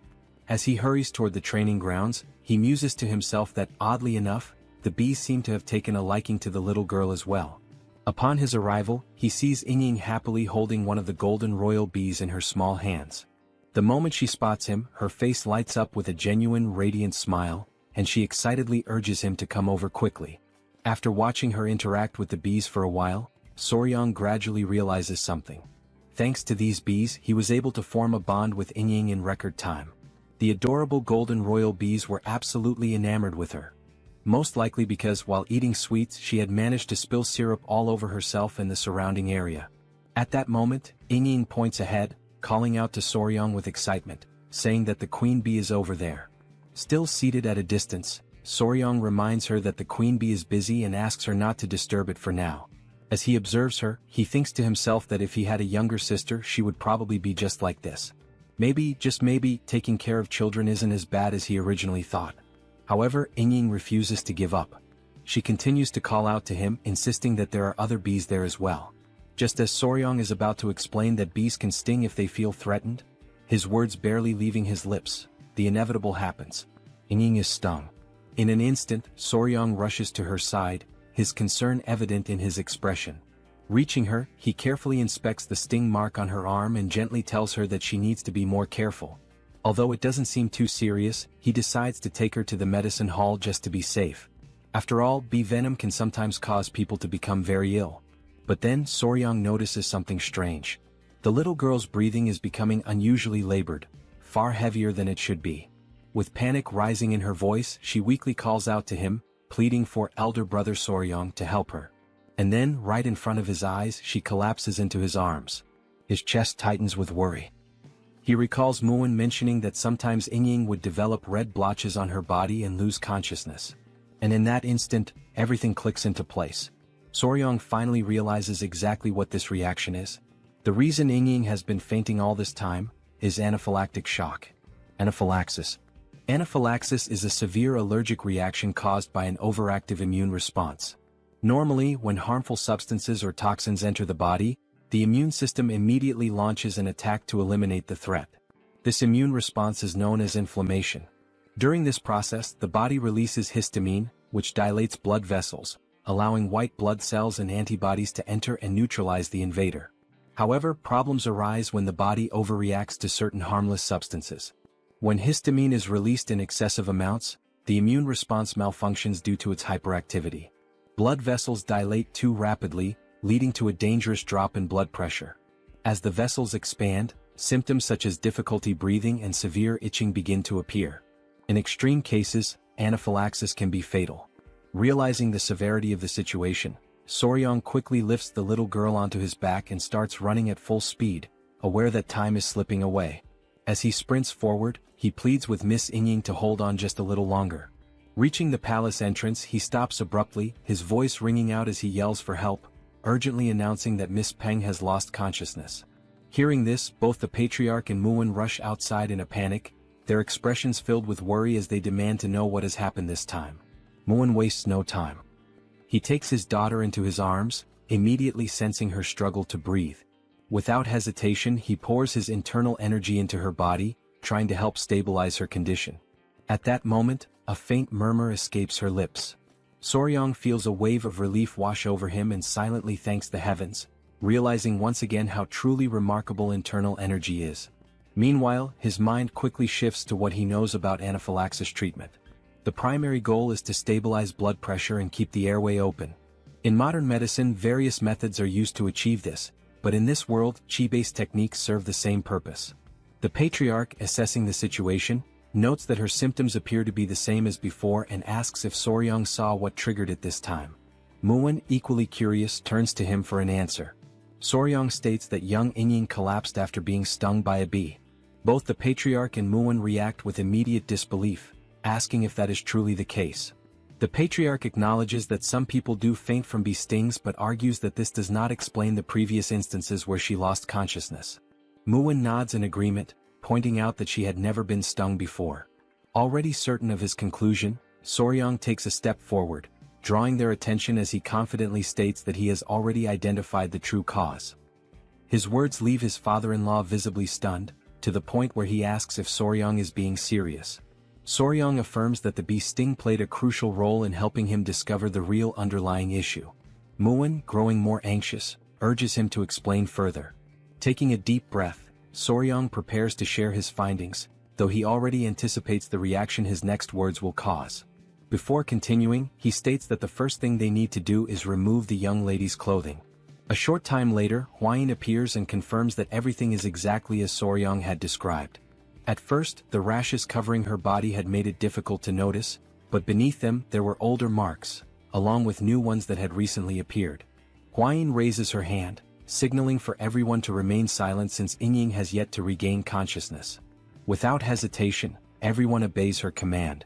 Lowering his voice, Muin speaks again, acknowledging that, just as mentioned, there were indeed other marks besides the skin rash.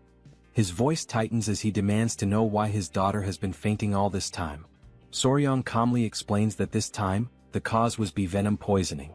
Muin furrows his brows, unable to comprehend. The previous episodes were not caused by bee stings. After all, a bee sting is not something that would go unnoticed. With his confusion deepening, he questions Soryang, asking how he can be so certain that the culprit is bee venom. The young warrior, fully aware of Muin's concerns, acknowledges his reasoning before firmly stating that there is no doubt. The symptoms Ying displayed are a textbook case of anaphylaxis triggered by bee venom. At that moment he realizes what must be done next. He must search the records and identify another creature, one with venom similar to that of a bee. Something that contains melittin or peptides capable of inducing swelling and respiratory distress. Recalling that Hebei, China has a temperate continental climate, the venomous creatures in such a region would likely include certain snakes, scorpions and ants. Still lost in thought, Soryang quickly rules out snakes and scorpions. Instead, he tries to determine where she could have been repeatedly stung by a particular creature. Somewhere she frequents and something she does often. And then it hits him. Eating sweets. Soryang remembers that Hwayin had shown him that Ying had hidden pockets to store candies. Now, with a confident smile, he states that he has finally found the answer. He declares with certainty that the cause is bee venom, assuring everyone that they can trust his conclusion. Hwayin, however, remains doubtful. After all, Muin had already stated that his daughter had never been stung by a bee before. Soryang then explains that the people of the Tang clan surely understand that venom does not affect everyone the same way. For some, even the prick of a needle could be fatal, while others could withstand 10 times that amount without any issue. The patriarch nods, turning to Muin and acknowledging that, in a way, his son-in-law is correct. The same venom can have different effects on different individuals. Soryang continues, emphasizing that Ying is particularly sensitive to bee venom. One thing is clear, she is vulnerable to it. However, if there were no bees in her home, that leaves only one possibility. Hearing this, Muin grows even more intrigued and asks what that possibility could be.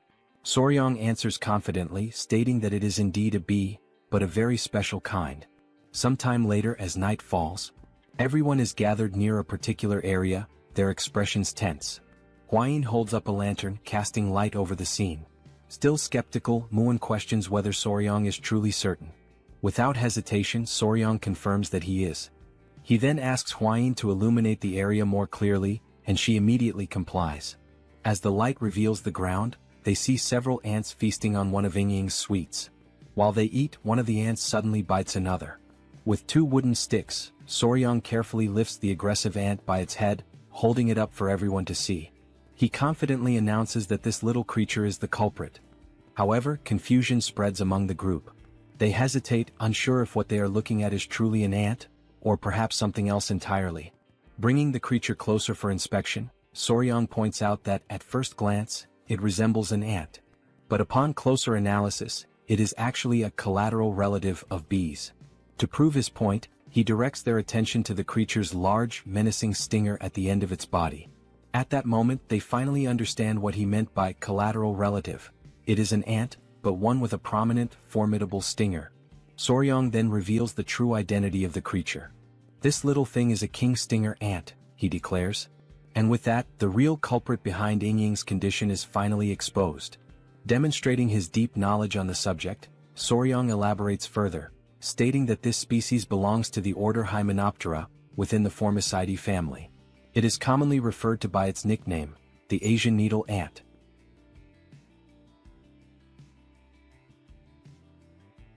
A detailed description of the giant stinger ant appears, outlining its classification within the insect order, its family, and its genus within the category of ants.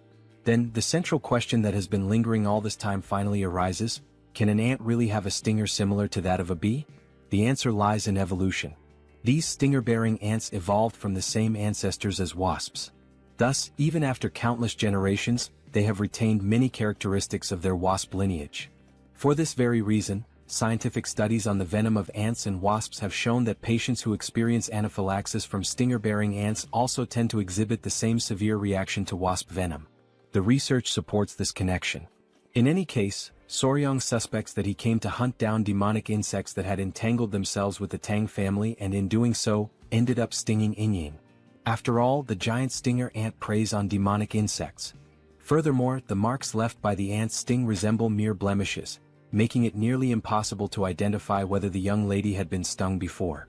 It is now clear that, whenever Yingying woke up and noticed the marks, she and her family likely assumed they were nothing more than common skin spots. Upon hearing this explanation, Murim is stunned. He can hardly believe that his precious daughter had been fainting all this time because of such a tiny creature. Now convinced, Murim turns toward the patriarch and asks if he can develop an antidote. The patriarch nods and confirms that he can. He then adds that an antidote for bee venom already exists, but for someone as sensitive as Lady Yingying, it may not be entirely effective. Murim, momentarily uneasy, questions what might happen to his daughter. The patriarch reassures him, telling him to stay calm. Now that the cause has been identified, they can exercise greater caution to prevent future episodes before she faints again. Though still apprehensive, Murim takes a deep breath and agrees. Now, turning his attention to Soryang, he acknowledges that he has not yet properly thanked him. He expresses his deep gratitude to the young warrior for everything he has done. Soryang offers a modest smile and returns the gratitude. Then, in an attempt to reassure Murim, he tells him not to worry. Though the process will be slow, there is indeed a way to treat Yingying's condition. Murim, once again surprised, asks if there is truly a way to resolve this. Soryang confidently explains that the method is known as desensitization. Huayin, standing quietly in the background, watches him intently, thinking to herself just how brilliant her companion is. Then, Soryang begins to explain the process in highly technical terms, leaving everyone completely lost in confusion. Realizing their bewilderment, he simplifies his explanation. In more straightforward words, he explains that small doses of bee venom must be administered to Yingying over time, gradually reducing her sensitivity to it.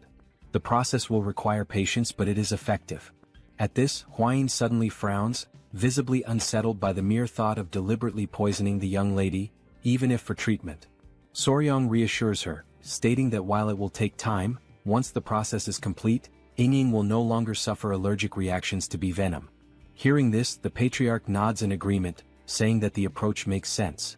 Even within the Tang family, certain training methods involve injecting small doses of poison to build resistance. Now filled with newfound hope, Murim eagerly asks again if this means that, once the treatment is complete, his daughter will no longer suffer from this condition. The patriarch, maintaining his composure, tells him that it will take time, but yes, it is very likely. At this, Murim breaks into the most genuine toothy smile he has shown thus far.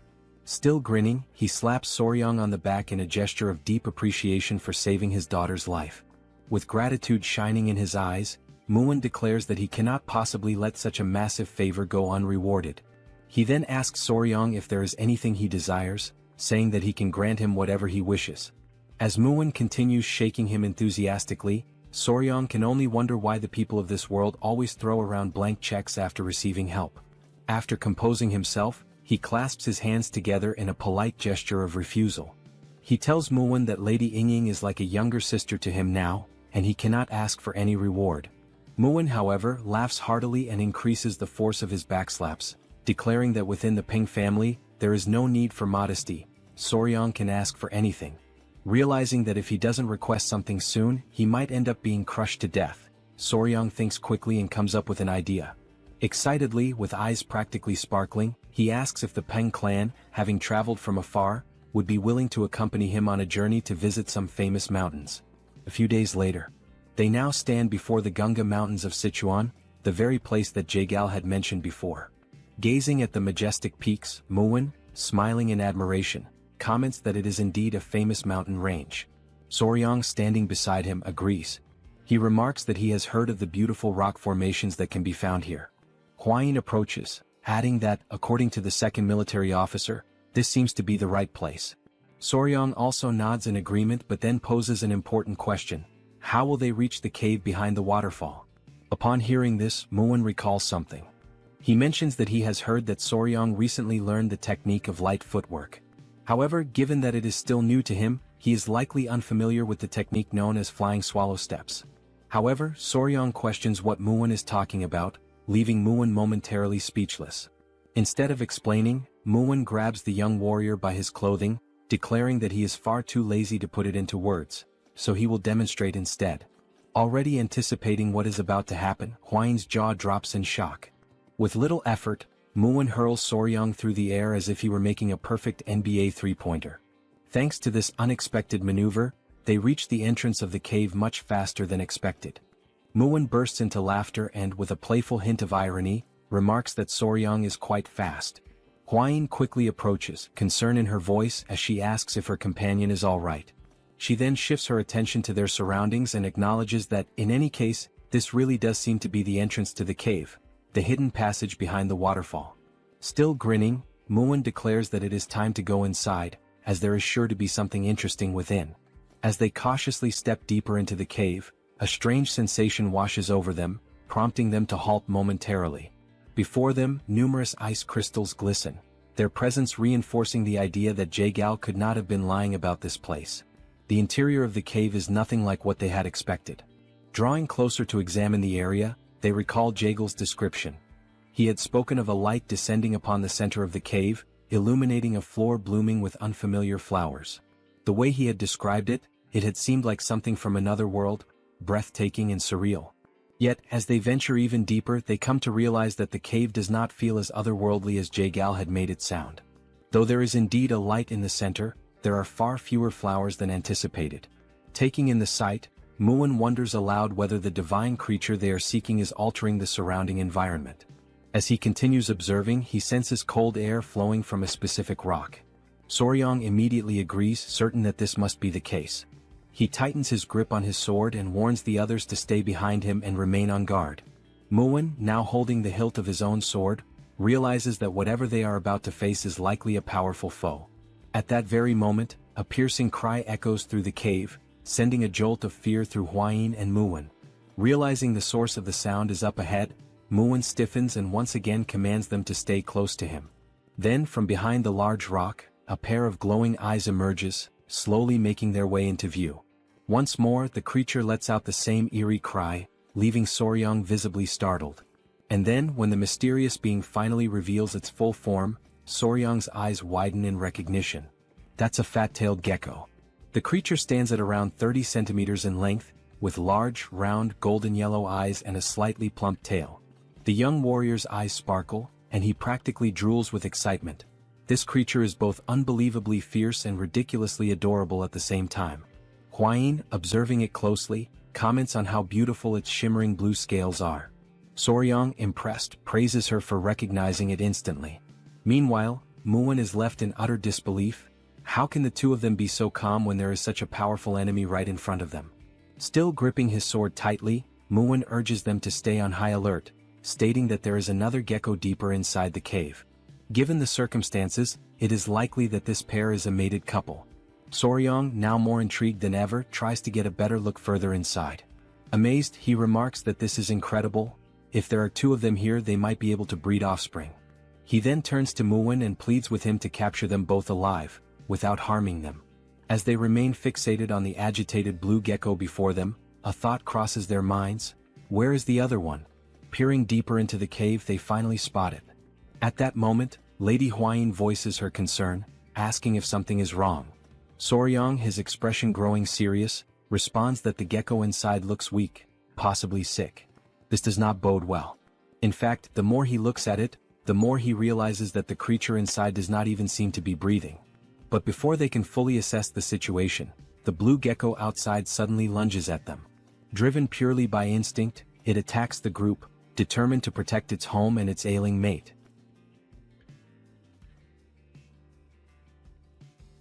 Upon observing the dangerous instinct displayed by the creature, Soryang quickly turns around and says that he'll leave this matter in the hands of Commander Gu Pei, asking him to notify him immediately if anything happens. As he watches the furious lizard in the background, Gu nods and replies that Soryang can count on him. If that little creature shows any unusual behavior, he will be informed right away. With that decision made, the group agrees to withdraw for the time being. Once outside, it finally dawns on them that, first and foremost, they don't actually know much about the creature's habits, and trying anything now would be reckless and could potentially harm the already injured creature. While Soryang stands atop a rock, lost in thought and clearly worried, Hwayin sweetly calls out to him, inviting him to come eat as she tends to a few tiny centipedes in her hands. Watching her carefully handling the small insects, Soryang finds the scene incredibly gentle. It almost looks like she's caring for little children in her own home. They all gather as they wait for a stew to finish cooking. Muin then asks if there was any progress today, and Soryang replies that once again the injured creature didn't move at all. Muin adds that when he went to check on it earlier, it still didn't move, and wonders aloud whether a living being shouldn't at least eat or drink something. Soryang immediately agrees, but explains that geckos or lizards in general sometimes go without eating for days when they're under stress. In particular, fat-tailed geckos store energy in their thick tails, and if one isn't eating at all, it's likely surviving entirely off the stored energy. And given the current situation, they're reaching a point where a decision must be made, because they can no longer remain uncertain. The reason why the creature isn't moving needs to be investigated. Muin, somewhat energized by this, asks whether they'll be able to capture the geckos afterward, but Soryang clarifies that this isn't about capturing them for now, it's about figuring out where the injured one is hurt. He adds that it would be great if Muin could distract the standing gecko, allowing Soryang and Hwayin to approach the weakened one.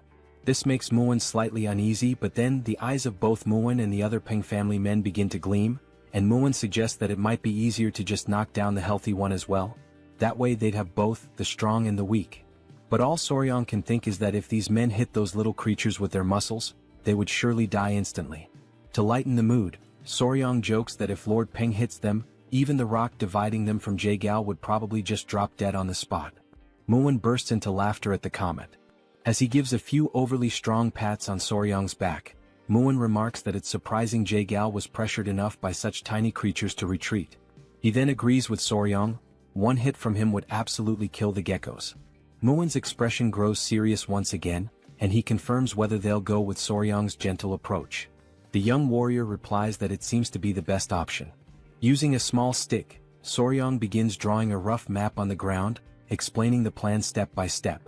First, Muin will lure the healthy gecko away, while Hwayin and Soryang will go examine the one that seems injured. Hwayin shifts a few small stones, explaining how the division of the venomous mist could help block the gecko's path, preventing it from getting to Soryang. Muin nods in agreement, saying this truly does sound like the most effective plan.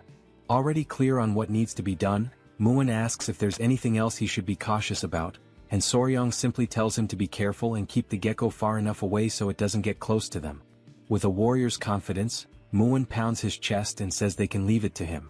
He urges everyone to get moving, stating that his body is burning with anticipation and eager for action. He dashes off excitedly, while Soryang calls out for him to calm down and hold back some of that enthusiasm. As they watch him go, Soryang and Hwayin can't help but worry. If the gecko inside truly is sick, it may not have much time left. A few minutes later, they're already back inside the cave, standing in front of the gecko, who now sees them as a significant threat and is ready to strike. Soryang whispers that it's time to begin the plan, and Muin, both excited and lucky, responds that he understands. He draws the massive sword from his back, and a powerful aura surrounds him, leaving both Soryang and Gu Pei momentarily stunned and unsure of what might happen next. As Muin advances toward the gecko, flanked by his men, he reminds everyone to follow the plan, and the group shouts in unison, affirming they're ready. Sensing the danger closing in, the small gecko lets out a furious roar, its eyes glowing as it bares its fangs. Then the tiny creature leaps toward the group, leaving a trail of ice in its path. Murim deflects the attack with his sword, and exclaims that he hadn't expected so much power. As the creature begins swinging its tail repeatedly in fierce strikes, Murim admits that its attacks are indeed powerful, strong enough to qualify it as a first-class warrior of the Peng family. The small creature takes a few steps back and instinctively leaps forward once again to launch another attack. Recognizing this as a perfect opportunity, Murim smiles, seeing a clear opening. And just as the gecko strikes his sword, Murim redirects the creature slightly off course, creating the exact gap they needed. He shouts that this is the best chance they'll get. While the men stay surrounding the creature, the little gecko senses that something is wrong. Realizing the humans are trying to execute a plan, it lets out another roar, while the men desperately try to keep it from reaching Soryang and Huayin, who are focused on acting quickly while they still can. They approach the spot where the injured gecko lies, and immediately notice that everything around it is frozen solid. As Soryang looks more closely at the stone the creature is lying on, something about it makes him feel uneasy. Huayin gently asks if the gecko is truly injured, and Soryang replies that it seems to be, yes. As they continue observing, they realize that the tip of its tail is necrotizing, due to an incomplete shedding process. The gecko was unable to finish shedding its skin, and now even its eyes are filled with pus. Soryang says they need to treat it immediately, and Huayin, a bit alarmed, asks how they're going to do that without any medicine available. Soryang smiles and calmly replies that it's alright, he'll remove everything himself, which leaves Lady Huayin slightly annoyed. She recalls that lately, Soryang really seems to want to remove everything, but in this situation, it actually is the correct method. Sensing movement nearby, the sick gecko stirs, trying to see what's going on around it.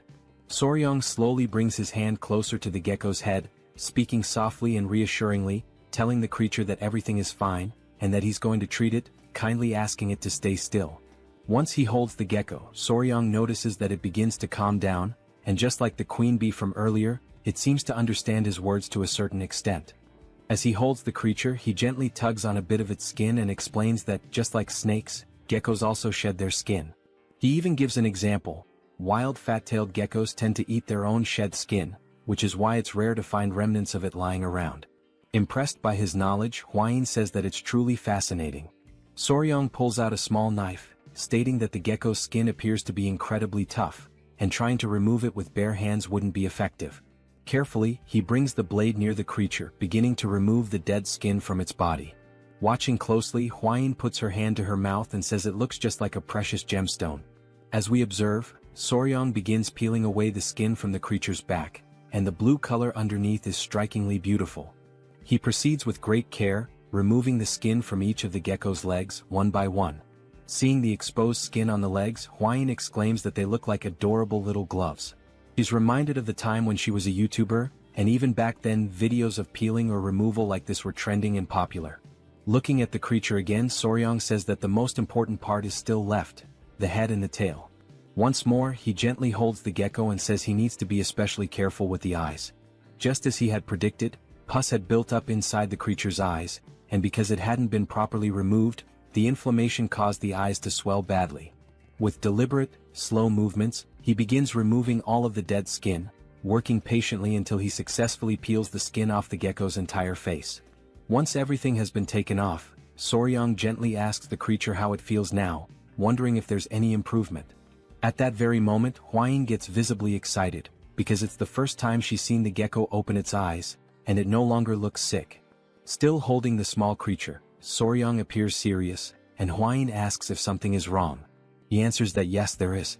He points to the tail, saying that he's trying to figure out what to do about it. It's clearly necrotizing. He adds that perhaps the only way to stop the necrosis is to cut the tail off entirely, but in the gecko's current weakened state, amputating the tail could very well kill it. At that moment, as they silently consider their options, they suddenly hear the voices of the men nearby, shouting for them to be careful. The men yell that they've lost sight of the other gecko, and as the couple turns around, there it is, ready to attack. Seeing that the creature is even more furious than before, Soryang is startled and begs it to calm down. He shouts in desperation, explaining that he's trying to help and treat its injured friend, even going so far as to point the knife toward the oncoming gecko. But in that exact moment, Soryang realizes that pointing the knife may have been a critical mistake. The gecko is bound to interpret it as a threat.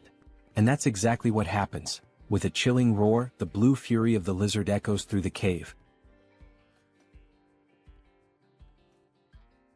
The small gecko let out such a powerful roar that bolts of lightning surged all around it, fueled by its overwhelming fury.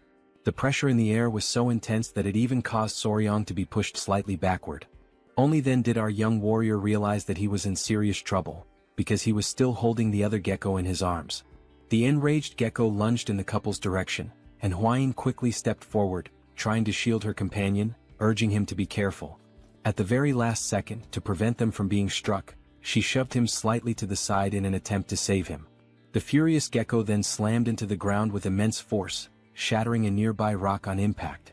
Soryang was thrown to one side, while Hwayin was tossed in the opposite direction. After hitting the ground from the push, Soryang did his best to shield the weakened gecko in his arms from the impact, but the other gecko, still enraged, refocused its attention on them. Soryang tried to gather himself and asked the furious gecko to wait just a moment, but it began to roar once more, sending more lightning crackling through the air. Still holding the debilitated gecko, and remembering that they seemed to understand human speech to some extent, Soryang tried to explain that things were not what they looked like, pleading for a moment to speak with the furious little one. Right after saying that, he heard a strange sound, one he hadn't noticed before. The gecko in his arms began to emit a soft noise, and Soryang was completely stunned by what was happening right before his eyes. The furious gecko paused for a brief moment upon hearing the sound. Then, seemingly calmed, the anger began to fade from its expression, and it responded by making the same sound back to the other gecko. Both of the geckos began to exchange the sounds and even smiled, and in that exact moment Soryang realized that they were actually communicating with one another. Right then Murim and his men came rushing over in a panic, trying to check whether Soryang was okay. Holding his sword, Murim commented that the slimy little bastard was fast, way faster than he expected, and that he hadn't anticipated it slipping through his legs like that.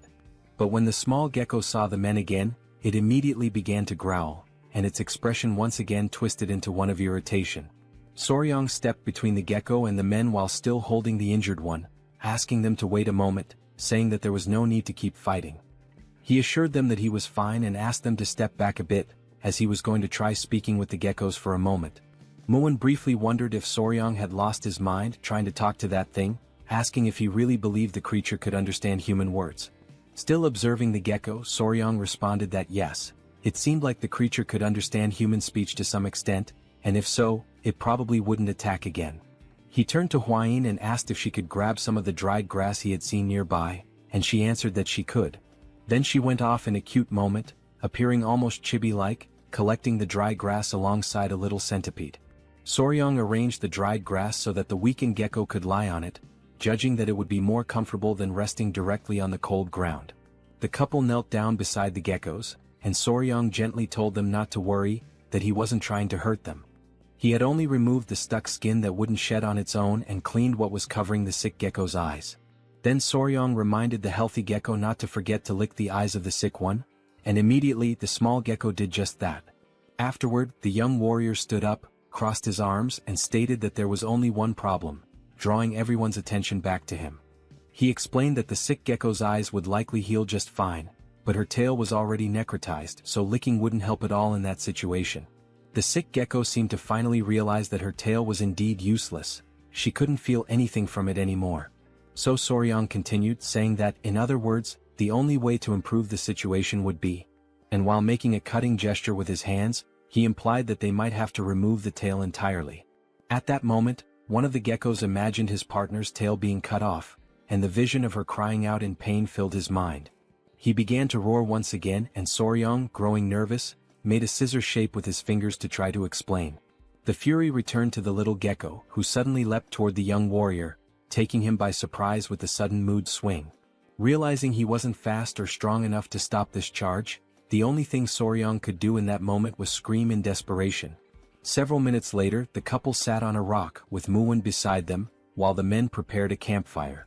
Hwayin was tending to some kind of wound on her companion's face, and he kept complaining that it hurt every time she touched it with her fingers.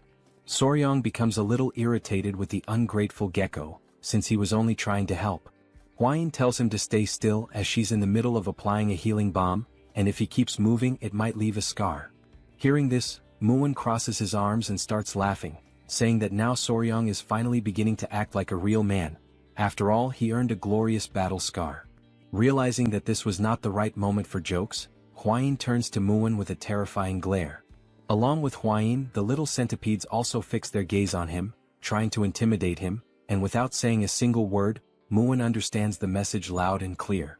Touching the wound on his face, Soryang can only think about how the misunderstanding had somehow been resolved, and as he looks at Hwayin and the baby centipedes, he also considers how the centipedes aren't reacting to any killing intent, and maybe the small gecko never actually had the intention to kill.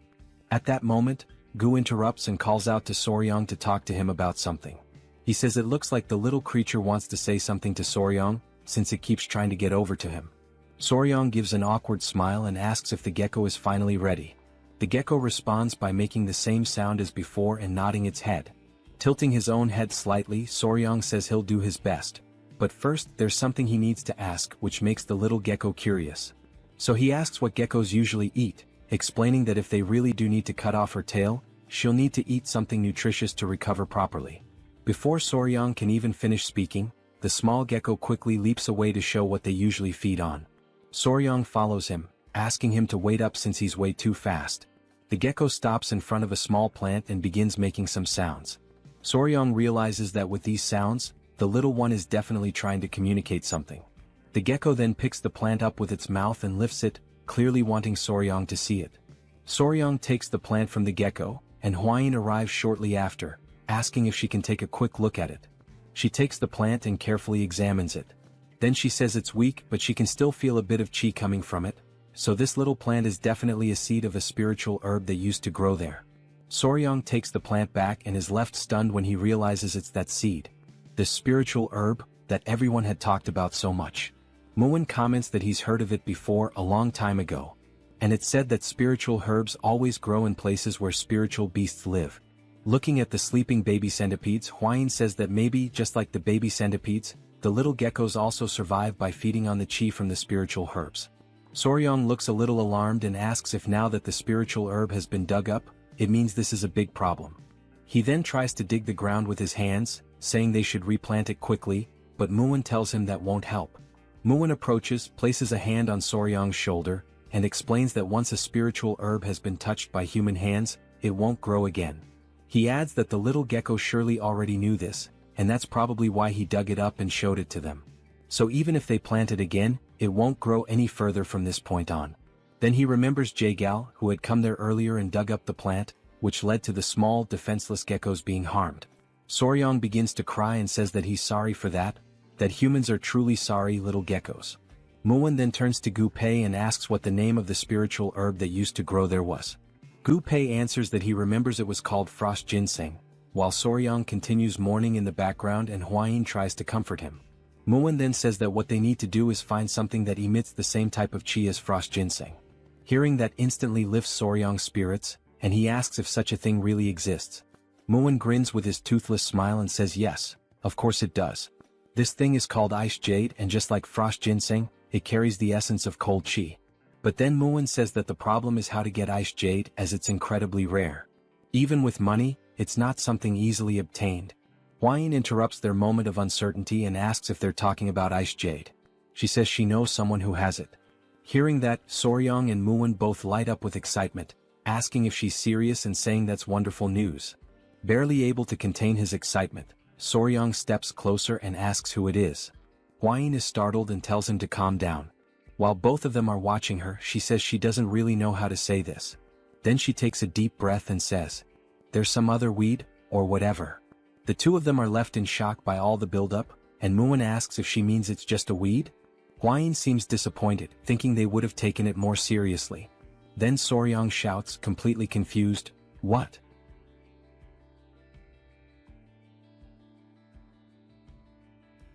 Both Soryang and Muin continue staring at her, completely shocked by this recent revelation, unable to process what they just heard.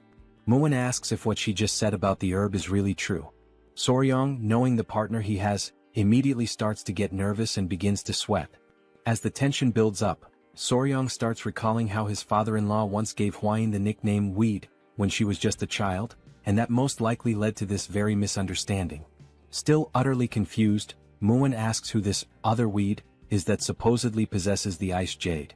But Soryong, now fully understanding what might have happened, quickly tells him to stop before the situation gets worse. However, Hwayin responds calmly and clearly, saying that it's one of the 3 flowers of Murim, the Flame Queen Peony. Her name is Seol, and she is the daughter of the Namgung clan. Hwayin mentions that from what she's heard, Seol possesses the ice jade, although she isn't completely certain about it. It's only after hearing this that Soryong and Muwon become excited again. At that moment, the fat-tailed gecko approaches and starts making noises, trying to get the attention of the young warrior. Seeing the gecko's distressed expression, Hwayin asks what the little one is saying, and Soryong responds that it seems like he's begging them to quickly treat the injured gecko. Soryong then suggests that they leave the rest of the conversation for later and focus on treating the gecko first. Hwayin agrees, pointing out that the gecko looks very anxious, so it's probably better to speed things up. With that, Soryong turns his attention to the sick gecko, who is resting on the dry leaves they had carefully placed earlier. He picks the little one up to examine it more closely and assess its condition, while the gecko's companion watches intently. Hwayin moves closer and says she heard that geckos can cut off their own tails. She asks if Soryong knows why this one waited until things got so bad. Soryong replies that she's right, geckos can do that, but not all of them. This surprises Hwayin, since she had always heard that all geckos were capable of it. So Soryong begins to explain. When a gecko detaches its own tail, the process is called autotomy. But depending on the species, the characteristics can vary.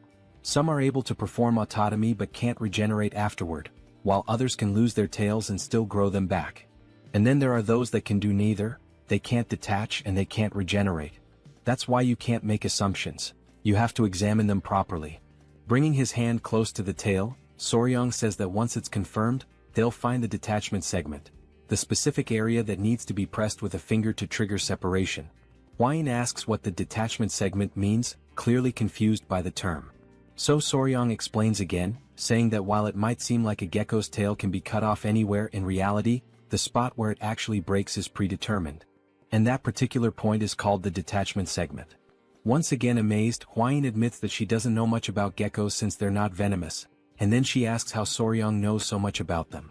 Holding the sick gecko gently in his hands, Soryong realizes that he sounded quite confident when he explained all of that, but the truth is, because the tail is already in such a deteriorated state, he's not sure if the procedure will go well.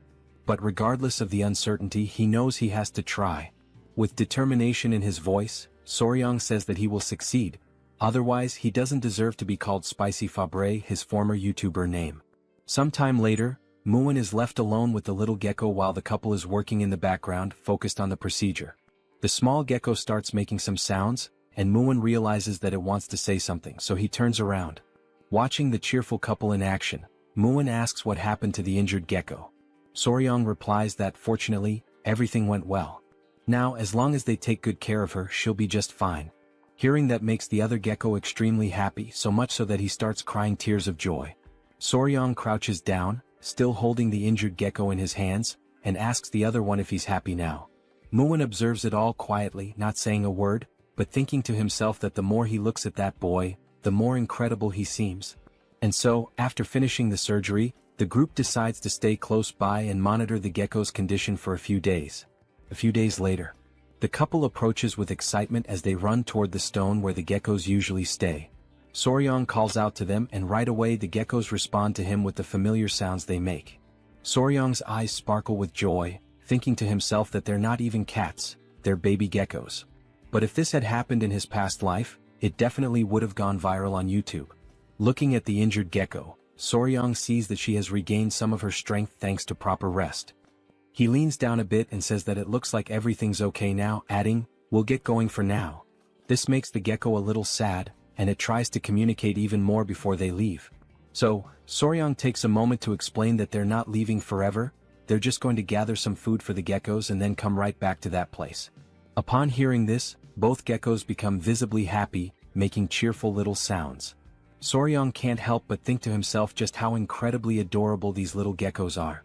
The young warrior then turns to Hwayin and says that for now that's all they needed to do here, so it's time for them to return to the Tang clan.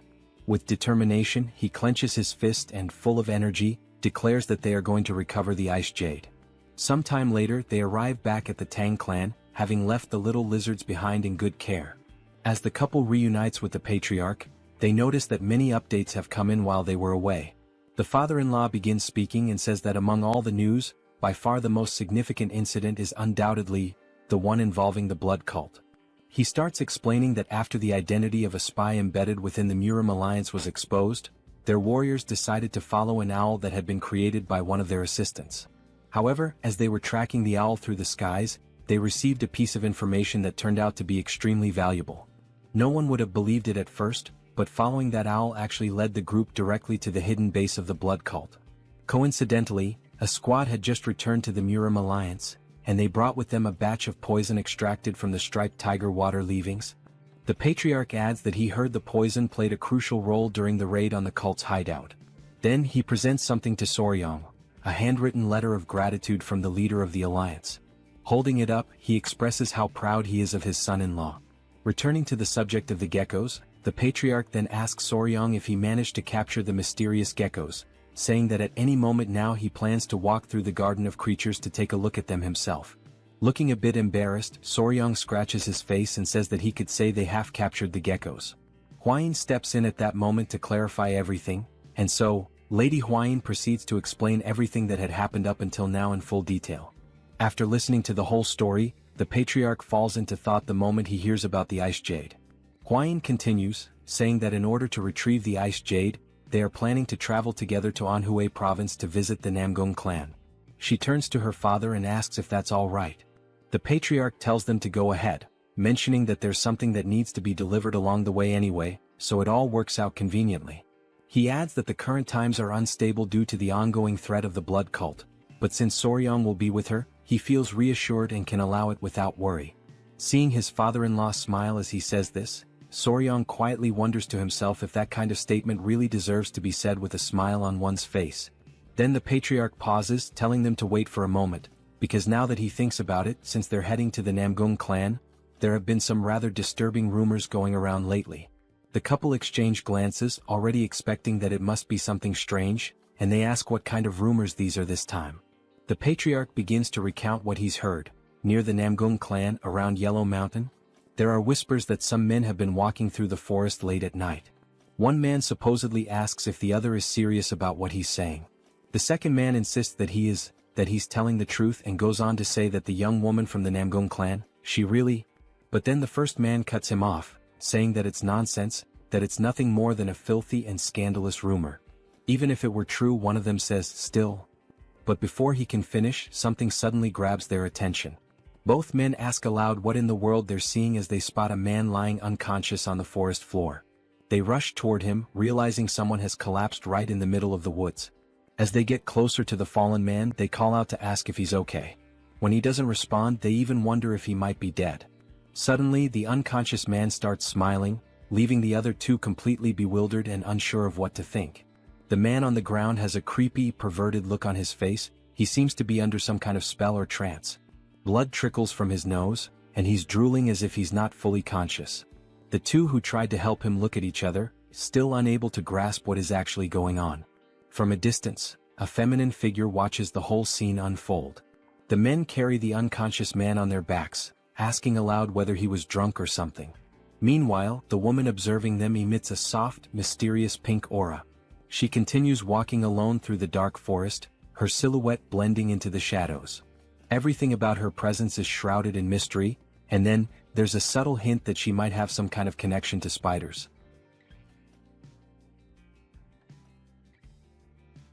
Still during that same night, a woman dressed entirely in flowing white garments remains intensely focused, emanating a concentrated chi as she firmly grips her sword, holding it poised and ready to strike at any moment. She senses deep within that this is the perfect moment she had been waiting for. Without hesitation, she unleashes a series of swift and precise strikes with her sword, so quick and forceful that they seem to slice through the very air itself, producing sharp, cutting sounds.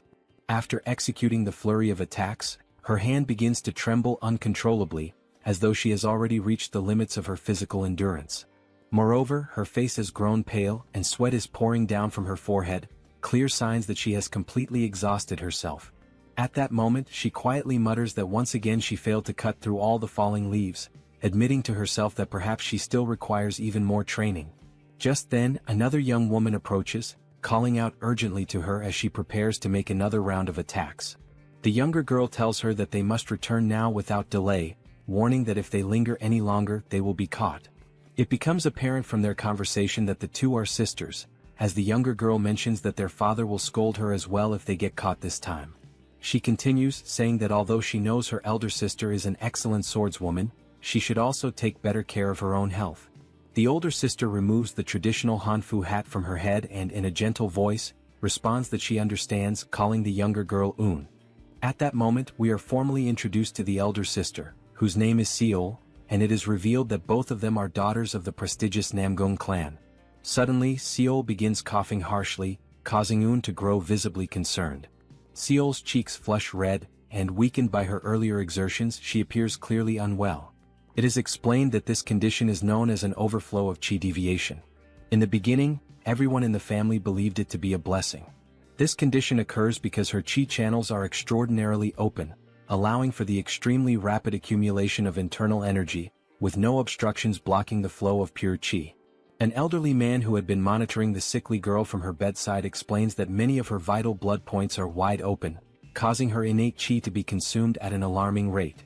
Another man, almost desperate, asks anxiously if there is any solution to her condition. The elderly man contemplates deeply before speaking again, stating that what the girl truly needs is yin energy, a strong, pure form of yin energy that must be supplied before her innate qi is completely depleted. If not, he warns gravely, her life will be tragically short-lived. Returning to the present moment, Seol is still coughing heavily, and her younger sister anxiously asks if she is truly all right. Seol, trying to smile reassuringly, insists that she is fine and suggests they head back immediately. Un, not fully convinced, hesitantly asks if she is sure about that. As they walk together under the night sky, making their way back home, Seol's gaze falls upon the lantern that Un is carrying in her small hands. Seol makes a quiet analogy in her heart.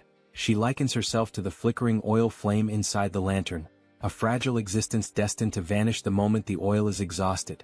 In that bittersweet realization, Seol understands that she must hurry and master at least the basics of the Emperor's sword style as quickly as possible. Lifting her eyes to the pale moon overhead, she reflects silently that under this frail body, she will simply burn away and vanish. The scene shifts to the Yangtze River, where a small boat is calmly gliding across the wide, shimmering waters. Aboard this modest vessel are Soryong, Huayin, Gu Pei, and the commander in charge of steering the boat. Gu, knowing well that Soryong has a deep love for animals, excitedly calls him over to witness something incredible, the sighting of a baiji dolphin. Soryong immediately thinks to himself that he has read about this creature somewhere before, in an old book perhaps. As they watch the rare dolphin swim gracefully through the river, a wave of excitement spreads among them. Soryong exclaims that he can hardly believe he is seeing with his own eyes a species that had once been declared extinct. Although he usually prefers insects and reptiles over mammals, even he has to admit that dolphins are truly magnificent beings. Huayin, smiling, points out that if they continue following the flow of the Yangtze River, they will soon reach Wuhan, where the headquarters of the Murim alliance is located. Soryong recalls aloud that his father-in-law's orders were to make a stop in Wuhan to deliver the keelback red-necked snake Venom. After completing that task, they will then be free to sail downstream toward Angyang, which has been designated as a safe zone. As they navigate the waters, they realize with growing excitement that at this speed, they might arrive much earlier than they had originally anticipated.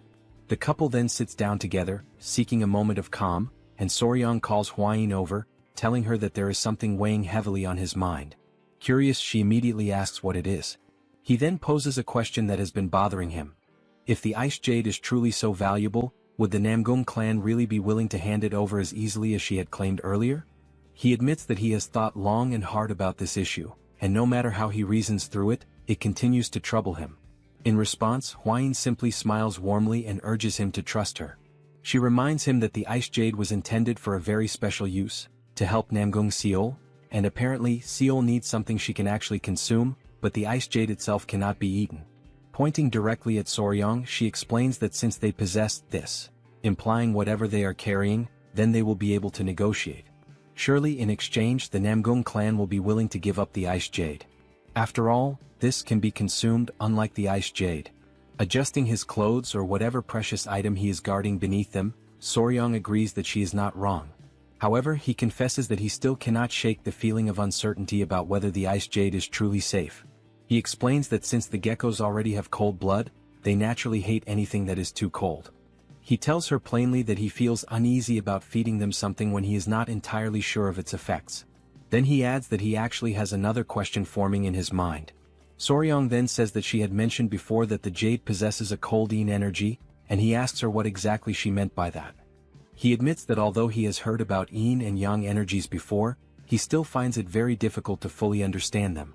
She becomes visibly excited at the opportunity to explain, knowing how important this knowledge is for martial arts cultivation, and she asks him to listen carefully and to remember everything she is about to say.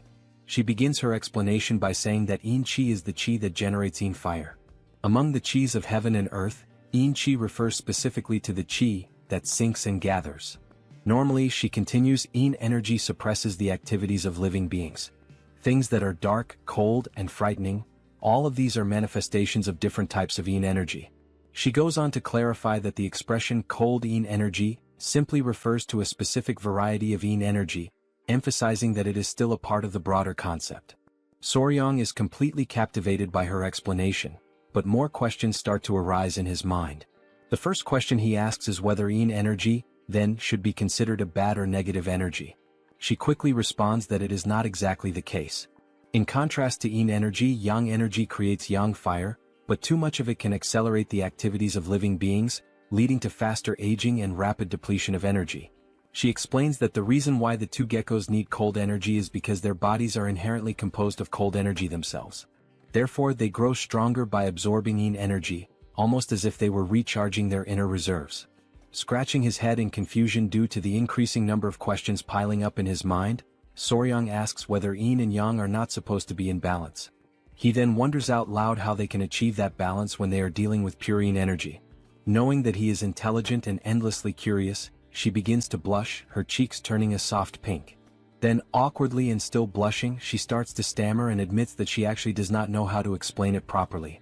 A little flustered but gathering her courage, she raises her voice slightly and says that they will figure it out together later, how to find that balance between yin and yang. Soryong also blushes slightly upon seeing her so shy, but deep down he knows that he himself has absolutely no idea how they are supposed to discover that balance either. He tries to comfort her, but just at that moment, Gu suddenly shouts loudly that they have arrived and that everyone should prepare to disembark. They have just reached Wuhan. The boat is anchored there at the bustling port. As the couple steps off the boat, Huayin immediately introduces herself as Huayin of the Tang Clan from Sichuan, and she announces that she has brought what was requested. The man who came to greet them informs them that the general is already waiting for them. As they follow the man through the streets, Soryong carefully observes everything around him, taking in the atmosphere. This is the famous Murim alliance, and it is even larger and more imposing than he had imagined. Glancing backward, he notices three figures, a group composed of two men and one woman. The woman is tugging sharply at one of the men's ears while he protests, asking her to let go. The man pleads for her to release him, calling her Sword Phoenix, and insisting that he had been just about to teach someone an important lesson. The woman sternly responds that he cannot duel against allies. The other man watching the scene, comments that indeed, their companion acted too rashly without verifying the facts first. The man whose ear is being pulled argues that he was simply trying to defend the honor of the young lady. At that moment he suddenly notices something, or someone, that captures his full attention. He immediately calls out to Huayin, using her well-known nickname, the Poisonous Flower. Huayin instantly recognizes the three individuals. The first is the Slaying Dragon, the woman is the Sword Phoenix, and the third is the Spear Dragon. Huayin remarks that it has been a long time since they last met, not since the Dragon Phoenix gathering, and she asks how they have been doing. The man, visibly excited, responds enthusiastically that it is a great occasion to see her again, the Poisonous Flower herself. Watching them interact, Soryong realizes that only those with truly exceptional skills are allowed into the Murim alliance, and that many of them earn prestigious titles like Dragon or Phoenix. All those gathered here are elite martial artists. The woman then says that there is something she would like to ask Huayin and mentions that a strange rumor has been circulating about her lately. Huayin asks if the rumor is truly about her, and the woman confirms it with a nod. The rumor, she says, is absurd, a ridiculous claim that Huayin has a lover. Hearing this, Huayin is left momentarily speechless, caught completely off guard. Soryang, overhearing the entire conversation, simply listens in silence, not uttering a single word. Lady Huayin then asks, seeking confirmation, if the rumor really is about her having a lover. The man immediately steps forward and, with visible agitation, says that all the warriors had been gossiping about it, and that he had been just about to challenge them to a duel to defend her honor. Soryang, silently observing the situation, begins to realize that this man is clearly in love with Huayin. Huayin withdraws slightly, and with a somewhat shy and embarrassed expression, she softly says that indeed, the rumor is incorrect. The man responds energetically, saying that he already knew it was false, and declares that he will now return and teach a lesson to the warrior who dared to spread such false gossip. At that moment, Huayin decides to settle the situation once and for all. She suddenly grabs Soryang firmly by the arm and pulls him close to her, taking everyone around by surprise with the suddenness of her action. She then corrects the rumor with clear and determined words, announcing that she does not have a mere lover, what she has now is a fiancé. She officially introduces Soryang as her fiancé. I personally found her action extremely cute and endearing, but judging by the expressions of the three onlookers, they certainly did not share the same opinion. All three of them stood frozen in complete shock upon hearing this unexpected revelation. The girl, wide-eyed, immediately asks if he truly is her fiancé, commenting on how young he looks. Huayin simply apologizes, saying that she should have introduced Soryang to them much earlier. Out of respect and politeness, Soryang clasps his fists together in the traditional martial salute and says that it is a pleasure to meet them, formally introducing himself as Wei Soryang. Two of the three individuals respond to the greeting, acknowledging him. Soryang begins to say that he looks forward to getting to know them better, but before he can finish his sentence, he is abruptly interrupted. When he looks forward to see what is happening, he sees the man who is clearly in love with Huayin practically engulfed in the flames of rage, glaring at him with burning eyes and demanding to know if he is truly Huayin's fiancé. The man demands confirmation of his name, asking directly if he is indeed Wei Soryang, to which Soryang calmly responds that yes, he is. Without hesitation, the man drops to one knee, but not in a friendly or honorable gesture. His aggressive and unfriendly posture causes his two companions in the background to become visibly alarmed. With a fierce expression, the man introduces himself as Yang Xianggu, the spear dragon from the Yang family of Sichuan. Still burning with fury, he calls out to the young Soryang and challenges him directly to a duel. The sudden and unexpected challenge to a duel left the couple completely stunned, as neither of them had anticipated such an impulsive and bold action. The man's companions, however, reacted with visible disappointment, as it appeared that this type of behavior was far more common for him than one might expect. Soryang, now sweating coldly with nervousness, asks for confirmation, questioning if the man truly intends to challenge him to a duel. The man, unwavering and intense, replies with a firm yes, he wants a one-on-one duel. Just at that moment, Yang Xianggu is pulled back roughly by his clothing, stopped by his own friend. Huayin grows visibly irritated at the very idea of a duel, and the other young woman also seems upset. Both of them demand that he calm down and take a moment to reconsider his actions. In the background, Soryang remains completely frozen, unsure of how to respond to the chaos unfolding around him. Suddenly, a thought crosses Soryang's mind. He remembers Muwen and the men of the Peng family. He recalls how someone had challenged him to a duel the very moment they met, and now, once again, he finds himself wondering why he keeps encountering such strange and unpredictable people. At that very moment, another figure arrives on the scene, interrupting the growing commotion and asking what all the fuss is about between those gathered there. The newcomer is none other than General Jagal, always holding his elegant fan, though this time his expression is more serious and commanding than usual. Soryang, maintaining etiquette, clasps his fists respectfully and introduces himself to General Jagal. The man with the spear also greets the general, though his greeting is noticeably more casual and lacking in proper decorum. Perhaps in response to this lack of formality, General Jagal uses his fan in an unusual way. He strikes the man's face with it in a sharp and pointed gesture. Jagal then demands to know what on earth the spear-wielding man thinks he is doing, especially with the honored guests. The man offers nothing but a quick apology in response. Opening his fan once again with a calm but knowing smile, Jagal remarks that he had been growing old while waiting for Soryang's arrival. He then formally invites Soryang to accompany him to the Celestial Martial Pavilion, where the leader of the Murim alliance is currently waiting for them. With that, the group begins to move, the couple following General Jagal and leaving Yang Xianggu behind, his conflict unresolved. This unfinished business only serves to stoke the fire of Xianggu's rage even further. Meanwhile, his friends watching quietly seem unsurprised, as if they knew something like this would happen all along. Sometime later at the Celestial Martial Pavilion, Huayin informs Soryang that she will be waiting for him for a short while in the guest hall, and Soryang acknowledges her with a simple nod and a few words. A young girl who had been standing there ready to receive them, begins giving them instructions, including the directive that the first person they must greet is the leader of the alliance. Soryang, silently and inwardly, thinks that she must be some clueless novice. Jagal seems to share a similar impression. He immediately comments that this is the girl who was brought in to replace the previous servant, who had turned out to be a spy. The girl appears visibly nervous, likely because of this high-stakes situation. Raising her voice, the young girl shouts toward the inner chamber, announcing that the general and the young warrior from the Tang clan have arrived. They soon hear a voice from within instructing them to come inside. They proceed forward slowly and carefully, and upon entering the chamber, they see the silhouette of the Murim alliance leader standing with his back to them. Once again demonstrating respect, Soryang clasps his hands and introduces himself, offering a formal greeting to the leader of the Murim alliance. The leader turns slightly, visibly impressed upon learning that this is the same Soryang he had heard so much about. He tells him to come in and says that he must be tired after such a long journey. However, as the leader looks at him more closely, something catches his attention almost instantly.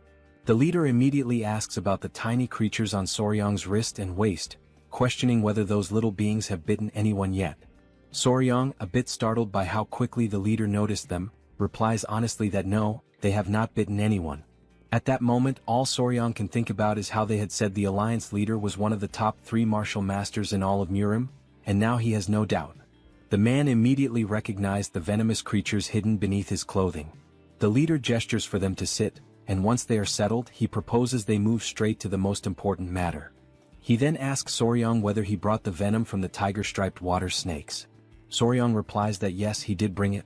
He adds that he prepared as much as he could before leaving, managing to fill 3 full bottles. Jagal, clearly impressed by the quantity, comments that he once witnessed the venom extraction process while in Sichuan, and he knows just how difficult and dangerous that task truly is. He expresses his gratitude for receiving so much. The leader then mentions that he heard Soryang became the son-in-law of the Tang clan in Sichuan, to which Soryang confirms that this information is correct. The leader asks about Soryang's family, and Soryang responds quietly that he has no family, that he is alone in this world and has no one he can truly trust. Jagal comments that he had heard the young warrior lost all of his memories in an accident. Before being taken in by the patriarch of the Tang clan, he had lived by himself on an isolated island, catching snakes and selling them to survive. The leader expresses sympathy, saying that Soryang must have lived a difficult and lonely life. Soryang scratches the back of his head and offers a slight smile, saying that perhaps he wasn't as alone as everyone thinks. The leader, seeing no reason to dwell further on the topic, shifts the conversation back to business. He says that the main reason he summoned Soryang was because the young warrior played an important role in the recent incident involving the blood cult. For that reason, the leader says he would like to grant him a reward. Soryang, caught off guard by the idea of a reward, answers honestly. He says that he already told General Jagal what he needed the last time they spoke. Jagal says that what Soryang discovered is significant. So significant, in fact, that it might ensure that those damned members of the blood cult never set foot on the Central Plains again. And because of that, what he did deserves far more than just a simple or ordinary reward. Trying to modestly decline, Soryang insists that it was something that happened entirely by chance. He explains that he simply fell into a pit while trying to save everyone, and he mentions that the gift they already offered him is more than enough. Hearing this, both the leader and General Jagal are left stunned, their eyes widening in disbelief. Rising from his chair, the leader asks if Soryang really just said that he tripped while trying to save the Tang clan. As the leader pieces everything together, he crosses his arms thoughtfully and says that he's beginning to understand why he has felt such a strange sense of familiarity with Soryang. It has just now dawned on him how alike they truly are. Hearing that they are alike leaves Soryang in utter shock, frozen in place. The leader clarifies that he's not talking about physical appearance. With a more serious tone, the leader continues, revealing that he himself lost his clan and those he loved to those bastards of the blood cult. He then speaks about how he became stronger, doing everything in his power, pushing himself to the limits, all to try and save at least one surviving member of his family. And somewhere along that path, he experienced a moment of enlightenment and achieved martial mastery. He then asks if the rumors are true. Did Soryong really throw himself at an elder of the blood cult while he was poisoned, all in an attempt to save the Tang clan? Soryong affirms that it is true. With pride in his voice, the leader says once more that they are indeed alike, just as he himself had done 30 years ago. Approaching Soryong with a steady gaze, the leader comments that given Soryong's current strength, it should have been impossible. And yet he still gave it everything he had. He acted with nothing but desperation in his heart. He places a hand on Soryong's shoulder, an intimate and symbolic gesture, as if the two now share a bond that goes beyond words. He then announces that as a reward he will grant Soryong his unique martial technique, one that he alone possesses, called the Iron Coffer technique. Both Soryong and Jae-gal are left dumbfounded by what they just heard, unable to immediately process the gravity of such a gift. The leader explains that he has never accepted a disciple before. When he dies, this technique would have disappeared along with him. But now it won't. He adds that he has no intention of taking on the role of a formal master, so the Tang clan need not worry about any kind of mentorship arrangement. Soryong still finds it difficult to believe the words he's hearing. It almost doesn't feel real. A bit overwhelmed but also clearly excited, Soryong expresses his gratitude and promises that he will make sure never to bring shame to the leader's great name. Smiling with his arms now crossed, the leader replies that it's good to hear and that he'll count on the young warrior. Later, as night falls, Soryong is seen walking while carrying a very heavy book in his arms. He can only think about how unbelievable it is that the leader of the alliance actually granted him his personal martial technique. He remembers how Jae-gal instructed him to keep this a secret from everyone, except for the elders of the Tang clan, because if this information spreads, it could easily make Soryong a target of the blood cult. While walking and thinking about returning to the guest hall, because if he tells Hwayin what he received, she'll likely be overjoyed, someone suddenly calls out to him from behind.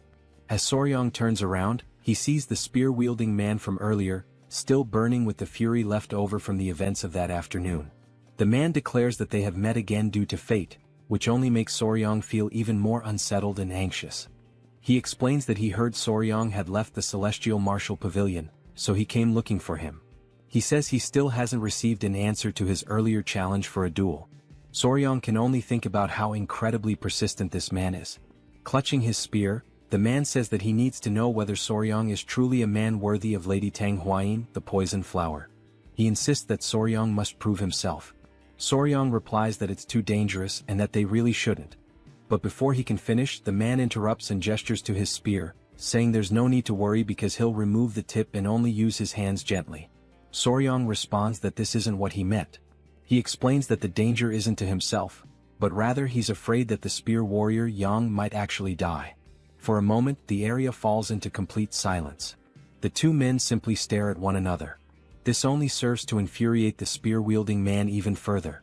Grabbing Soryong by the collar, he demands that Soryong repeat what he just said. At that moment, something completely unexpected happens. The three tiny centipedes leap from Soryong's body, instantly preparing to attack the man. But Soryong quickly reacts, managing to hold them back. He tells them that everything is fine, that he is not in danger, and pleads with them not to attack the man. The man, now breathless and clearly terrified, is left wondering what the hell those creatures even are. After partially calming the tiny centipedes, Soryong apologizes to the warrior Yang. While the man remains on the ground, still shaken with fear, Soryong states that this is exactly what he meant. It really is too dangerous. Soryong steps closer to him and kneels down. The man's breathing grows heavier with each passing second. Then, with a devilish expression on his face, and the centipede still wriggling ominously, Soryong places a hand on the man's shoulder and says that he has just spared his life, for now. After that bold declaration, the man is left completely speechless, unable to process what just happened. Only then does he truly realize that this is no joke. If Soryong had not intervened in time, he would genuinely be dead. It finally dawns on him that Soryong is, in fact, a terrifying man. In his mind, Soryong appears more like a monstrous figure than a mere human. As Soryong checks if the man is okay, someone else arrives at that very moment. It is Hwayin calling out to both of them, her voice carrying an intimidating aura that sends shivers down Soryong's spine. With a murderous intent evident in her tone, Huayin demands to know if the dragon spear wasn't once again trying to cause trouble for Soryang. Realizing the dangerous path this could take, Soryang quickly makes up a story, saying it was just a misunderstanding. He lies, claiming that he got lost and that the dragon spear showed up to guide him back. Huayin, still suspicious, asks if that's really the truth, and then questions why the tiny centipede seems so lively and animated. Trying to reinforce his story, Soryang places one of the centipedes on the dragon spear's head and explains that they were simply talking about the centipedes. He goes on to say that he jokingly asked the dragon spear to release a bit of killing intent as part of their playful conversation, and things ended up like this. Continuing his improvisation, Soryang insists that it was just a harmless prank, but it seems like the dragon spear genuinely got scared. The man, still visibly shaken, gets up and awkwardly agrees with Soryang's fabricated version of events. Although Huayin doesn't seem entirely convinced, she remains silent, merely observing them. Then she thanks the dragon spear for guiding Soryang and calls the young warrior to return to the guest hall. Soryang quickly dashes to follow Huayin, leaving the man behind, still in shock and disbelief. With a long, deep sigh, the man can only think about how that situation almost escalated into a far greater disaster. While running, Soryang calls out to the dragon spear and reminds him that he has saved his life twice now. This comment leaves the spear-wielding man even more bewildered, struggling to process the events. The next morning arrives. The couple, along with Gu Pei, are already prepared to set out on their journey. Huayin bids farewell to the group, saying that she has matters to attend to and they must leave now. She adds that it was a pleasure to see them again. The young woman also expresses her gratitude and tells them to be careful on their travels. As the couple turns to leave, the girl calls out to Soryang, asking him to wait for a moment. She then pushes the dragon spear forward, clearly forcing him to say a proper goodbye, as if trying to make him apologize sincerely. The girl explains that she heard everything from that idiot the night before and thanks Soryang for his generosity as a young warrior.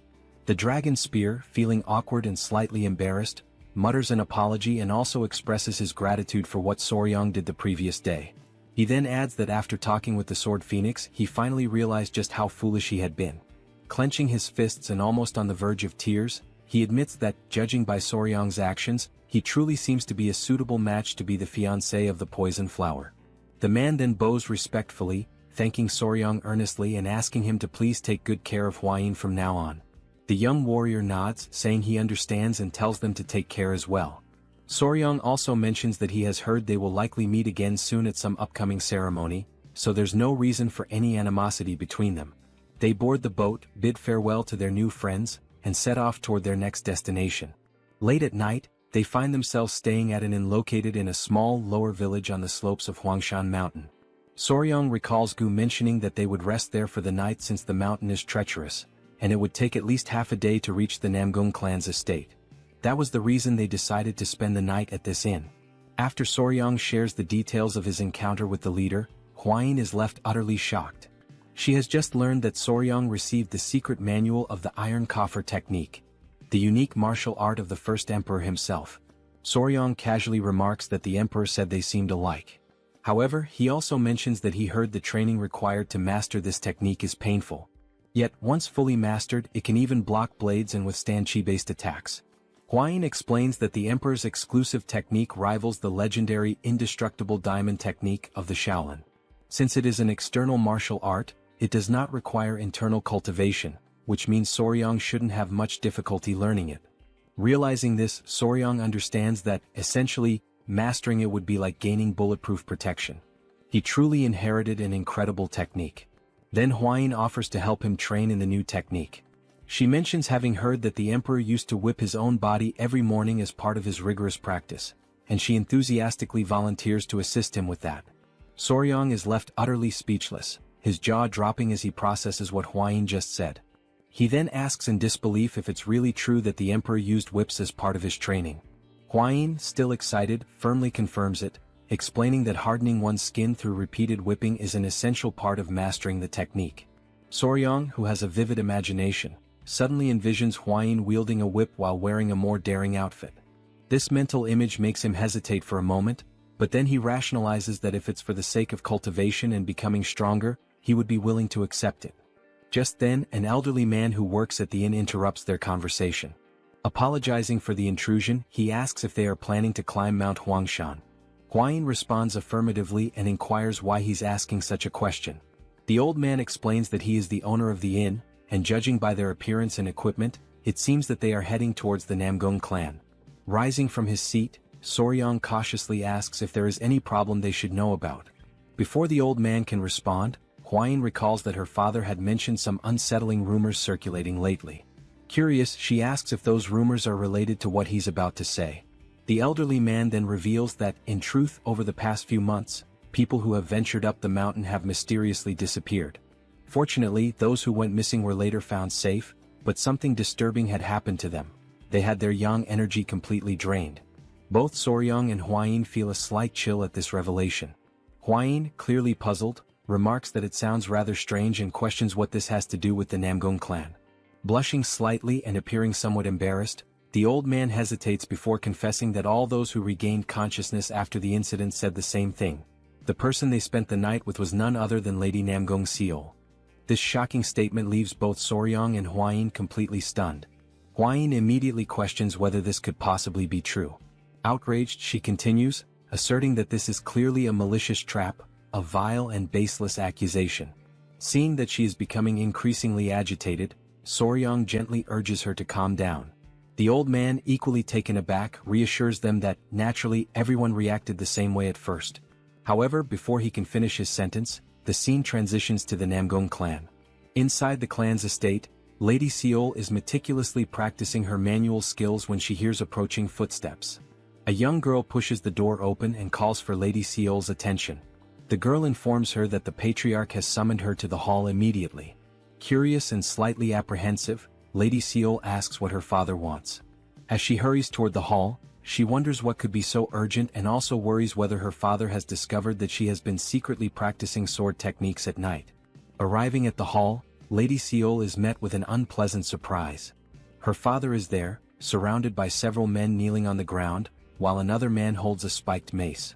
The patriarch gestures for her to come closer, and Lady Seol hesitantly steps forward, questioning the meaning of this gathering. The patriarch commands the kneeling men to lift their heads and look at her, instructing them to say whether the woman they saw was indeed his daughter. The trembling men, filled with fear, profusely apologize to the elder, some even breaking into tears. Annoyed by their hesitation, the patriarch firmly demands that they speak the truth at once. Turning his attention to Lady Seol, the patriarch pointedly asks if she has been sneaking out to the mountain at night. Stunned, she remains silent, unsure of how to respond. He presses on, stating that these men claim she drained their yang energy. Lady Seol, completely taken aback, repeats the accusation, trying to comprehend how such a rumor even started. Frustrated by her silence, the elder insists that she speak up and give a clear answer immediately. Finally gathering her thoughts, Lady Seol admits that it is true she has been training with the sword on the mountain recently, but she swears that aside from her training sessions, she has done nothing else. The patriarch shifts his gaze back to the men, stating that his daughter has declared her innocence, and therefore they must present concrete evidence to support their accusations. One of the men, clearly fearful for his life, insists that they only reported what they saw with their own eyes and had no intention of disrespecting the young lady. Another man, his voice quivering, suggests that maybe they all went mad or were possessed by spirits, as nothing else could explain their experience. Realizing the dangerous implications of their statements, one of the men nervously backtracks, admitting that it might indeed have been some sort of hallucination. Then, one of the men hesitantly mentions something peculiar, a distinguishing mark. The patriarch, curious, demands more details, asking what kind of mark he is referring to. With great reluctance, the man explains that the woman they saw had a mole on her chest, pointing to the approximate location. The patriarch, increasingly skeptical, calls the claim absurd and immediately questions Lady Seol to see if there's any truth to it. This unexpected accusation leaves Lady Seol in utter shock, her mind racing with confusion and disbelief. For a few moments she is completely paralyzed by the implication. Her father, growing increasingly irritated, raises his voice, demanding to know whether she truly dared to do something so reckless and dishonorable. In her mind, Lady Seol desperately searches for an explanation, bewildered by how such a situation could have come to pass. The next morning the couple is walking together, and Huayin seems to be in a somewhat gloomy mood. It's quite evident from her expression that something has deeply bothered her. Soryong, noticing her demeanor, moves closer and gently asks if she is still upset about the story the innkeeper told them. She quickly denies it, but Soryong knows she is not good at lying, and her reaction only confirms his suspicions. Suddenly Hwayin stops walking, her frustration finally breaking through. She vents her anger, firmly stating that the idea of Lady Namgung draining the yang qi from men in the middle of the night is an absolutely absurd and ridiculous rumor. Soryong can clearly see that she is deeply irritated and tries to think of a way to calm her down. Realizing that her anger is getting the better of her, Hwayin takes a deep breath, visibly trying to regain her composure.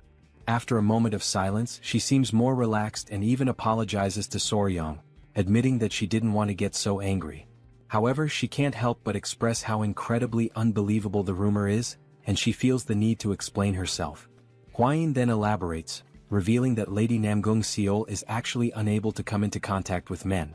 Soryong, taken aback by this unexpected revelation, listens attentively as Hwayin continues. She explains that Seol suffers from a condition where, without sufficient yin energy, her life would be significantly shortened. Consequently, yang energy acts almost like a poison to her, making it unimaginable that Seol would be involved in any nightly escapades with men. Being so careful around men, the thought of her doing such things night after night is simply inconceivable. Soryong, after hearing this, can't help but associate the whole story with tales of fantasy heroines. The entire situation seems too bizarre to be true. As they finish discussing, they finally arrive at the Namgung family palace after climbing the mountain together with Gu. One of the guards stationed at the entrance stops them, asking why they have come to the Namgung family estate. Hwayin subtly leans towards Soryong and whispers that the atmosphere within the Namgung family seems tense. She warns that if they mention they are there to see Lady Seol, they might be turned away. Understanding the delicate situation, Soryong quickly thinks of something plausible to say. Raising a finger for emphasis, he confidently states that they are there on business and have come to make a deal. The guard, somewhat puzzled, doesn't quite grasp what Soryong means. Hwayin, equally confused, asks Soryong what he is talking about. Just then, someone from inside the estate opens the gate and demands to know what all the noise and confusion are about. The couple realizes that they might be in a bit of trouble.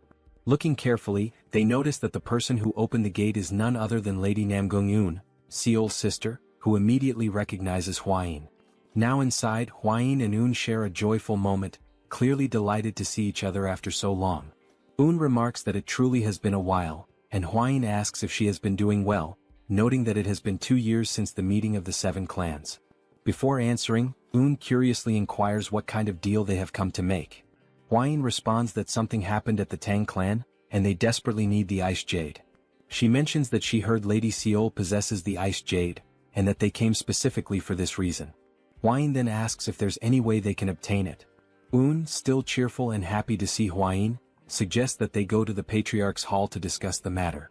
She explains that it would be better to speak with her father, as he would surely be pleased to see Hwayin again. As they head that way, Hwayin nudges Soryong and mentions that they also brought something to offer in exchange for the Ice Jade. Curious, Eun asks what exactly they intend to trade. Sometime later, now in the Patriarch's hall, the atmosphere turns more serious. After explaining their purpose, the Patriarch raises his voice in disbelief, asking if it is true that they brought an elixir containing cold qi. The couple nods in agreement, and Hwayin prompts Soryong to take out the elixir from his clothes. Placing it on the table, the Patriarch examines it with growing astonishment. Holding the cold qi elixir close, he asks if he can inspect it more thoroughly. Soryong agrees, explaining that he kept it carefully protected inside his clothing during the journey, hoping it would be deemed valuable enough to secure the exchange. After a careful examination, the Patriarch marvels at the elixir's purity, remarking that it is remarkably high quality and that, with it, Seol could live at least 10 more years. Eun, equally intrigued, asks if it truly is that amazing. Feeling a sense of relief, the couple is overjoyed when the Patriarch agrees to trade the Ice Jade, recognizing the elixir's immense value. However, the Patriarch then notices something peculiar within the crystal of the elixir and questions what it might be. Soryong, caught off guard, apologizes and firmly states that he cannot disclose what it is. Understanding the need for secrecy, the Patriarch nods, acknowledging that revealing the nature of the object might inadvertently give away its origin. Soryong expresses his gratitude for the Patriarch's understanding. At that moment, Soryong recalls that, in reality, the reason for his secrecy isn't just about the origin. It takes him back to a time when he was walking with the great Patriarch. Soryong was walking and every now and then he would complain about how cold it was. The great patriarch, noticing his discomfort, asked him what was wrong. In response, Soryong took out from within his clothes the object that was causing the cold, revealing it to be a tail. Showing it to the great patriarch, Soryong explained that there was something peculiar about it. It looked like ice crystal forming on the tail of the gecko he had kept as a keepsake. Intrigued, the great patriarch carefully examined it and remarked that it possessed an incredible cold chi energy. He acknowledged that it could indeed be a valuable material for practitioners who had mastered ice techniques or cold chi martial arts. Soryong could only think that perhaps geckos stored nutrients in their tails, and in this case it turned out to be cold chi. Realizing its potential worth, the great patriarch asked if Soryong wanted to try transforming it into an elixir. Returning to the present, Soryong decides that it is not worth mentioning the shriveled gecko tail. The patriarch, still enthusiastic, instructs Un to inform her sister to exchange the elixir for the ice jade. He then suggests that the guests should rest, as he intends to prepare a celebration to welcome the guests from the Tang clan. Curious, he asks if Hwayin is close to Seol and she confirms that she is. The patriarch continues, explaining that his daughter Seol has recently been through something distressing, and perhaps Hwayin's presence could help comfort her during their stay. Un then offers to guide the couple to the guest residence, and the patriarch entrusts this task to her. As they walk, Un mentions that thanks to Hwayin, her father's mood has improved somewhat, as in recent days, it felt as if they were walking on thin ice. To clarify, Hwayin cautiously asks if something happened to Lady Seol. Hwayin then shares that she has heard some troubling rumors and admits that she has been worried. Un, a bit disappointed, asks if Hwayin really heard about the rumors. With a hint of frustration, Un confesses that she doesn't believe Seol would do something like that, but unfortunately, they haven't been able to find any clues to prove her innocence.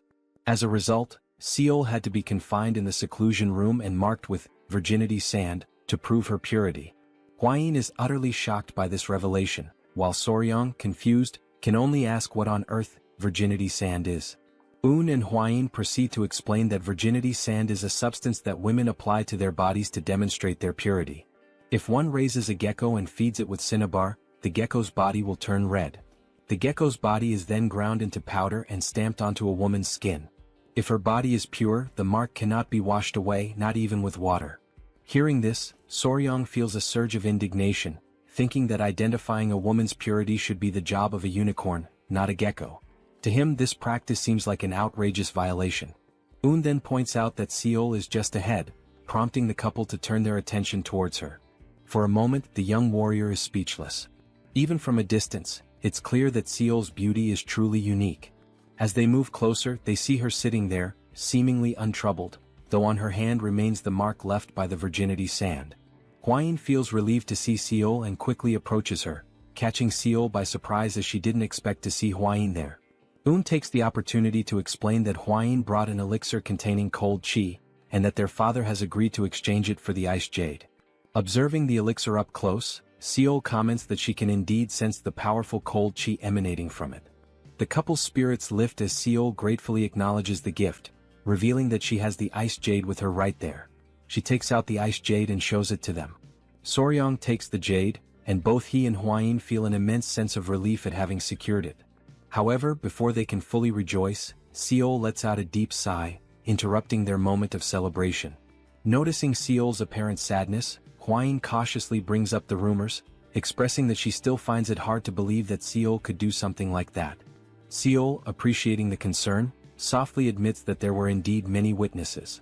She wonders aloud what exactly those people saw and, more puzzlingly, how they knew about the location of her mole. The young warrior's eyes light up with a sudden spark of excitement, as he is now convinced that this must be a truly mysterious case. An enthusiastic grin spreads across his face, and he can't help but burst into hearty laughter. Seeing this unexpected reaction, Hwayin looks at him with concern and asks if he is feeling all right. Quickly shifting his expression to one of confident seriousness, Soryong proudly declares that he is an expert in such matters. In fact, he even goes as far as to claim that in his past life, he was famously known as Sherlock Fabre when it came to solving cases like this. Then, seemingly out of nowhere, Soryong asks Seol if she has ever bathed alone in a pond or river at night. The sudden and random nature of the question leaves all the girls puzzled, unsure of where this line of reasoning is leading. Hwayin tries to make sense of it and cautiously suggests that maybe, in doing so, someone might have spied on Seol. However, Seol shakes her head and confidently states that she has never washed her body outside the house. Even if someone had seen her, they would have no reason to spread such malicious rumors. After all, even the people living in the lower parts of the mountain are considered family to her. Upon hearing this explanation, Soryong realizes that his deduction was completely off the mark, and a heavy sense of disappointment settles over him. His enthusiasm drains away as he contemplates his failed reasoning. Hwayin, on the other hand, suddenly appears thoughtful, as if an idea has just struck her. She confidently says that maybe she has figured something out and asks if there could be another, more plausible explanation for this entire situation. Still sitting on the ground and lamenting his lack of deductive prowess, Soryong lifts his head and notices that Hwayin is speaking with a renewed sense of determination. It seems she might have a clearer idea of what could have actually happened. Hwayin begins to create an air of suspense, building up the moment with dramatic mystery, leaving everyone tense and curious. Then, with a serious tone, she finally reveals that the most likely identity of the culprit is a ghost. Hearing such a declaration leaves the two sisters wondering, exchanging uncertain glances as they question whether it really could be a ghost. Soryong is left speechless, completely stunned, his mouth slightly agape, as he had been expecting her to say something far more profound and grounded. Instead, she comes up with the idea of ghost.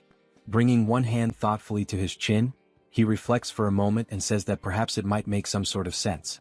He then remembers that he once encountered the ghost of the centipede in a dream after it had died, so perhaps believing in such a thing isn't entirely absurd. Turning to Seol, Soryong calls her name and asks if she has touched or done anything unusual recently, something strange or out of the ordinary.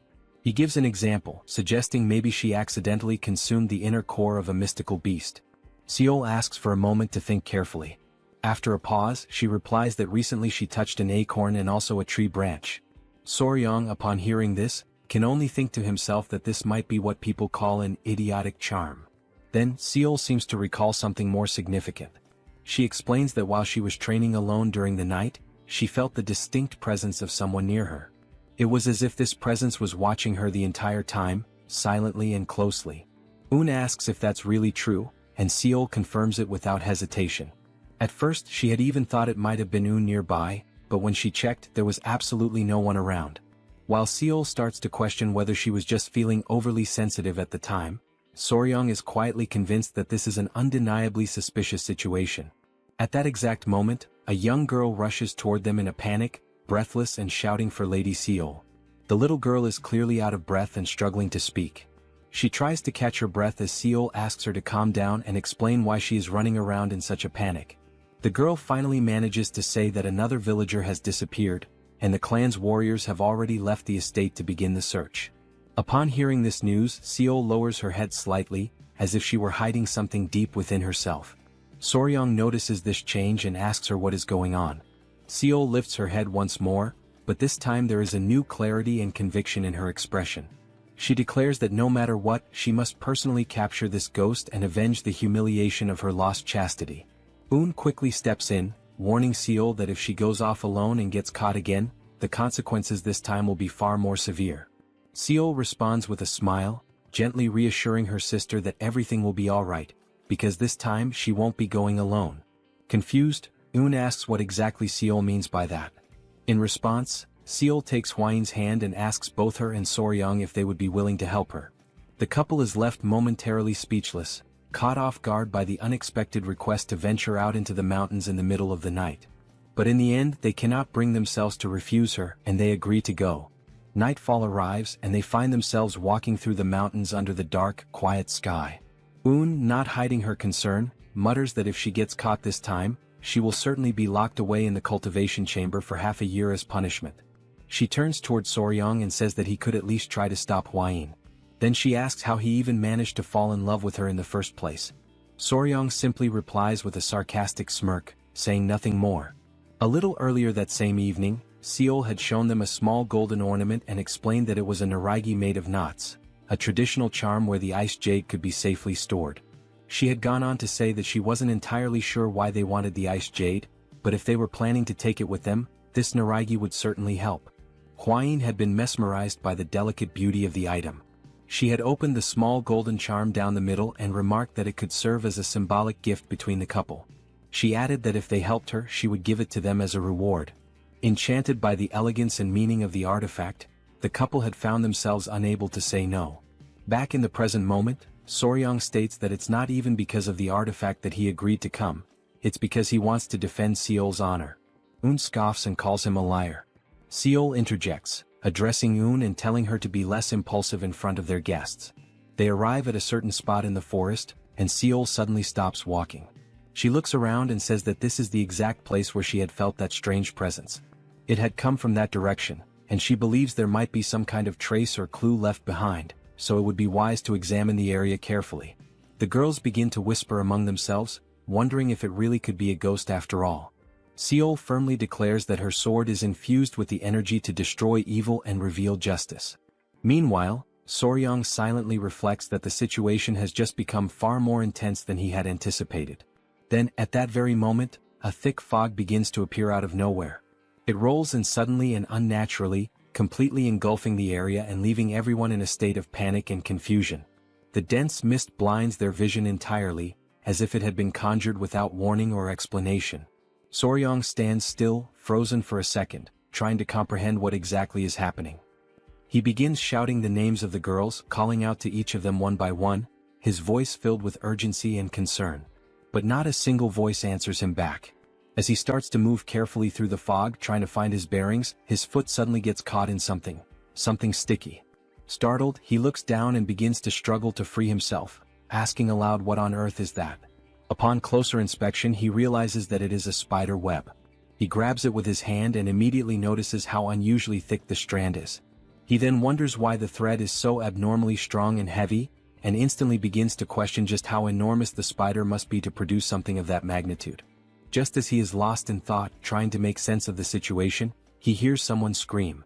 His ears instantly recognize the voice. It is Lady Un. Uncertain of what to do next but desperate to act, Soryang quickly summons 2 baby centipedes. He crouches and asks them if they can locate their mother, Hwain. The tiny centipedes jump up with energy, and Soryang instructs them to find and protect Hwain without delay. With that, Soryang starts to run in the direction from which he heard Un's voice, calling out to her, urging her to respond. As he keeps moving forward, he gradually realizes that he is getting deeper and deeper into the forest, farther away from where they began. Soryang, being someone knowledgeable in these matters, reflects on a basic principle about spiders. He knows there are generally 2 types, the sedentary ones and the wandering ones. The sedentary spiders like to stay in their nests or homes, while the wandering ones tend to roam and explore. However, in either case, no spider spins flat webs laid out along the ground like this. That means, whatever kind of spider this is, it is definitely not a normal one. He soon notices that the fog is beginning to lift slightly, the visibility improving just a bit. He says to himself that he needs to hurry up and find the girls before something worse happens. But then he suddenly stops running. In front of him, every single tree is covered in spider webs, woven thickly between branches and trunks, forming a ghostly maze of silken traps. Now walking slowly and cautiously, he looks around and asks himself what in the world all of this could possibly be. He lifts his gaze upward, and what he sees there, high above him, is something he never expected. It is Lady Un, suspended and entangled in spider webs, stuck to the side of a tree. She appears to be unconscious, her body limp and unresponsive. Just then, a strange and eerie sound catches his attention, something moving nearby. Emerging from the mist, he sees a woman sitting atop a gigantic spider, a creature so massive and unnatural that it radiates a terrifying aura. The woman lets out a chilling, almost gleeful laugh that echoes across the webbed forest. As he focuses his eyes more clearly, Soryang sees the woman's face, and he is taken aback. She looks strikingly similar to Seol. She is sitting proudly and ominously on the back of a ground spider, her entire presence sending a shiver down his spine. Soryang stands completely paralyzed, overtaken by sheer shock, unable to tear his eyes away from the bizarre and unsettling scene unfolding right in front of him. The woman sitting atop the massive spider grins with twisted delight, her smile dark and malicious. She calls him a bastard, making it clear that she recognizes exactly who he is. His eyes widen with unease, and sweat begins to drip down his face as tension rises within him. Despite the insult, he remains strangely unfazed, his attention drawn instead to something peculiar. He suddenly notices that the spider she is riding on is a type of terrestrial creature he has never encountered before in his life. As they continue to stare each other down, locked in this eerie confrontation, Soryang carefully observes that the spider is weaving its web on the ground rather than suspending it in the air, an unusual trait that confirms beyond any doubt that this is indeed a new species, unfamiliar and possibly undiscovered.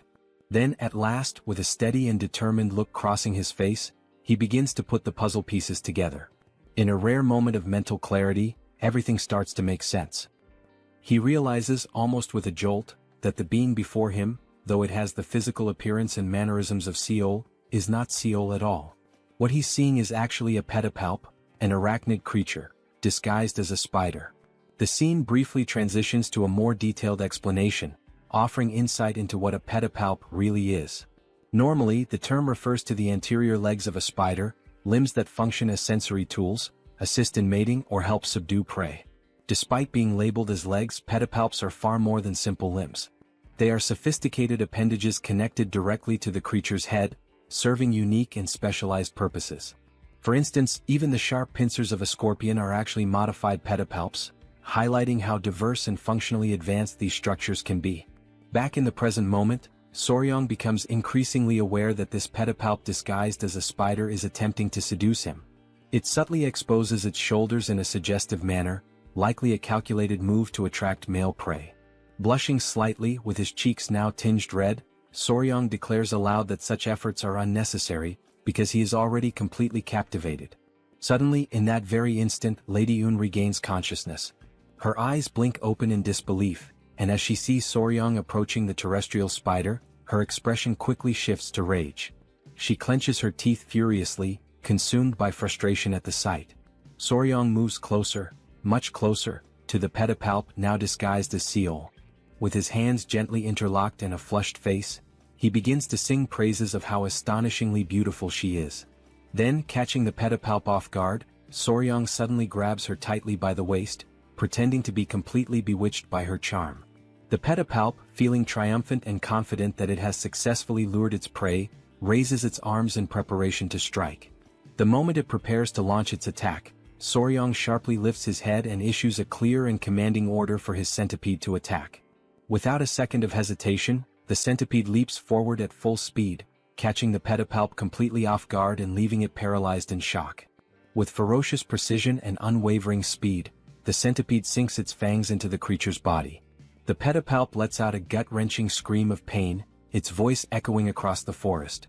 While it writhes in agony, Soryang calls his loyal centipede back, and it immediately jumps into his arms, returning to him without delay. Screaming in pain, the pedipalp feels its strength slipping away rapidly, its breath becoming shallow and erratic. It places one hand instinctively over the site of the injury, trying in vain to contain the damage. Soryang, eyes wide open and lips slightly parted, watches from a safe distance as the creature's body slowly collapses to the ground in defeat. Realizing that the pedipalp is now unconscious, he tells the centipede that he will move closer to inspect it. Cautiously, with a stick in hand, Soryang approaches and gently pokes the massive spider. Based on its lack of reaction, he deduces that the centipede's venom is keeping the creature immobilized for now, its toxins apparently effective on arthropods. However, considering the spider's colossal size, he believes it won't remain unconscious for long and will likely recover soon. With a calm and almost tender gesture, he runs his hand softly along the spider's thick, bristled body, whispering a quiet plea for it not to be angry. He assures her that what he has done was necessary to protect her from being killed by the frightened villagers.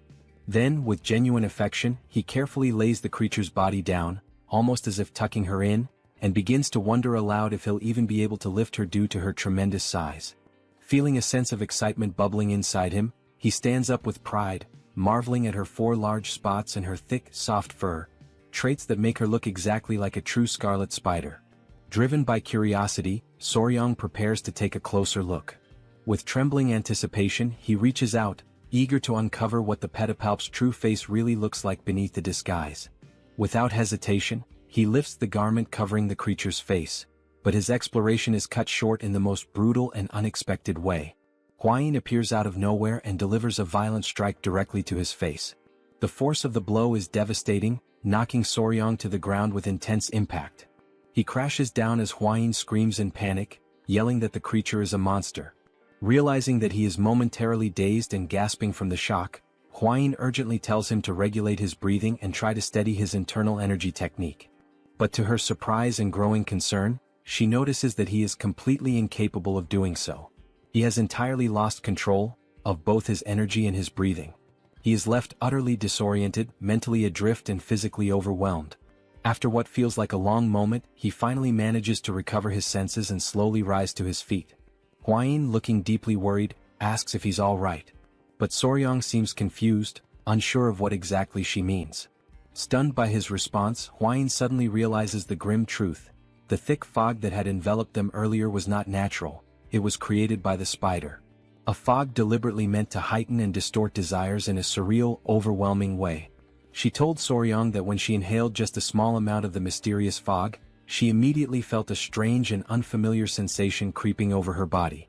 She had to summon her power and channel it with great focus in order to expel whatever it was that she had breathed in. Only after doing so was she finally able to escape from that place. On the other hand, Soryang stated, with a calm and almost puzzled demeanor, that he had not felt anything at all. With one hand resting under his chin and his lips slightly parted in contemplation, Soryang begins to reflect. It suddenly dawns on him that the villagers who had been pretending, or perhaps truly believing, they were possessed, were likely behaving that way because of the effects of the fog. Silently, within his own thoughts, he questions whether this strange mist might actually be some kind of pheromone emitted by the spider. Shortly afterward, Huayin becomes visibly upset as she watches Soryang gently stroke the spider, his hands running carefully across its body, all while speaking to it in a soft voice about the origin of the fog and its unusually large size. Time passes and the couple remains in the forest, lingering together in that strange and tense environment. Eventually Huayin, her cheeks tinged with embarrassment, gathers her courage and apologizes to Soryang. She admits that for a while she genuinely believed he had fallen under the spider's seductive spell. Embracing the spider with visible tenderness and affection, Soryang explains that all he was trying to do was uncover the creature's true form, to understand what lay beneath the disguise. Huayin nods, saying that she understands now, but her emotions quickly shift. With a burst of frustration, she yells at him to stop hugging the spider. Moments later, Huayin appears startled. Her eyes widen as she expresses an odd sensation. She feels as though there's something important she's supposed to remember, something lingering at the edge of her memory, but she just can't grasp it. She confesses that she still hasn't memorized all the known venomous creatures. Meanwhile, Soryang remains trapped in his own uncertainty, still trying to understand what exactly is causing such deep frustration and agitation within Huayin. Suddenly, something grabs both of their attention. A faint but unmistakable sound rises in the stillness of the forest. Soryang immediately turns toward the spider, wondering aloud whether it could be the source of the strange noise. With his mouth open and his expression full of suspicion, he finally realizes that the sound is not coming from the spider, it's coming from behind him. It is Un. Still tied to the tree, she is the one producing the sound. Without hesitation, Soryang calls out, admitting that in the midst of all the chaos and confusion, he had completely forgotten about her. Now, with Un lying on the ground, the couple stands over her, unsure of what to do to wake her. They soon notice that Un is still breathing, albeit with difficulty, which brings them a small measure of relief. It means that she is not dead but only temporarily paralyzed. Time continues to pass and the dense fog around them thickens, sinking even lower into the forest floor. The strange atmosphere compels Huayin and Soryang to resume their search for Seol. But just before they leave, Soryang announces that there is something he must do first. His tone piques Huayin's curiosity. He then begins using the spider's own silk to tie it up carefully, wrapping it methodically while holding the other end of the binding securely in his hand. Before long, Soryang starts dragging the large creature along behind him, telling Huayin that he intends to take it back to the clan. He believes it is not just any ordinary venomous beast, and therefore should not be treated like one. Suddenly, a scream cuts through the air, and Huayin immediately spins around, alarmed and tense. It is Seol, her voice hoarse but forceful, calling out to her sister with every last ounce of strength she can muster. The fury in her voice is unmistakable, and it freezes both Soryang and Huayin in place, leaving them momentarily paralyzed, unsure how to react. Seol continues shouting, declaring that the creature has dishonored her, and vowing that she will never allow it to do the same to her sister. Without hesitation, she draws her sword, her determination carved into every movement. Her eyes blaze with resolve and she prepares herself to strike. At that exact moment, Soryang cries out desperately, begging her to wait, just for a single second. But nothing could stop her now.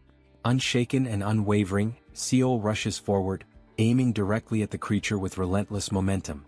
In a flash of motion, Soryang throws himself in front of the creature, spreading his arms wide open in a protective gesture, trying with everything he has to block her attack. Seol, still unwilling to stop, points her sword at him, ready to strike, and commands him to move aside. But Soryang stands firm. He doesn't move an inch. With clear conviction in his voice, he declares that he will not move under any circumstances. Remaining solid and unyielding, he points to himself and states that he is the one who captured the creature. Therefore it now belongs to him. Hwain's eyes go wide, stunned and speechless at the gravity of what he just said. Then Soryang's expression hardens. He clenches his fists tightly, bracing himself for whatever may come next, ready to face any threat head-on. At that moment, a sinister and intense aura begins to radiate from Seol. Her eyes gleam with burning fury and her voice, dripping with hatred, demands that he repeat himself. She wants to hear it again to be absolutely sure she hadn't misheard. Soryang continued staring directly at Seol. Once again, Seol demanded that he repeat what he had just said, if he had the courage to do so. In Soryang's mind, the memory of the gecko with the poisonous chant resurfaced, one that Seol had already killed before. He wondered, filled with indignation, if now she also intended to kill the spider. At that moment, Hwain suddenly shouted, urging Lady Seol to wait before doing anything drastic. She firmly stated that Un was only paralyzed, not dead. Upon hearing those words, Seol froze in shock as the realization struck her that her sister was still alive.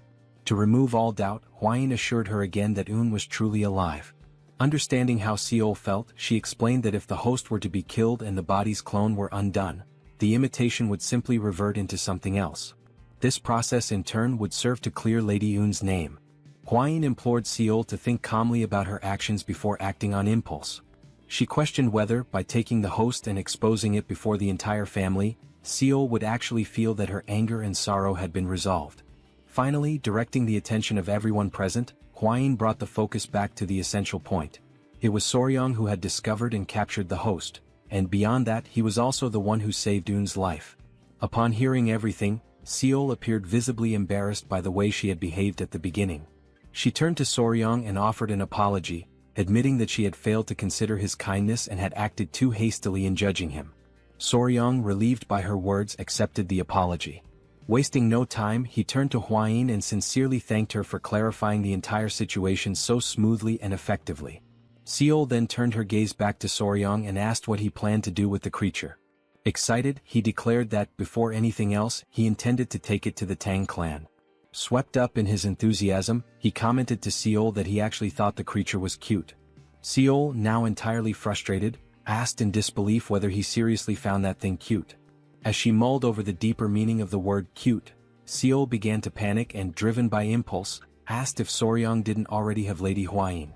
Hwain let out a sigh upon hearing the question and replied that Seol was completely misinterpreting Soryang's words. Annoyed, Soryang clarified that he had referred to the spider as being cute, not in the sense of it being charming like a person, but because it was red, covered in soft fur, and had unique abilities. Seol tried to understand, though she still appeared somewhat skeptical. At that moment, Soryang looked at both of them with curiosity and asked what exactly they had been discussing. Flustered, both women quickly replied that it was nothing important. With the break of dawn, the spider and Lady Un were safely escorted back to the Namgung family. As soon as the Namgung patriarch laid eyes on the creature, he immediately drew his sword, consumed by fury at the thought that the creature had stolen his daughter's appearance and dishonored her in the process. Soryang, realizing the danger, pleaded with him to remain calm.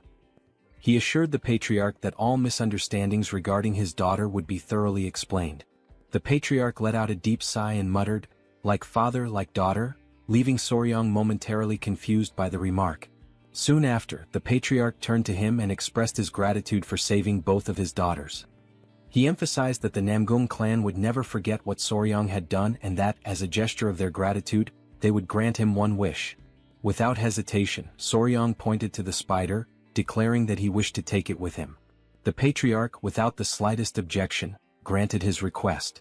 Before ending the discussion, however, the patriarch brought up something that still bothered him. Curious, Soryang asked what it was. The patriarch referred to his daughter Seol's appearance. She still wore an expression of stiffness, completely unlike her usual demeanor. Concerned, he posed a new question. Just as the creature had stolen the image of his daughter, was it possible for it to do the same with anyone else? Soryang became thoughtful. Although he was now the spider's owner, he didn't exactly possess the image rights of the patriarch's daughter. He began to reflect deeply on what might be done regarding this particular issue. Suddenly, interrupting his train of thought, something drew Soryang's attention. It was a restless crowd of people, completely agitated. Concerned about the commotion, Soryang rushed over to Commander Gu Pei and asked what was happening. The commander replied that it was a group of angry citizens. Many among them were outraged that the creature had stolen the appearance of young Lady Seol. They shouted loudly, questioning why it hadn't simply been killed. These comments infuriated Gu Pei. He sternly declared that the spider was now the property of the clan and that they were being far too bold by insulting it. Alarmed by the commander's fierce reaction, the crowd quickly backed down and retracted their statements. Soryang then declared that the misunderstanding had already been resolved and that everyone who needed to see her had already done so. Concerned about the creature's safety, he stated firmly that no one else should be allowed in.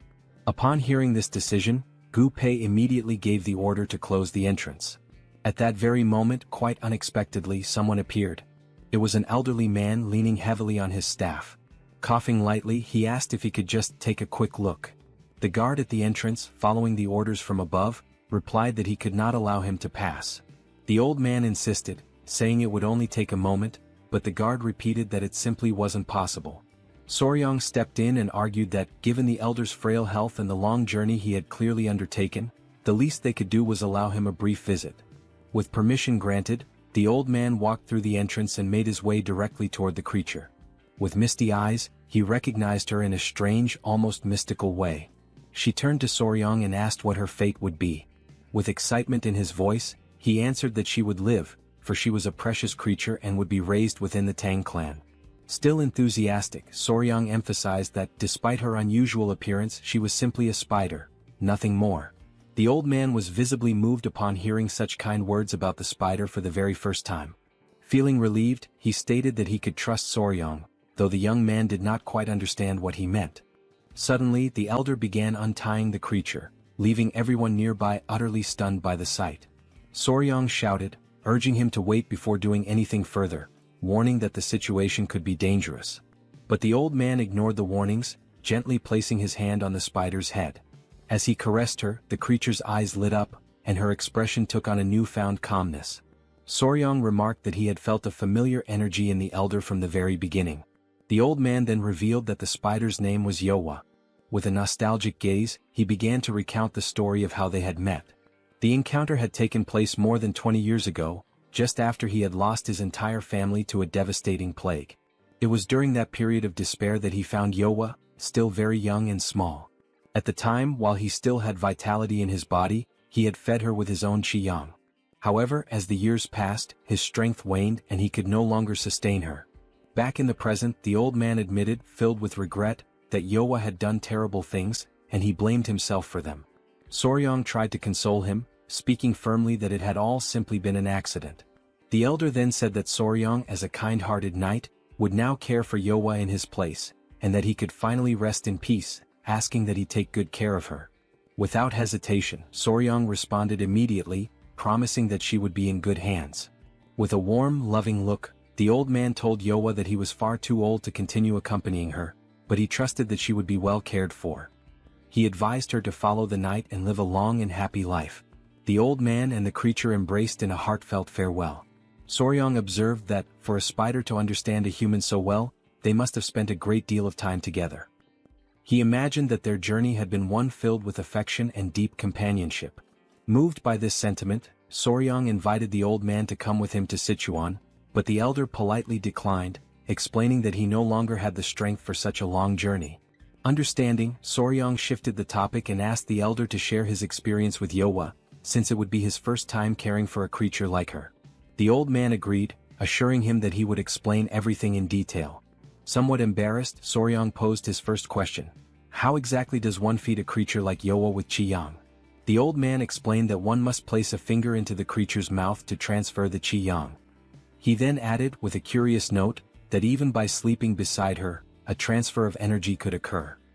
He revealed that, upon receiving qi yang, the creature would begin to transform, shaping itself into whatever form it believed to be most beautiful in the eyes of the one feeding it. As the transformation unfolded, Soryang asked who the young woman before them was. The old man replied that it was his deceased wife and that he was grateful to see her one last time before his own death. Then, turning to Soryang, the old man invited him to try feeding Yowa himself. Soryang took a deep breath and agreed to give it a try. Without delay, he began transferring his qi yang. Almost immediately, the transformation began. Filled with anticipation, Soryang wondered what form Yowa would take. Deep down, he imagined that, naturally, she might transform into Lady Huayin. But when the final form was revealed, Soryang was utterly stunned. He couldn't hide the shock on his face. Those nearby, watching with curiosity, didn't let the moment pass. Without hesitation, they began asking aloud whether that was really his type. Then, the old man explains that he had only seen that particular form once before, long before the creature ever assumed a human shape for the first time. Completely stunned, Gu Pei questions what exactly is happening and why the creature doesn't look anything like Lady Huayin. However, Soryang, visibly confused, admits that he is not entirely sure what is going on. As he reflects, a thought resurfaces in Soryang's mind. Perhaps the creature had maintained Seol's appearance because, in the eyes of the villagers, she was considered the most beautiful woman in the region. But now they were speaking of Huayin, who was hailed as the most beautiful woman in all the Central Plains. Suddenly, overwhelmed by panic, Soryang dashes off, running in desperation, his mind clouded by the fear that the clan might see this as a sign of betrayal. As he races away, a wild thought crosses his mind. Could the creature have believed that he preferred poisons over Huayin? Is that why she had taken on such an unexpected form? Elsewhere, in a quiet room, Un rests peacefully with Soryang keeping her company in silence. But suddenly the door bursts open. Soryang enters abruptly, calling out Huayin's name, startling her completely. Frightened, Huayin immediately asks what happened and why he's so out of breath. Without wasting a second, Soryang blurts out that it's sudden, but he needs a favor. Soryang approaches Huayin and, his voice slightly hesitant, asks if he can hold her in his arms. The unexpected request catches her entirely off guard. Confused and scared, she doesn't understand what's going on. Seeing her reaction, Soryang quickly tries to reassure her, insisting that she shouldn't interpret it the wrong way. But hearing that only throws Huayin into a state of panic. Overcome by anxiety, she exclaims that he must have discovered the truth. She scrambles to explain, saying she never meant to keep anything from him deliberately, she only knew what she knew from reading about it in books.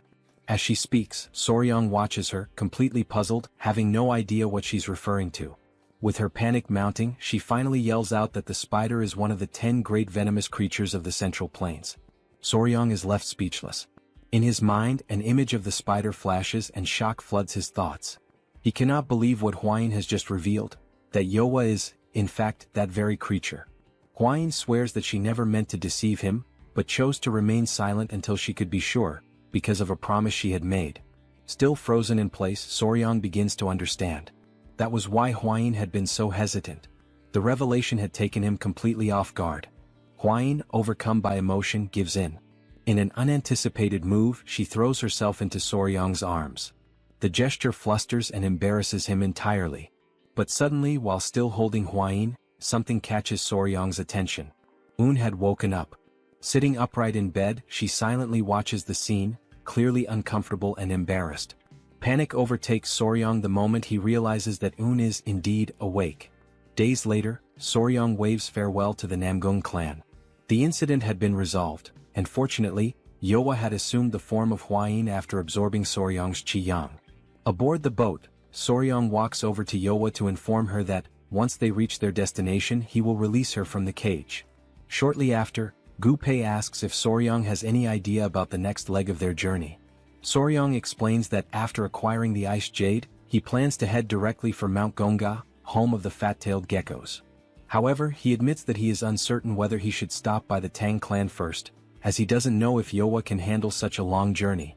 Upon hearing this, Yowa raises a hand towards Soryang, who immediately asks if she's feeling well.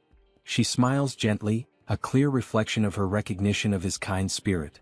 Soryang understands the gesture and thanks her sincerely, promising that they will get there as quickly as possible. Without further delay, Soryang turns to Gu Pei and informs him that they will head straight to Mount Gonga as originally planned. As they travel toward their destination, Soryang takes the opportunity to quietly enjoy the scenery around him, allowing himself a rare moment of peace amidst the gentle sway of the journey. Suddenly, something captures his attention. He overhears two young men talking nearby, their voices animated. One of them says that the leader of the alliance had personally led the Azure Dragon unit on an expedition, and that captured prisoners from the Blood Cult had begun to reveal crucial information about the locations of other strongholds. Right after that, the boy with yellow hair adds with excitement that there are rumors going around about someone who managed to create a poisonous mist that only affects members of the Blood Cult. Instantly, Soryang turns toward them with enthusiasm written all over his face, realizing that they were talking about something he himself had accomplished. The scene shifts back to the boys and Soryang, now clearly intrigued, asks them who was responsible for creating such a thing. One of the boys replies that the alliance hadn't disclosed the identity of the person involved, but insists that whoever did it was truly a hero. Soryang is left stunned by the praise.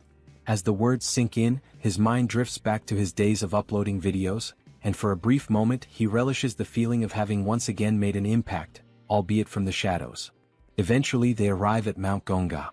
Soryang admits, somewhat embarrassed, that since he's not particularly skilled in the art of lightness techniques, he won't be able to climb the mountain himself.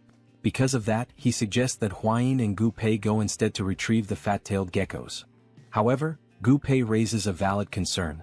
Would the geckos even respond without Soryang present? Huayin agrees with the reasoning, suggesting that it would be best if Soryang could go himself. Then, out of nowhere, something draws their attention. It is Yowa, gracefully ascending the mountain on her own, while Soryang shouts desperately for her to come back down. One of the rocks on the mountain breaks apart, causing Yowa to descend rapidly, but she lands calmly and smoothly on the ground below. Everyone stands in awe at the sight, completely stunned by her ability to fly. Soryang suddenly remembers a phenomenon known as ballooning. He begins to explain with an air of fascination that although few people are aware of it, some spiders are capable of flying by releasing silk threads and surrendering themselves to the wind. He adds that sometimes when walking through the street and brushing against a random web in the air, it's likely the trace of such a flight. Now fully excited, Soryang gives Yowa permission to carry him through the air. As she takes off with him, Gu Pei and Huayin follow close behind. Upon reaching the top, Soryang embraces Yowa warmly and praises her for being such an incredible and versatile creature. Huayin, visibly irritated by the scene, immediately reproaches him, saying that hugging her like that is strange, especially since the form Yowa currently wears is her own. Hearing that, Soryang quickly apologizes, understanding the awkwardness of the situation. Without delay, he begins to explore the area in search of the geckos. After a little while, Soryang spots them in the distance. With joy and great enthusiasm he calls out to them. Instantly, the fat-tailed geckos leap toward him, full of energy and visibly thrilled to be reunited. Soryang is taken aback by how affectionate and healthy the geckos seem, much more so than before. Their condition fills him with a quiet sense of accomplishment. He then shows them the ice jade he brought and assures them that he will take good care of them. He calls them to follow him. As a personal touch, he decides to name them Snow and Ice. After naming them, he gently carries both in his arms. And just like that, they officially become part of the family. A while later, back at the Tang Clan during the late hours of the night, the guards are taken aback by what they see in front of them. Their eyes widen with surprise as they question why two young ladies are suddenly standing before them at such an unexpected time. They take a closer look and quickly realize that one of the young women isn't actually human. It's a spider that has taken on the form of Miss Huayin. Feeling quite pleased with himself, Soryang proudly tells the guards to go and spread the news. The honored and confident official son-in-law of the Tang Clan has returned with one of the 10 great venomous creatures. The guards are visibly stunned. None of them had imagined they would ever lay eyes on one of the 10 great venomous creatures in person, let alone see one that looked like this. Wasting no time, they send a signal high into the sky, accompanied by the urgent message that Soryang and Huayin have returned, and with them a shocking revelation. The elders immediately rush toward the courtyard, not wanting to miss the commotion and eager to understand what is truly going on. The Grand Patriarch arrives and, with both confusion and curiosity, asks how the young man managed to go out looking for food for the geckos and somehow returned with a spider that has a human face. He demands to know what exactly Soryang was doing during that trip. The in-laws are also left speechless when they see the spider bearing the exact same face as their daughter, Hwayin. Soryong answers plainly, saying that he simply encountered the creature while he was staying at the Namgung clan. Everyone in the courtyard starts murmuring among themselves, saying that no one has ever heard of someone randomly finding one of the infamous 10 great venomous creatures. So they press him further, asking how in the world he managed to capture the notorious spider with a human face. The elders comment that Soryong never ceases to amaze and that at this point, they should expect nothing less from him. The in-laws beam with pride, stating that Soryong is now officially their son-in-law for having fulfilled his promise. Soryong, caught off guard, is surprised that his mother-in-law already knew about the arrangement, while Hwayin stands beside him, flustered and unsure of how to react. The patriarch declares that what matters most now is that Soryong is, without question, an official member of the Tang clan. The Grand Patriarch then tells Soryong that the next day, he must go to the river and catch a live wild goose. Soryong, confused, asks why. The elder responds that it is the young man's responsibility to prepare the goose for the upcoming ceremony. He adds with a wise tone, that while Soryong is still too young for marriage, it is time for him to hold an engagement ceremony. His father-in-law, with a teasing grin, jokes that after this ceremony, if Hwayin still doesn't want to marry him, she won't have any more chances to run away. At that, everyone present bursts into warm laughter and smiles, the mood light and cheerful. Soryong then steps forward, takes the initiative, and calls for everyone's attention. He clasps his fists together in a respectful gesture and in the name of the Tang clan of Sichuan, and now as an official son-in-law, he expresses heartfelt gratitude for all the support and kindness he has received. After the formalities and celebrations, the very first thing he does upon arriving home is to decide where the children will live. Yowa, the spider, chooses a tree near a well as her new residence.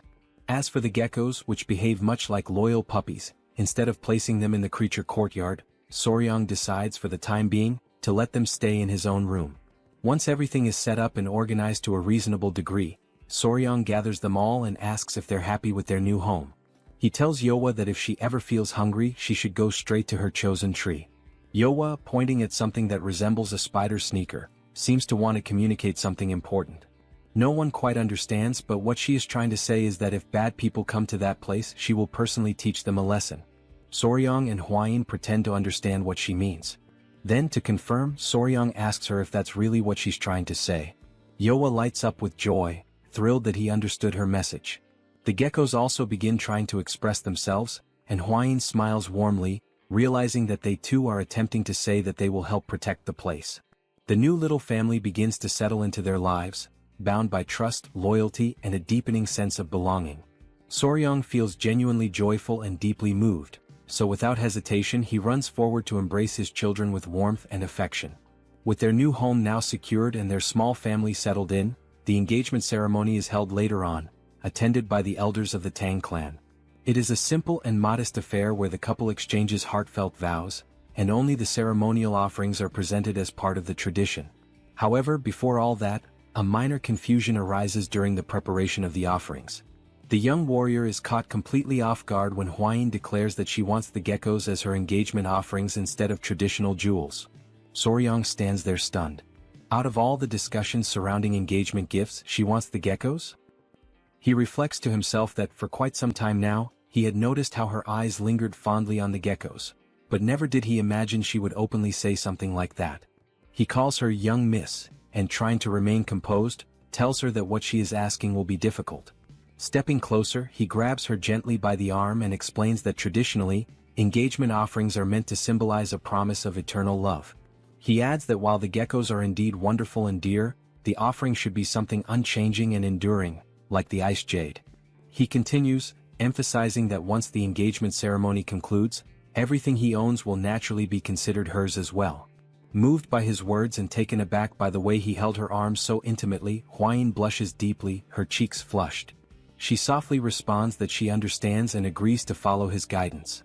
But just as the moment calms, she calls out to him again and says that there is another matter she must address. She declares that from now on, he must stop referring to her as young miss.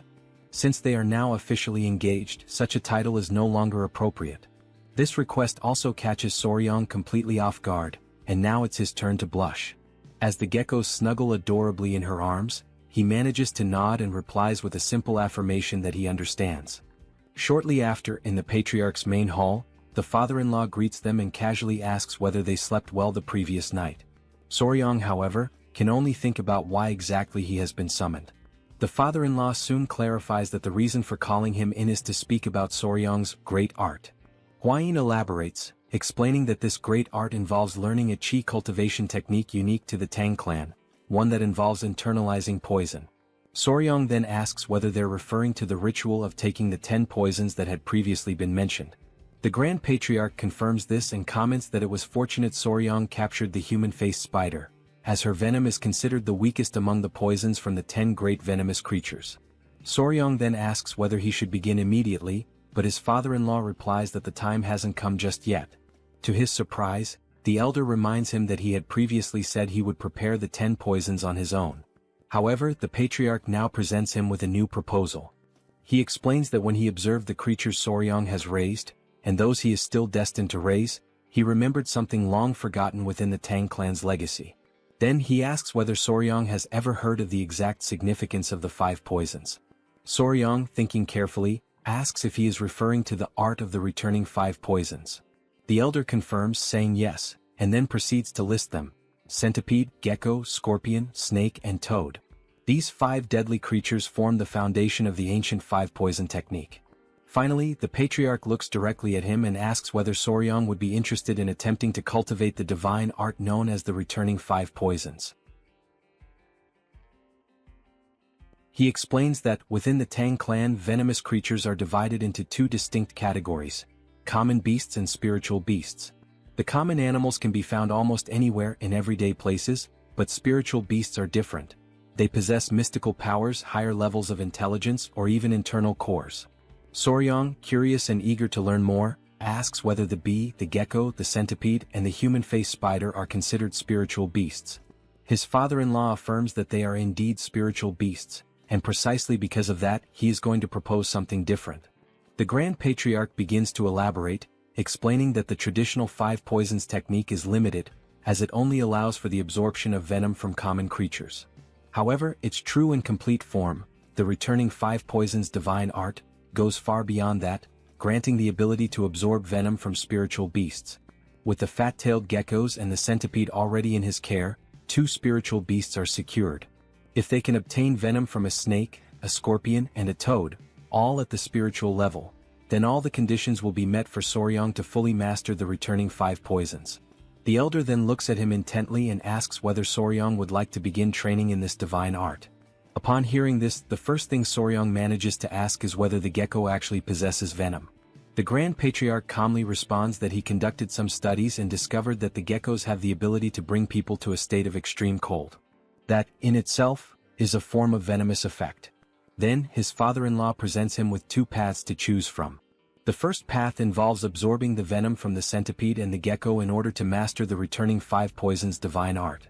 The second path requires absorbing the venom from the human-faced spider, which would initiate the cultivation of the dual-core 10 venoms body. Soryong, still unsure, asks whether he could possibly use the 10 most venomous creatures instead to complete the 10 venoms body. But his father-in-law calmly explains that the gecko is not one of the 10 great venomous creatures. Internally, Soryong begins to realize that if he proceeds by absorbing the venom from lesser beings, such as the blue centipede and the gecko, he will no longer be able to walk the full path of the 10 venoms. Therefore, he now finds himself at a crucial crossroads: either follow the spiritual path of the returning 5 poisons, or begin collecting all 10 of the great venomous creatures to forge the 10 venoms body. He likens this dilemma to choosing a skill tree in a game. Soryong remembers that, in his past life playing RPGs, the skill tree was everything. One wrong choice meant a weak character, the right choice led to god-tier strength. His father-in-law advises him to think carefully, stressing that the returning 5 poisons divine art is already an extraordinary achievement. Without great fortune, one might never find all 10 great venomous creatures, much less manage to tame them. Soryong remains deep in thought, his mind spinning as he contemplates the path ahead. He questions himself inwardly: should he take the simpler, more attainable route with the 5 poisons? Or dare to pursue the punishing path of the 10 venoms, which could ultimately elevate him to unimaginable heights? Still lost in indecision, he walks beside his companion. She calls out to him gently and says that if he's hesitating just because of the promise he made, then there's no need to feel trapped by the 10 Venom's body. After all, the returning 5 poisons divine art is already an extraordinary cultivation technique. Huayin offers him words of reassurance, telling him not to decide anything out of haste or pressure. No matter what path he chooses, she emphasizes, he will remain someone special in her eyes. Soryang responds that even the patriarch mentioned how the preparatory process would be exactly the same, and only the final venom to be absorbed would change. He says he'll take more time to reflect before making his final decision. Days pass and Soryang still hasn't reached a conclusion. Lying in bed, he turns toward the geckos and casually asks them what he should do. Suddenly the door bursts open and Huayin calls out his name, shouting. Startled, Soryang jumps up and asks what's going on. She explains that the centipedes are about to molt again. He springs out of bed in a hurry, stunned by the news. The two of them rush together to the area where the centipedes are kept. Soryang gazes at them, his heart filled with awe and emotion. Huayin notes how quickly the centipedes are growing, and she's surprised. They weren't expecting a second molting to happen this soon.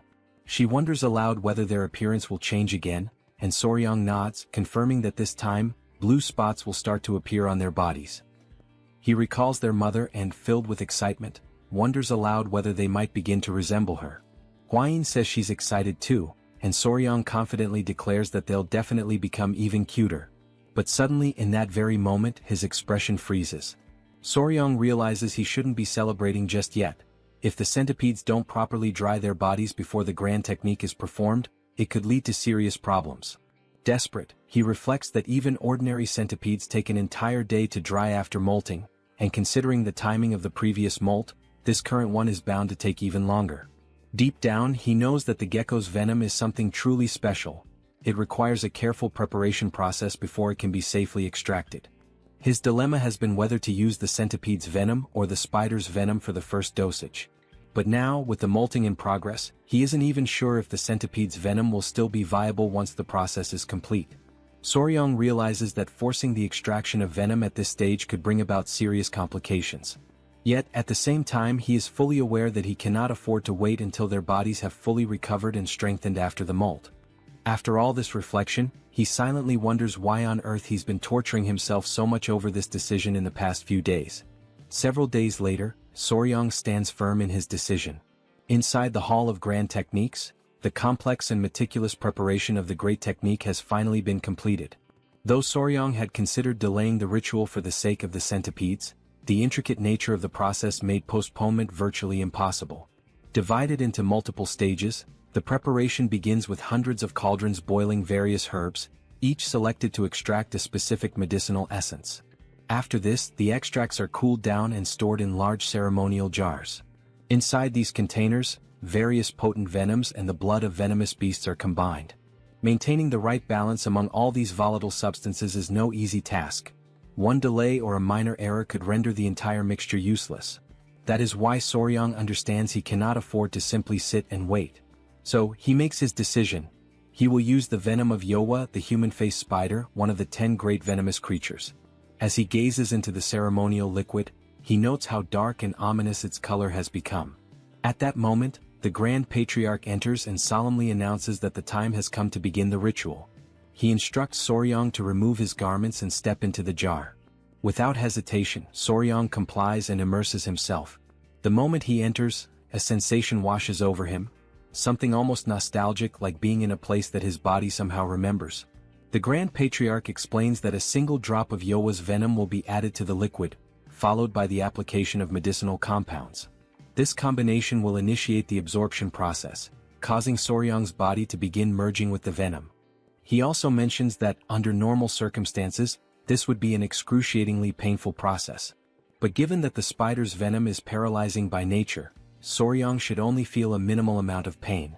The elder then says he will step out briefly to gather the remaining ingredients, asking Soryang to stay where he is and wait. Suddenly, the door bursts open and Huayin enters excitedly, bringing Yowa, the geckos, and the freshly molted centipedes with her. Soryang compliments how much more beautiful they look now, although he also notes with mild surprise that the changes were not as dramatic as he had anticipated. With a playful smile, he jokes with the centipedes, saying how odd it must be for them to see their father soaking in a giant jar. Soryang warns them that it's dangerous for them to be in the room at this moment, prompting Huayin to call the centipedes back toward her. Just then, something unexpected happens. The ceremonial liquid begins to bubble violently, and a small splash hits one of the centipedes, startling it. Panicked, Soryang shouts out that the centipede's antenna has come into contact with the potion, and it needs to be washed immediately with warm water. Hwayin quickly grabs the centipede to move it away from the danger. But in that chaotic moment, a tiny amount of saliva escapes from the centipede's mouth and falls into the ceremonial jar. A reaction is triggered instantly. Upon seeing this, Hwayin becomes frantic, screaming that venom has entered the potion. Suddenly, an intense wave of pain courses through Soryang's body. Every fiber of his being begins to absorb the venom, while the dark liquid surrounding him bubbles and churns with an almost violent intensity. The reaction is so intense that, while Soryang endures the unbearable pain, Hwayin and the creatures around him struggle to cope with the violent aftermath. Hwayin, overwhelmed and in a state of panic, shouts for Soryang to maintain control with every ounce of strength he has. Amid the agonizing sensations ripping through his body, Soryang says it feels as though his skin is being flayed and his insides are burning from within. In the midst of this chaos, he recalls the critical instruction: do not move during the great technique. But his instincts scream at him to flee to escape the torment. Clenching his teeth, he resists the overwhelming urge, anchoring himself in place, even as his mind insists that it is all too much to endure. Hwayin, stunned by his condition, desperately wonders what she can possibly do to help him. Her heart pounds in helpless fear. Suddenly, his father-in-law and the Grand Patriarch return to the chamber. They both freeze, momentarily paralyzed by the scene before them. As they hurry closer, Hwayin hurriedly explains that the centipede accidentally spilled a small amount of venom into the solution. Right then, Soryang collapses against the edge of the ceremonial jar, his strength failing. With a trembling voice, he pleads for someone to save him. The Grand Patriarch quickly urges Soryang to stay conscious. At the same time, the Patriarch instructs him to calm his breathing and focus his mind, warning that losing consciousness now could be dangerous. Suddenly, Soryang coughs up a thick, dark liquid. His body begins to convulse and he feels his control slipping away. Around him, familiar voices call out his name, desperately trying to pull him back, but everything becomes distorted. His vision blurs, the faces around him twist into indistinct shapes, and the words melt into unintelligible echoes. His awareness drifts into darkness, dragged deep into the recesses of his own subconscious. When he opens his eyes again, Soryang finds himself face to face with the centipede. Unexpectedly, an intense, radiant light bursts forth from the centipede's body, leaving him in a stunned trance. Back in the real world, Hwayin cries out in relief the moment she notices Soryang regaining consciousness. Slowly, Soryang's eyes flutter open.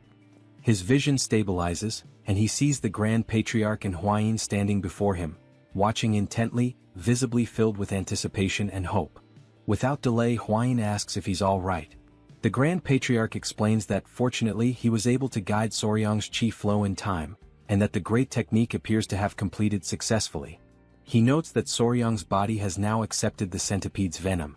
Then, with a soft chuckle, he remarks that perhaps the centipede wanted its father to understand the essence of the 5 poisons. Soryang quickly asks if the centipede is okay, visibly concerned that it came into contact with the volatile substance. Hwayin reassures him gently, saying she washed the affected area as quickly as she could. But her expression shifts to a somber one, and she admits she had no idea whether he would survive or not. She turns her head away, unable to look him in the eye. At that moment, Soryang recalls how, after returning from the wedding ceremony, the very first thing he did was rush to check on the centipedes, before even turning to see his bride. He raises a hand to his forehead and lets out a groan. Hwayin immediately asks if the pain is coming back, her worry returning. But with a resolute expression, Soryang looks up and asks again if the centipede is safe, taking both Hwayin and the Grand Patriarch by surprise. Noticing this shift in his behavior, Hwayin comments that it seems like he still hasn't fully recovered his senses. The Grand Patriarch quickly calls for the physicians. Meanwhile, Soryang realizes this moment of confusion was a perfect opportunity to play things to his advantage. Days pass, and only after every drop of medicine in the jar has dried does the great technique finally come to a proper end. The Grand Patriarch once again checks on Soryang, asking if he truly feels well, and suggesting they may still need to examine him in more detail. But Soryang assures them that he feels perfectly fine. The Grand Patriarch declares that Soryang has now officially set foot on the path of the 5 poisons and has begun to cultivate the divine art. For that reason, he says it is time to hand him the appropriate martial arts manual. Startled, Soryang asks what kind of manual. The Grand Patriarch explains that there are 5 manuals in total. Each one corresponds to a venomous creature and a specific technique.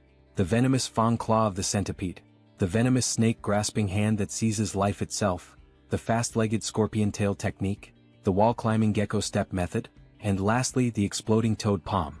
He adds that each technique governs a different discipline: claw technique, hand technique, leg technique, movement technique, and palm technique respectively. Soryang becomes visibly excited upon hearing that this martial art allows its practitioner to become one with poison, forming a true unity between body and venom. The very idea stirs something deep within him, igniting his curiosity and determination. The Grand Patriarch notices Soryang's reaction and remarks that he seems enthusiastic. Soryang confirms that he is indeed excited, but also admits that he's surprised. It's not exactly the kind of venom-based assassination techniques or deadly arts he had originally imagined. In response, the Grand Patriarch begins to explain the origins of this martial tradition. He reveals that this particular martial art did not originate within the Tang clan itself. The divine art of the returning 5 poisons, along with the 5 venom techniques, actually stemmed from an external lineage, from the now extinct 5 Poisons sect. He recounts a story from 2 centuries ago. Back then there was a second son of the Tang family, known far and wide as a prodigy of his generation. That young man fell in love with the daughter of the lord of the southern barbarian beast palace. Despite fierce opposition from both powerful clans, the 2 lovers defied their families and fled together. In exile they founded the 5 Poisons sect. The couple went on to create an entirely new martial art, one that fused the venom arts of the Tang clan with the beastly fist techniques of the Beast Palace. This fusion led to the birth of a unique and powerful martial system. However, because they incorporated forbidden techniques into their new style, they attracted the wrath of the martial world. The sect became a target of persecution and was ultimately annihilated around 100 years ago in the depths of the jungle. The Grand Patriarch concludes by explaining that after the sect's fall, both the Tang clan and the Beast Palace reclaimed fragments of the lost arts. The 5 poisons and the 5 venom techniques were eventually restored. Although tensions still lingered between the clans, the Tang clan managed to retain most of the art. He adds that the masters of the 5 Poisons sect held out against overwhelming force, proving the extraordinary strength of their style. The Grand Patriarch emphasizes that he has always believed this martial path would be a perfect fit for someone like Soryang, someone with a natural inclination and affinity for poisons. In that instant, Soryang realizes this was the Grand Patriarch's plan all along. He expresses his sincere gratitude and assures them that from this moment on, he will commit himself fully to training. The Grand Patriarch nods, stating that as long as he remains dedicated, greatness is destined to follow. And so, with resolve burning in his heart, Soryang takes his very first step onto the path of the divine art of the returning 5 poisons. Elsewhere, he strolls quietly, suddenly noticing how long it has been since he last felt sunlight on his face. Just then, much to his surprise, a centipede comes crawling rapidly in his direction. It's Nova, the same centipede that had spilled the venom into the ceremonial jar. Soryang wonders aloud if she had been waiting for him all this time. He looks at her gently and says he understands everything she went through, urging her not to blame herself. None of what happened was her fault. Moved by his words, the centipede suddenly leaps into his clothes. Startled, Soryang notes that her body is still rough and spiky from shedding her old skin, and he would really prefer if she stayed on top of his clothes rather than pressing directly against his bare skin. She looks at him for a moment and then climbs out of his clothes, leaving him full of assumptions and questions. Soryang grows anxious and wonders what is going on. A strange thought flashes through his mind. Could the centipede actually be reading his thoughts? Trying to shake off the notion, he reassures himself that it's probably just a coincidence. After all, animals that spend a long time together often develop uncanny synchronicities. He holds her gently in his hand, telling himself that he's just an emotional fool without a solid sense of reason. There's no way an ordinary creature from the Venom clan could do something like that. But suddenly, the centipede looks at him with a piercing, serious gaze. Then she radiates a powerful red aura, shocking Soryang to his core. He mentally gives her a command, to go to his head. Instantly, she obeys without hesitation. He then mentally commands her again, to find him. And again she follows the instruction precisely. Soryang stands frozen, stunned. 1 time might be coincidence. 2 could still be chance. But 3 times? That was beyond reason. Eyes wide, he stares at her, overwhelmed and confused, trying to make sense of the impossible. In that surreal moment, a mysterious light begins to form, connecting the two of them. Elsewhere, Huayin was calling out desperately for Nova, her voice filled with urgency as she asked where the centipede had gone. Coming across a few other centipedes, she asked if they had any idea about Nova's whereabouts, knowing that after recently shedding her skin, it would be more difficult to track her down. At that moment, Soryong suddenly appeared, emerging unexpectedly as he ran toward Huayin with Nova resting on his shoulders.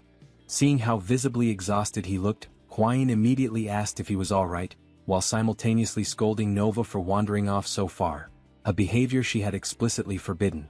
Catching his breath, Soryong lifted Nova gently and pointed out something far more important at that moment.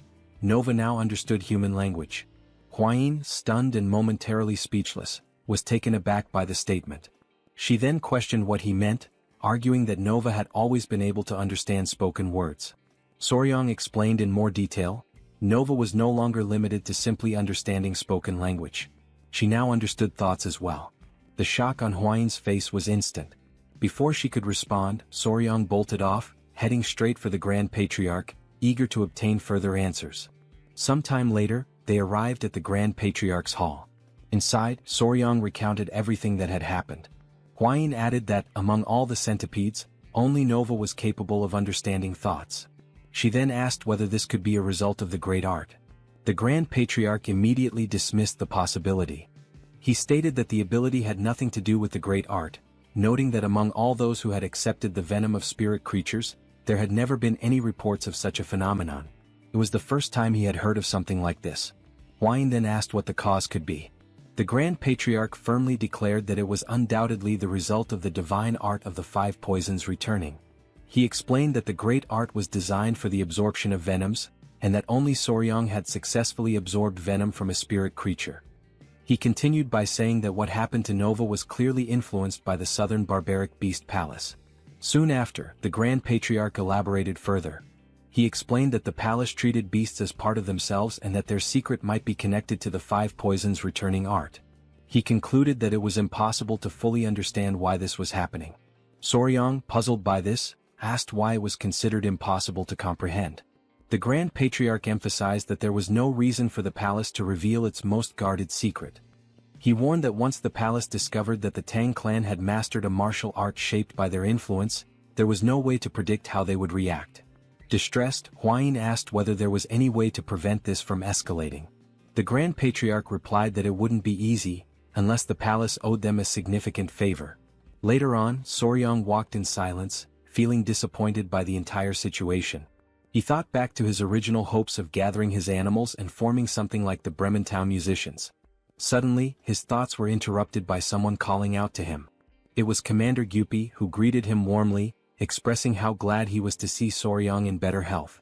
Suspicious, Soryong listened as Gyupi explained that there was an issue in the venomous creature garden and asked if Soryong could accompany him there. Soryong quickly considered that they should deal with the garden issue first and only then think about the palace. He also remembered that he had forgotten to go there after returning. Smiling, Soryong agreed to go with him. Before they left, Gyupi said he wanted to leave someone with Soryong. Hearing that, Soryong was surprised. What did he mean by someone? At that moment, to his amazement, the small Inying came running toward him, full of joy and longing. As they walked together, Gyupi explained that he brought the girl because she wouldn't let go of him, so he decided to bring her to the venomous creature garden. Still skeptical, Soryong asked the real reason Inying was there. Gyupi clarified that she had come for treatment and would be staying with the clan for a while. Interrupting, Inying asked why Soryong hadn't visited her yet. But Soryong only noticed that she was missing a tooth. He apologized, saying he didn't know she had already returned. He guessed she must have been bored being alone, but she denied it. To prove it, she smiled with her toothless grin and raised her click, the creature she had been playing with.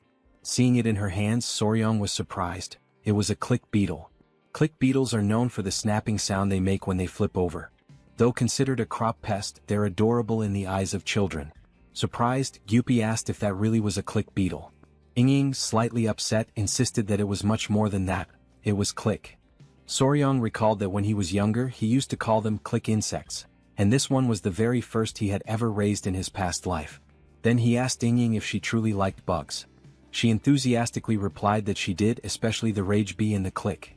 Upon hearing those words, Soryong couldn't help but think that the little girl seemed like a smaller version of himself. The idea crossed his mind to teach her how to handle venomous creatures. He then invited her to explore and learn more about insects, and to his delight, she absolutely loved the idea. However, Gyupi could only think about how he would explain Soryong's decision to Patriarch Peng. Later that day in the Garden of Venomous Creatures, little Inying watched with curiosity as a snake slithered inside a glass container. Meanwhile, Soryong and Gyupi were discussing the colony of rats they were raising, which would soon exceed 1,000 in number.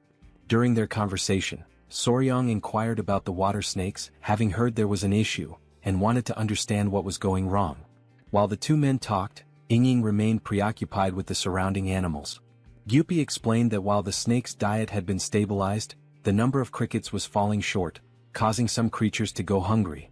Soryong then reflected that, in truth, no matter how many crickets they had, it would never be enough, and the only real solution was to find an alternative food source. Suddenly, Inying let out a loud scream and burst into tears, drawing both men's attention instantly. Soryong quickly asked what had happened, but before the girl could explain, he noticed an unfamiliar smell. Through her sobs, Inying raised her hand and said she was sensing a strange odor. Soryong immediately realized something and gently asked her to show him what she had inside her bag.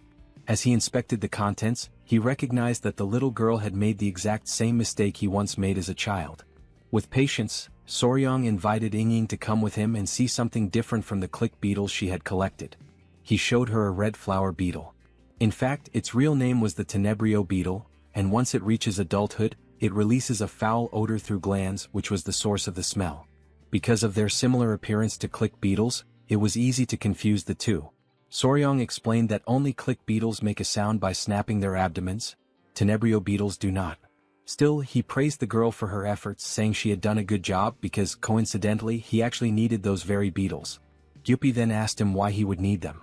With excitement, Soryong said he planned to raise all the beetles Inying had gathered.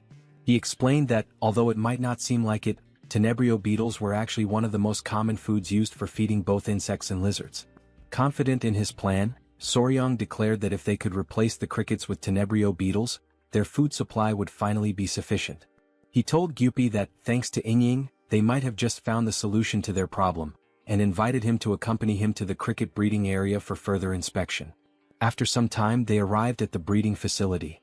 At first glance, Soryong didn't notice anything obviously wrong. He opened one of the containers to investigate more closely and immediately realized that the crickets' legs were falling off. Startled, Soryong concluded that the crickets were turning to cannibalism, which explained why their population wasn't increasing. Hearing this, Gyupi assured him that they had been fed adequately, but Soryong reassured him, mentioning that he had experienced the same issue back on Hainan Island. He added that, sometimes even when food is available, cannibalism among crickets still happens. He admitted that he didn't know much about crickets, and that ignorance was frustrating, especially since the problem was so serious and so far they hadn't been able to identify its cause. Just then someone arrived, politely asking for permission to speak. Awkwardly, the man said that if the issue was about crickets, he knew the right person to consult. Gyupi introduced the man to Soryong, explaining that, aside from him, this man was the only other volunteer in the poison division. Wanting to be honest, the man then admitted that he occasionally visited cricket fight rings for entertainment. Not knowing what a cricket fight ring was, Soryong asked for clarification. The man explained that they were gambling events where crickets fought one another, and bets were placed on the outcomes. He further added that the strongest and largest crickets were sold at high prices, usually raised in the very homes of those who ran the rings. The man then mentioned that there was a woman who raised crickets and lived nearby. He had heard rumors that she knew absolutely everything about them. After some time had passed, during the evening, a crowd of people had begun to gather in a bustling and lively area. Among them were Soryong, Hwayin, Gyupi, and Wangyan. They were heading to the betting house in order to meet the cricket breeder that the man had previously told them about. Soryong had assumed they would use their foot techniques to travel, since the place seemed to be far away. However, they were instructed to dress properly and ride in a carriage, given that the location was part of a gaming district. After a while on the road, Hwayin informed him that they had arrived at the well-known betting house. Gyupi approached a man and informed him that Hwayin, a direct descendant of the Tang clan, was present there with her fiancé. He then asked if the man could guide them to the gaming house. The man was startled upon hearing that members of the Tang clan were there. But he quickly composed himself, respectfully greeted them, and thanked them for visiting the establishment, of which he was the owner. Wang Yan then asked if they could see the crickets. Excitedly, the owner confirmed and informed them that on that particular day, there would be a match between General Crickets. He promptly invited them to come inside. Once inside, Soryang was stunned by the sight. A group of men were gathered around a table, eagerly waiting for the match to begin. They shouted loudly, urging the crickets to fight, while one of them remarked that he had bet everything he had during the last match. On the table, the crickets were already getting into position for the duel. Very quickly they began clashing with each other. The men grew wild with excitement as they watched the intense battle, each one hoping that the cricket they had placed their bets on would emerge victorious. Watching the scene unfold, Soryang was left amazed to witness such a spectacle, while Wang Yan, clearly thrilled, explained that the cricket that turned its back would be considered defeated. On the table, one of the crickets took a hit to the back and was defeated instantly. One of the men confirmed the end of the round. Wang Yan went on to explain that the victorious General Cricket would now go to auction, and it was said that such crickets could be sold for as much as 30 taels of silver. Hearing this, Soryang briefly considered the idea of selling crickets himself. But before he could entertain the thought further, Huayin interrupted him, calling him over to meet the breeder. They then made their way toward the area where she was. The owner mentioned that sometimes guests wanted to meet her, but to him the brat wasn't anything special. Her only roles were feeding and cleaning. He pointed at the girl and said she was useless, which is why she was kept tending to the crickets. He then barked at her to stand up, informing her that important guests were present and she should greet them properly. The girl quickly got to her feet and apologized. Upon seeing her face clearly, Soryang was completely taken aback. She was in fact a woman. The group now stood facing her directly. Still stunned, Soryang introduced himself and explained that they were members of the Sichuan Tang family. He then said he had some questions about how to care for crickets and asked if she could assist them. In response, the breeder simply gave a faint nod of her head. Soryang then explained that he had been raising a large number of crickets in a certain place, but they continued to eat each other. With few words she replied that they were craving meat. She explained further, saying that they were probably only feeding the crickets grass, but crickets are omnivores. They need meat. Otherwise they'll devour each other. Soryang was stunned. Inwardly, he realized that he had completely overlooked the possibility that a lack of protein was causing the cannibalism. Right then, Soryang began to question if this was what a true cricket specialist looked like, and he concluded that he needed to keep a close eye on her. Then, without saying a word, he subtly turned toward Huayin, who immediately understood the signal. She, in turn, asked the owner if it would be possible to buy the breeder. He was confused at first, not understanding why someone would want to purchase her. But without hesitation he agreed, shoving the girl forward and saying they could take her right away. However, to everyone's surprise, the breeder refused. Her reaction irritated the owner, who yelled at her, demanding to know what she thought was so special about herself and if she even understood who she was refusing. Then he orders her to shut her mouth and go, but once again she refuses to obey. Soryang steps in at that moment, interrupting the tense situation, and firmly demands that they stop with that behavior immediately. Following his lead, Huayin walks over and gently says that the girl will be treated well and can even bring her family to live with the Tang family. But the woman responds firmly that she will not go.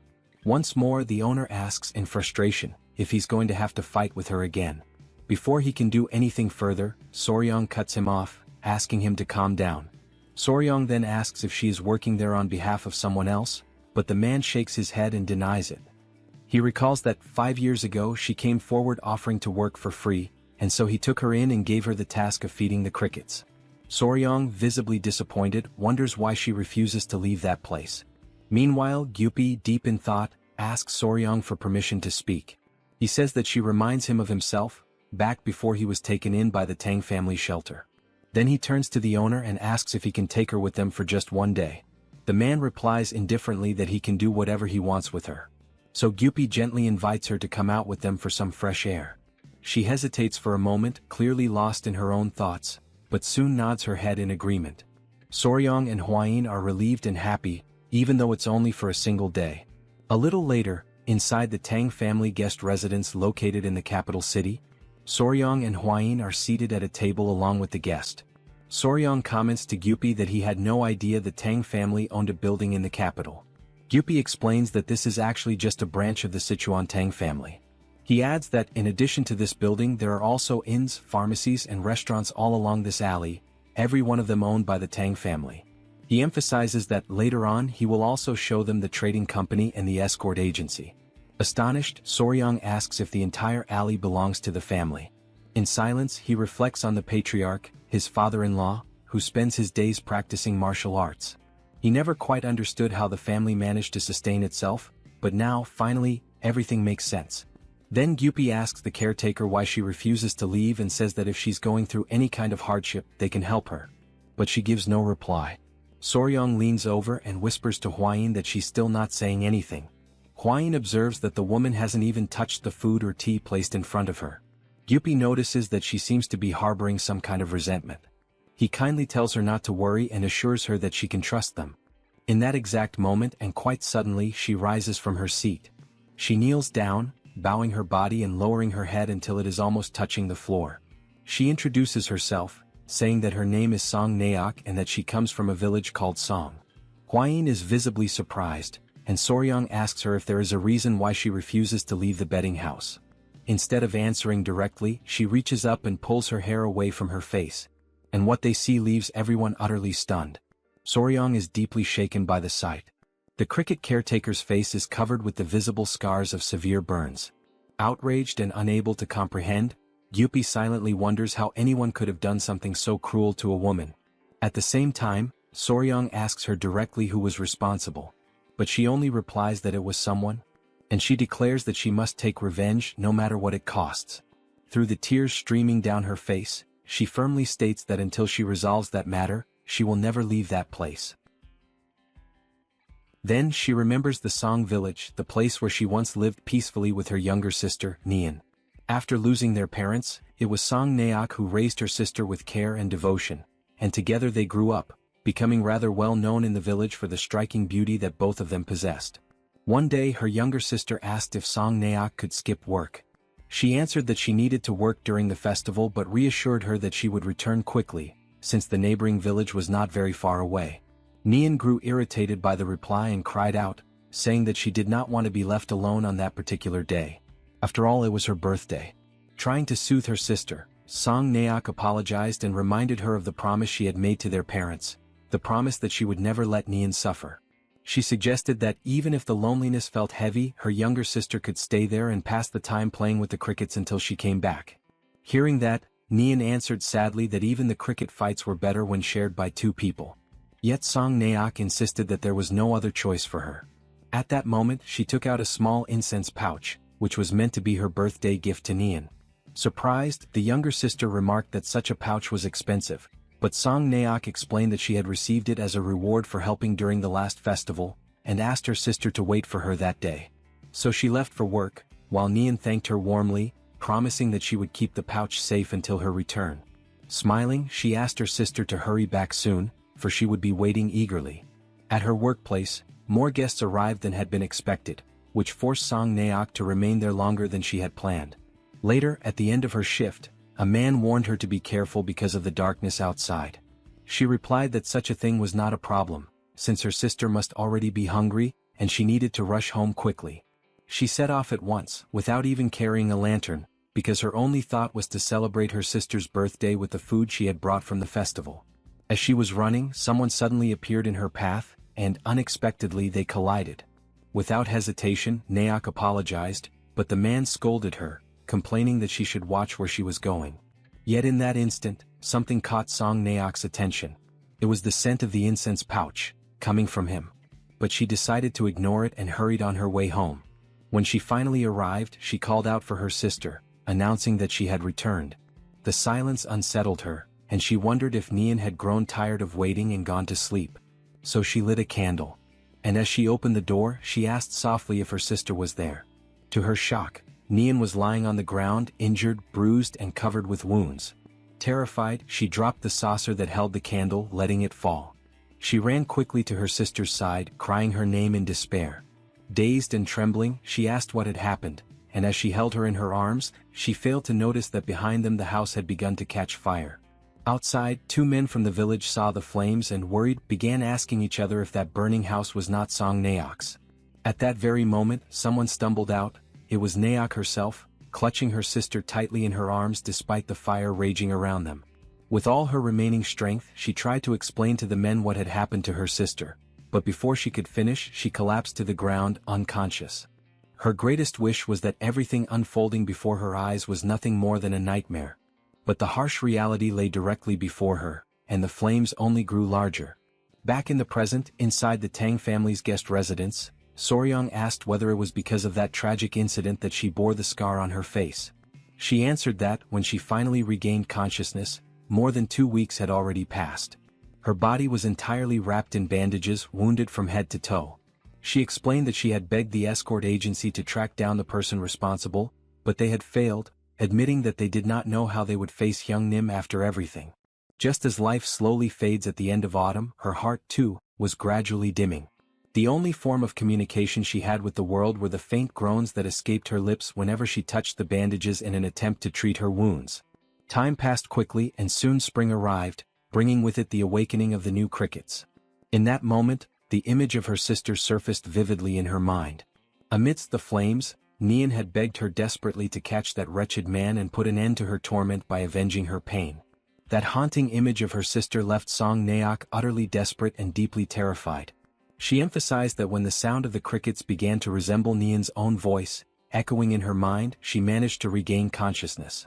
From that moment onward, there remained only one unshakable certainty within her: the burning will to find and kill that vile man.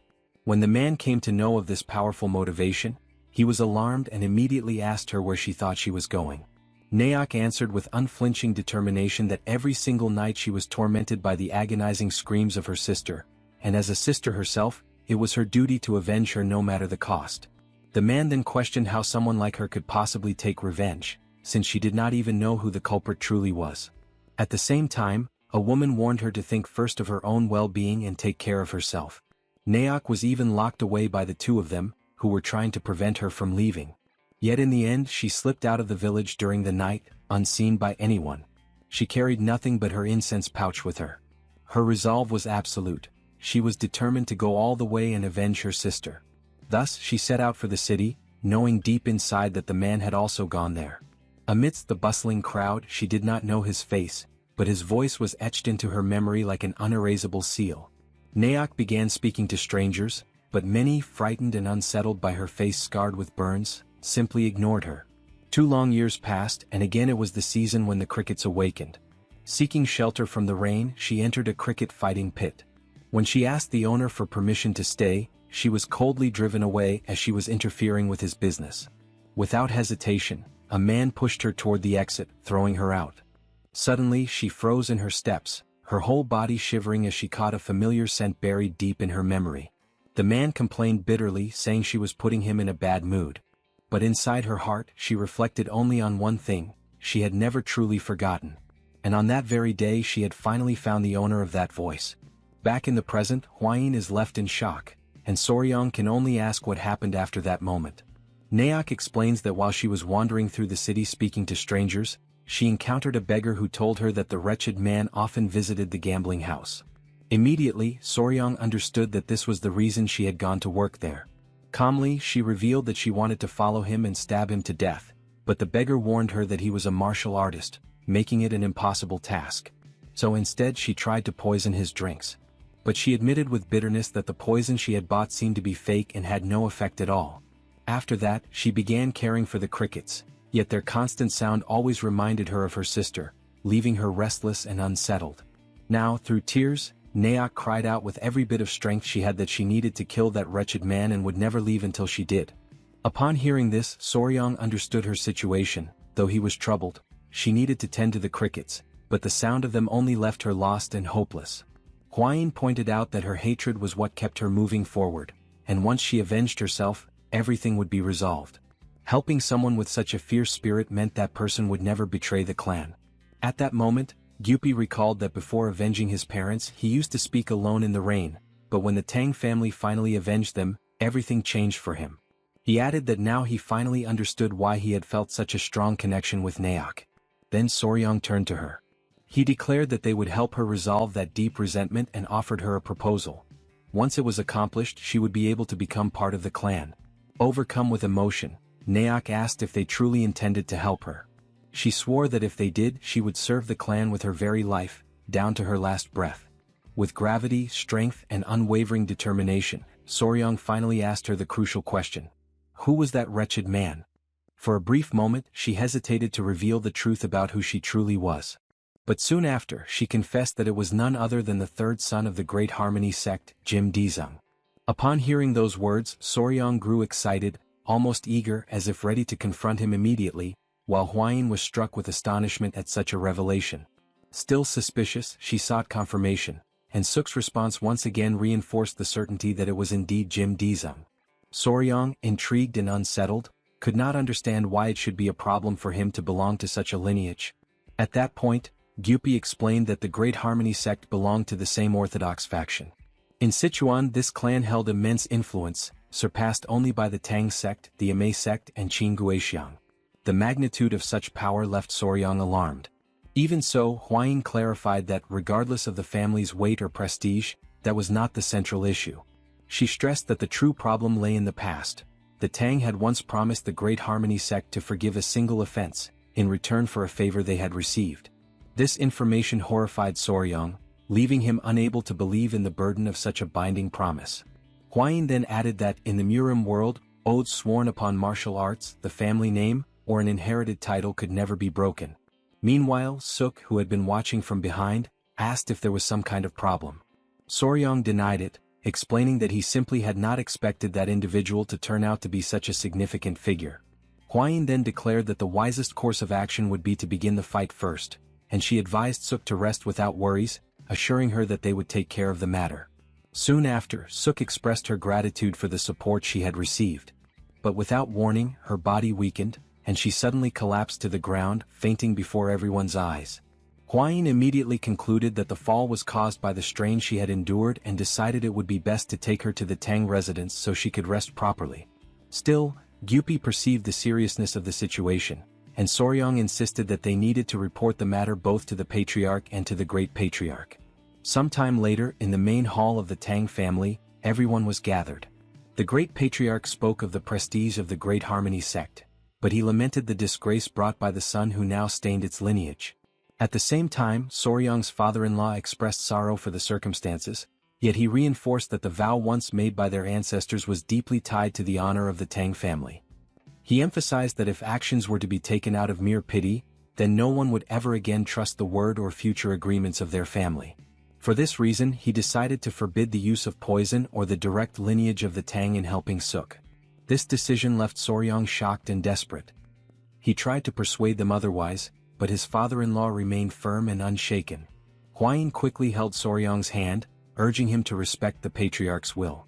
She explained that as long as neither the Tang poison nor the direct lineage was involved, and as long as the clan itself did not interfere officially, it was still possible to help, since Soryang was not part of the direct line of the family.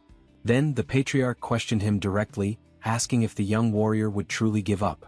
At that moment, Soryang finally understood the true meaning of the permission granted. Internally, he reflected that this was now his chance to prove his worth and his skills as a member of the Tang family. He also knew that, within such organizations, it was almost a rule that someone always had to endure physical hardship at the beginning. Later, Gyupi explained that despite the permission granted, the young warrior should never expose the Tang clan and that he himself would discreetly monitor Soryang's steps through the beggar sect. After leaving the hall, Soryang reflected that the first step would be to track Jin Dizung, a task now entrusted to Commander Pei, a former member of the Poison Annihilation Unit. After this discussion, Soryang met with Hwayin and Suk. He asked Suk if she had slept well, to which she replied that she had. Internally, Soryang reflected upon Suk's decision to remain with the Tang family, and he noticed how much more beautiful she looked after arranging herself with care. He then handed her an ointment from the Tang clan, specifically prepared for burn wounds. Immediately after, he asked if he could pose a few questions regarding the crickets. Yet, just as he was about to ask the one question that most intrigued him, Gyupi suddenly appeared, interrupting the moment. He said that he had thought the young warrior was outside, gathering information. And right after that, he announced that he had brought a guest. An imposing figure suddenly appeared at his side, with a stern face and a rigid, unyielding posture. Yet, in the very next moment, in a lighter and almost casual tone, the figure remarked to Huayin that she was like a poisonous flower and that it had been a long time since he had last seen her. That unexpected situation froze the pair in place, paralyzing them for an instant. But Huayin quickly recovered her composure, bowed deeply, and paid her respects to the beggar emperor. Meanwhile, Soryang, visibly confused, struggled to understand who that man was. Huayin then explained, that man was one of the three emperors and also the supreme leader of the Murim alliance. Soryang's eyes widened in astonishment, his entire demeanor reflecting pure surprise. In the presence of such an extraordinary figure, he presented himself with deep respect, still unable to hide his amazement. The leader, however, seemed thoughtful and intrigued, reflecting silently on what kind of person Soryang might be. Ever since the emperor had transferred his martial arts to him, it had always seemed like something unusual, something that set him apart. Suki, for his part, was taken aback when he finally recognized the emperor as the very same beggar from Songdo. Not having realized his true distinction at the time, he felt embarrassed and apologized sincerely for his past rudeness. At that moment, Huayin asked what had brought him to the Tang family. She suspected it might have something to do with the problem involving the Harmony sect. He confirmed that it was precisely about that. Huayin grew uneasy, fearing that he might be there to interfere with the group's work. But he reassured her, stating clearly that he had no such intention. He added that he could not stop them anyway, since he fully understood their circumstances. Even though he could not act openly, he had come to offer whatever help he could. Soryang, still suspicious, questioned how someone could truly help without even taking a single step forward. In response, the beggar lightly pressed his index finger against his forehead and murmured a single word: information. He explained that what truly drove him was his curiosity. He wanted to see how the successor of the first emperor would handle such a difficult situation. He then revealed that he had lost his own team in events that had taken place years earlier. When he mentioned Jim Dizung, he could not hide the disdain in his voice. He described Jim as vile and corrupt, a man shielded by the power of his family, with 2 cases involving the deaths of women tied to his name. Upon hearing these revelations, Soryang concluded that, even for the Great Harmony, Jim was an even greater headache, perhaps an even more disgraceful piece of filth than he had imagined. The emperor then stated that, ever since the incident in Song Village, Jim had kept a low profile and limited his movements, only visiting the gambling house. That was why the emperor had recommended poison to the young woman. Soryang then observed that the only possible way to confront Jim would be within the gambling house itself, though he wondered whether it would be necessary to stage the poisoning, as Suk had once done. Huayin reminded him that they would not be able to use the Tang family's poison this time. Turning to Naoki, he asked her how she was able to identify Jim's food or drink among so many different choices. She explained that Jim always made complicated and highly demanding requests, and the kitchen would receive a special message for each one of his orders. Soryang, curious, pressed further, asking what kind of complicated orders these were. Naoki detailed that he always requested his meals without certain ingredients, specifically crab and shrimp. At that point, the leader remarked that he had heard something unusual happen to Jim's body whenever he consumed such foods. Internally, Soryang immediately realized it was most likely a severe seafood allergy. Sensing a golden opportunity, he wasted no time.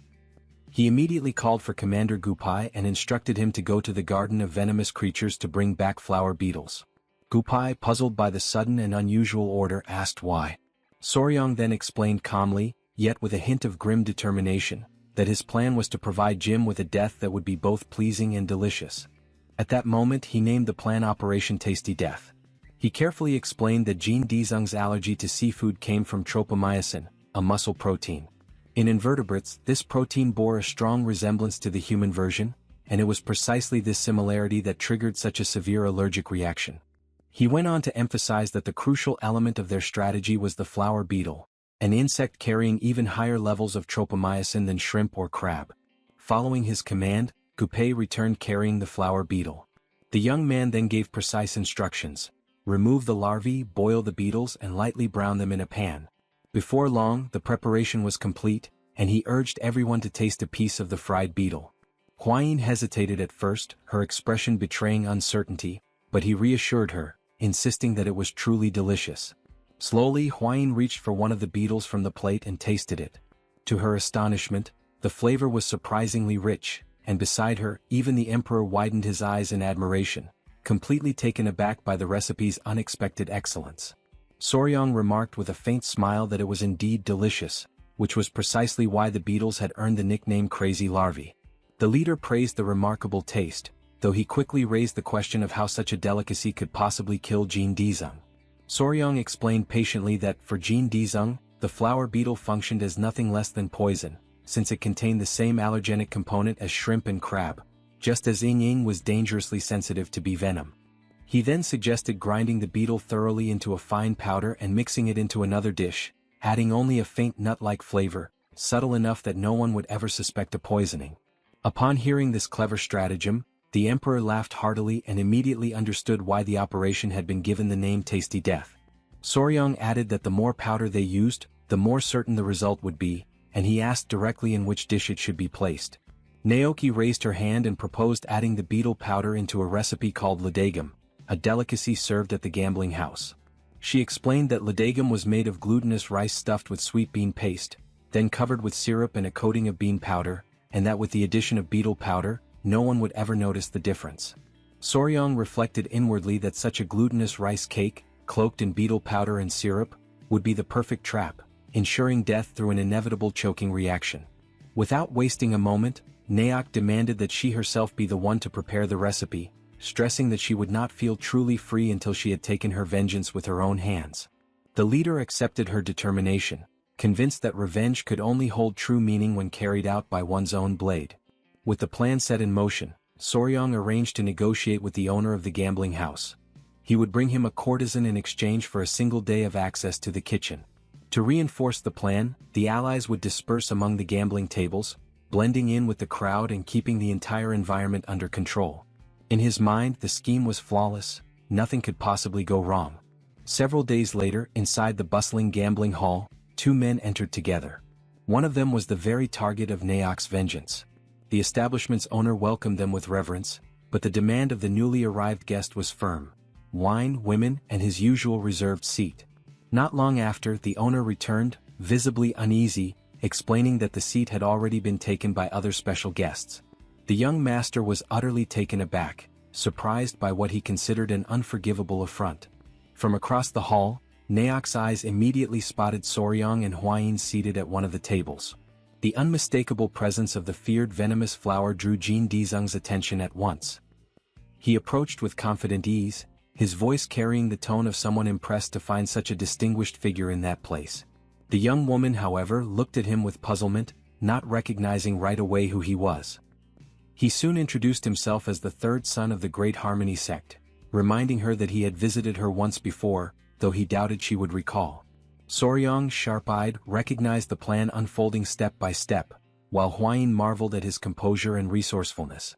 Dizeng then turned toward her companion, wondering aloud if the young man at her side was the rumored fiancé she had supposedly chosen. Looking at Soryong, he judged him weak and inexperienced, unworthy of supporting someone of Hwayin's stature. Inwardly, his mind compared the moment to past memories, recalling the girl from Song Village, Naok's sister. He reflected bitterly that, had she not fought with such ferocity, she would not have ended up dead. He regretted deeply that the elder sister, said to be even more beautiful, was not present. Lost in these dark musings, he leaned forward on the table, drawing the attention of the pair, and sat down with boldness. To him, it was an honor to meet the venomous flower face to face, and with daring arrogance, he issued a challenge to Soryong, one that Soryong accepted without hesitation. For him, that moment represented a golden opportunity to transform the confrontation into something truly memorable. Not long after, however, he was thrown into shock when he suddenly heard Hwayin celebrating yet another victory of Soryong. It became clear to him that, in only 2 short hours, he had already lost half of all the money he had brought.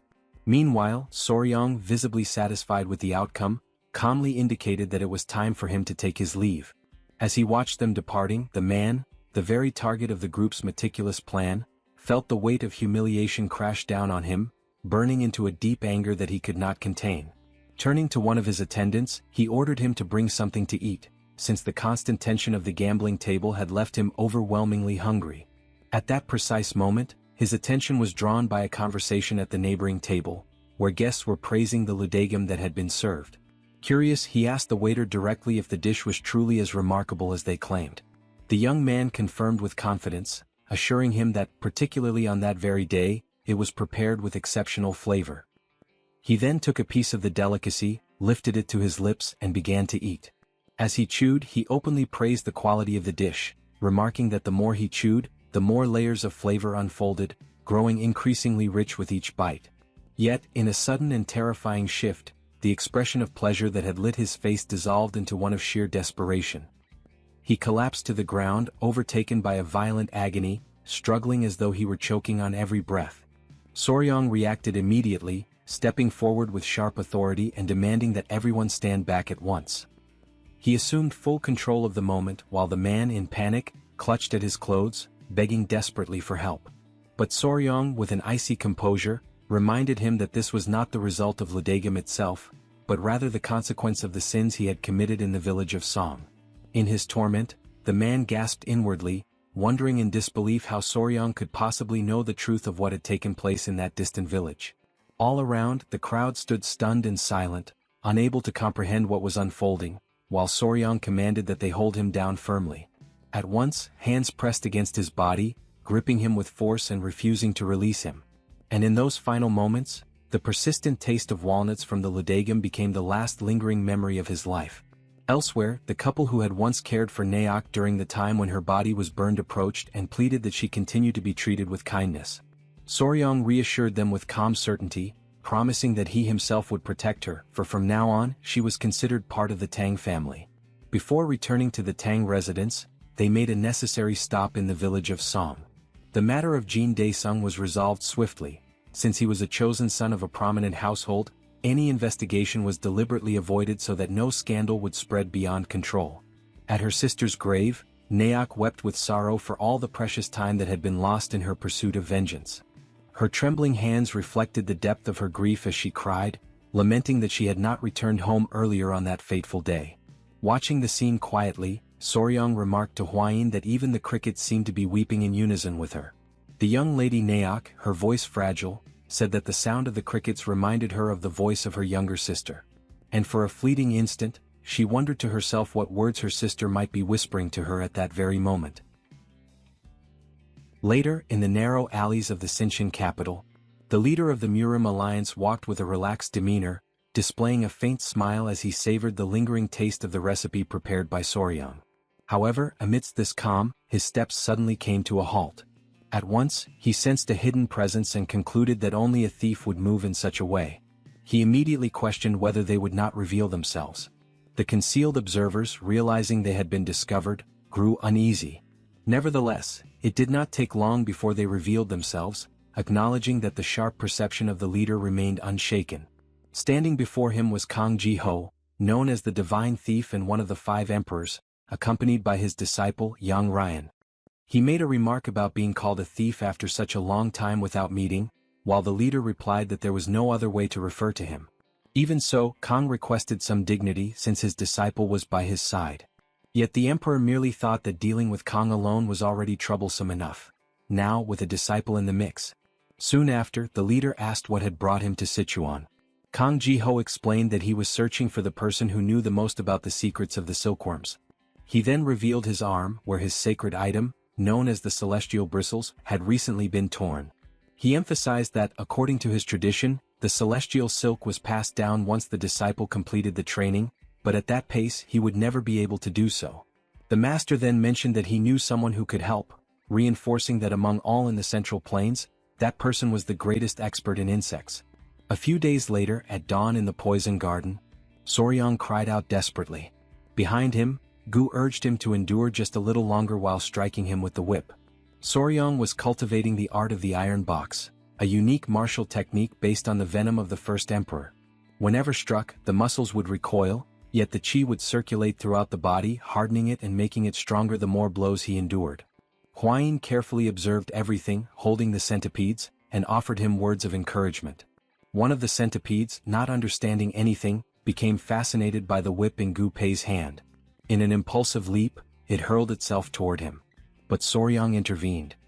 He held it in his arms, only to be struck again by another lash on his back.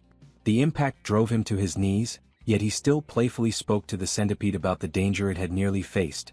Huayin complained that Hyang'a the centipede was so energetic that she could never stay still. Whenever she opened her eyes, she was already causing trouble.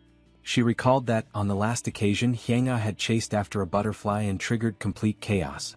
Soryong reflected that each animal possessed its own personality, and Hyang'a was both curious and spoiled. Since the recent incident caused by Cho, she had maintained the informal title of the resident troublemaker.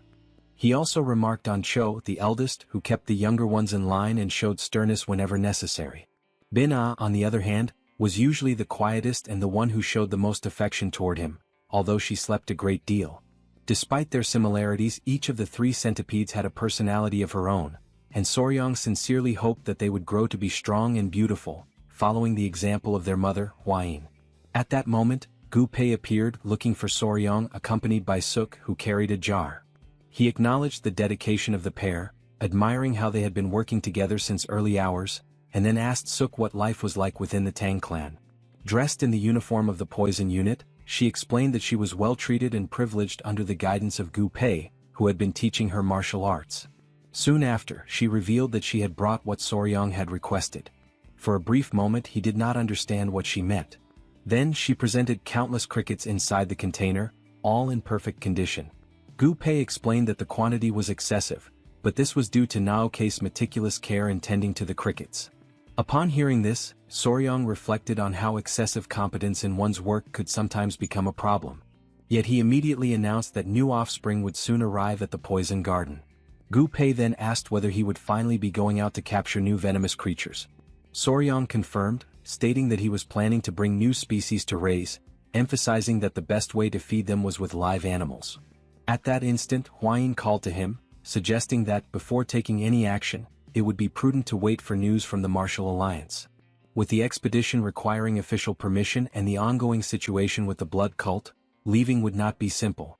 She further pointed out that the leader of the alliance had attacked the border of Daewil, but no news had been heard since then. This left Soryong seething with anger.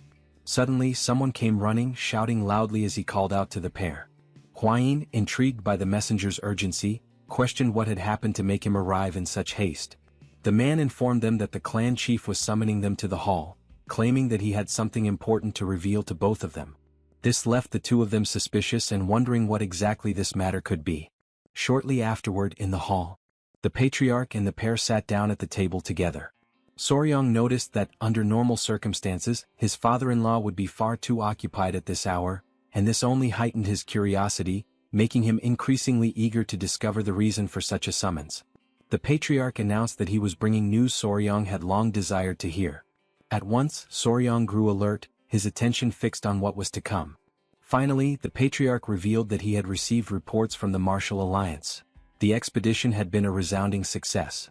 This caused both Soryong and Huayin to widen their eyes in pure joy. The father-in-law then went on to explain that the leader of the alliance had invaded a village at the border of Daewil, completely annihilating the base of the blood cult. Half of the cult's followers had been either slain or captured, while the rest had fled deeper into Daewil. Upon hearing this, the realization struck both Soryong and Huayin instantly. The patriarch confirmed that they could now proceed with the capture of venomous creatures, granting them permission to form the long-awaited expedition.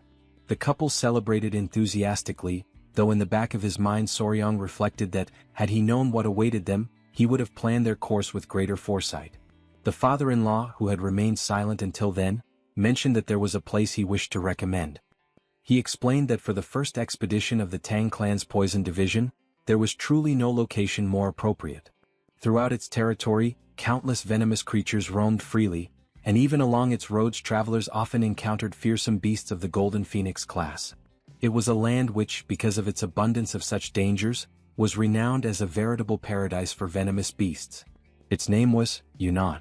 In the far southwest of the Central Plains, below Sichuan, the sound of wild beasts echoes even before the voice of humankind. There stretches the tropical jungle of Yunnan. Within the mountains of Ileo lies a valley known as the Ravine of Poison, where jagged rocks rise like dense forests and strange creatures lurk in every corner. Lying in bed, Oryang reflected on the words of his father-in-law, imagining that place as nothing less than a paradise on earth. His thoughts wandered as he wondered what kind of beings might dwell there, and anticipation surged within him, eager for the moment he would finally behold them. He held a centipede gently in his hand and silently promised that soon he would bring back many new companions. A few days later, a small unit was chosen from the Poison Division to form the expedition party.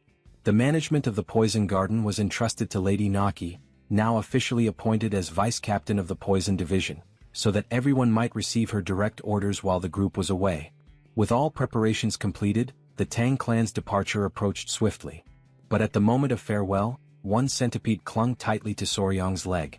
Not only the centipede but also the lizards and the great spider latched onto his body, desperate for him not to leave. He attempted to calm them, urging them to release their hold. He explained softly that he was only going to bring back more friends, and that during his absence the uncles of the Poison Division would take care of them, providing both nourishment and energy. Slowly the spider relented, loosening its grip, yet the centipede refused, stubbornly climbing even onto his face in its resistance. Watching the scene, Huayin observed that it seemed as though they did not want to part from him at all. And Soryang added that it almost felt as if they wished to go with him. But then the old patriarch interrupted such an idea. He firmly declared that some might accompany them, but Yowa, the spider, could not. Her enormous body drew too much attention, and it would be impossible to explain her presence as they could with Huayin. Annoyed by what she heard, Huayin lifted her arm, and before everyone's eyes Yowa's arachnid form became transparent. Her body vanished completely from sight. The old patriarch was left in shock, unable to comprehend what he had just witnessed, and even Soryang recoiled in disbelief, astonished at the sight. Hurriedly he rushed to touch the surface of Yowa's invisible form, pressing his hand carefully against where her body should be. To his relief, he still felt her softness, the silken and delicate texture of her fur, even though his eyes could no longer perceive her. Soon the old patriarch admitted that Yowa truly could conceal her body. Relieved and heartened, Soryang declared that in this way she would indeed be able to accompany them on the expedition. Huayin agreed, remarking that under such circumstances Yowa could even take care of the others during the journey. Turning toward the centipedes, she addressed their stubbornness, making it clear that their defiance against their father would be better tempered if they learned obedience along the road. With this, Soryang planted his feet firmly on the ground, brimming with confidence. The group finalized their preparations, and thus the first great journey of the Poison Division began. After some time the group arrived near Mount Amei in the province of Sichuan. A long line stretched out before them, catching Soryang's attention, who asked Gu Pei why so many people were halted there. Gu Pei explained that this was a checkpoint. Since the rise of the blood cult, such inspections had become frequent, even taking place in the middle of busy streets, and many travelers often found themselves barred from continuing further. Soryang reflected that being stopped was not the greatest inconvenience. Rather, it was the wasting of precious time in such an endless line. At that very moment, a woman of the guard recognized the elder Mandong Sichuan, the old patriarch. Approaching respectfully, she listened as he explained that the group was bound for Yunnan. Without hesitation, the woman granted them immediate passage. Astonished by such ease, Soryang realized just how immense the Tang clan's influence truly was. But then all of a sudden, something drew the woman's attention. Her eyes fell upon Yowa, the spider, yet she could not perceive the creature's true form. With the body rendered invisible, to her it appeared only as though Huayin, Soryang's wife, was floating gracefully in the air. Panic stirred in Soryang as he recognized the confusion. The guard, however, interpreted it differently. She believed she was witnessing a sacred technique, a divine leap into the void, mastered by Huayin herself. Startled and awestruck, she admired the supposed ability, remarking that such prowess was only to be expected from one of the three flowers of the martial world. Cutting short the misunderstanding, Huayin tugged Yowa forcefully back toward her side. And with composed courtesy, the group distanced themselves slightly, offering apologies to the guard before moving along on their way. Huayin insisted that Soryang should clear up the misunderstanding, worried that people might confuse his wife with Yowa. Soryang, however, urged her to remain calm. He reminded her that, to avoid suspicion during their journey, she had been dressed in men's clothing and her face kept veiled. In the Central Plains, superstition painted twins as ignorant beings, akin to demons, and because of that, such precautions were necessary. Amidst small incidents such as these along the road, the group eventually reached their destination in Yunnan safely. Soryang was struck with awe at the sight of the Ileo mountain. The old patriarch remarked that if they advanced a little further, they would soon reach the barrier of poison. Suddenly, Soryang glanced back, his gaze sharp, and noticed something unusual. Gu Pei, curious, asked what he was thinking, and the young man explained that the place was abnormally silent. There was no sound from the cracks of the caverns, no chirping in the trees, no trace of life anywhere. The old patriarch observed that such a feeling was not new to him, recalling the past hunt for the sovereign of the blue venom. Intrigued, Soryang asked who this sovereign was. The grandfather remembered clearly that around the den of the sovereign of the blue venom, even insects had disappeared. They had either fled or been devoured as prey. He warned that he would personally explore the area and instructed the rest of the group to retreat to the meeting point of the Yun and Amuk rivers, where birds could still be seen flying. Soon after he departed. Huayin confirmed that in the area they had crossed, there were still birds and insects present, while Gu Pei commented that it seemed as though something was dividing the territory along the river. Soryang pondered that some powerful creature must be dwelling in the Ileo mountain. Huayin approached, asking what felt so strange to him. Soryang explained that, for a beast to occupy such a vast expanse as its lair, it would have to be enormous, comparable to the sovereign of the blue venom. He reflected further, noting that the absence of all signs of life, save for the river, raised troubling questions. How could such a creature hunt in an environment seemingly incapable of sustaining enough prey? Gu Pei agreed, remarking that now that Soryang had pointed it out, the situation was indeed concerning, and he hoped fervently that the old patriarch would return with answers. Not long after, the elder did return, accompanied by 2 men from the area he had gone to investigate. The grandfather declared that the situation was truly problematic, for even at the entrance of the Ileo mountain they had found nothing at all. Soryang was shaken by this report. The patriarch continued, warning that the ravine of poison was likely in the same state. He emphasized that the sun was nearly setting, and they would do best to stop for the day and resume the search on the following morning. Inwardly, Soryang thought to himself that they could not return empty-handed. Whatever was there, they had to uncover it. As night fell, the group sat around a blazing campfire, while Soryang, positioned a little further back, tended to the beasts. Huayin arrived carrying a dish of food, insisting that he eat, and gently asked the creatures to allow their father to rest. Curious, she asked what Soryang had been working on, and he explained that he had been measuring the extent of the area, convinced that the creature's lair was likely at its center. As he spoke, a centipede settled into his hair, only to suddenly leap at a nearby beetle, catching it in its many legs. The unexpected movement startled the couple, causing Soryang to scold the centipede, complaining that it had frightened him and warning it not to repeat such behavior. Huayin wondered aloud if the centipede had been trying to catch the dragonfly that was hovering in the air, while the young master reasoned that it was likely because they were now close to the river, where dragonflies gathered in great numbers, something they had not seen before. All at once, Soryang rose to his feet, alarm flashing across his face, his thoughts racing about the dragonflies. He quickly called for the old patriarch's attention, urging that they return to the site they had examined earlier and count how many dragonflies were flying now. The patriarch appeared confused, asking what he meant by this. Soryang explained that creatures on the ground could easily hide, but dragonflies flew freely in the air. If something had threatened them, they would have fled for a time, but once the danger had passed, they would return. From this reasoning, he concluded that the reason they had not encountered any living creatures earlier was not because the territory was truly empty, but because something had already swept through the area before their arrival.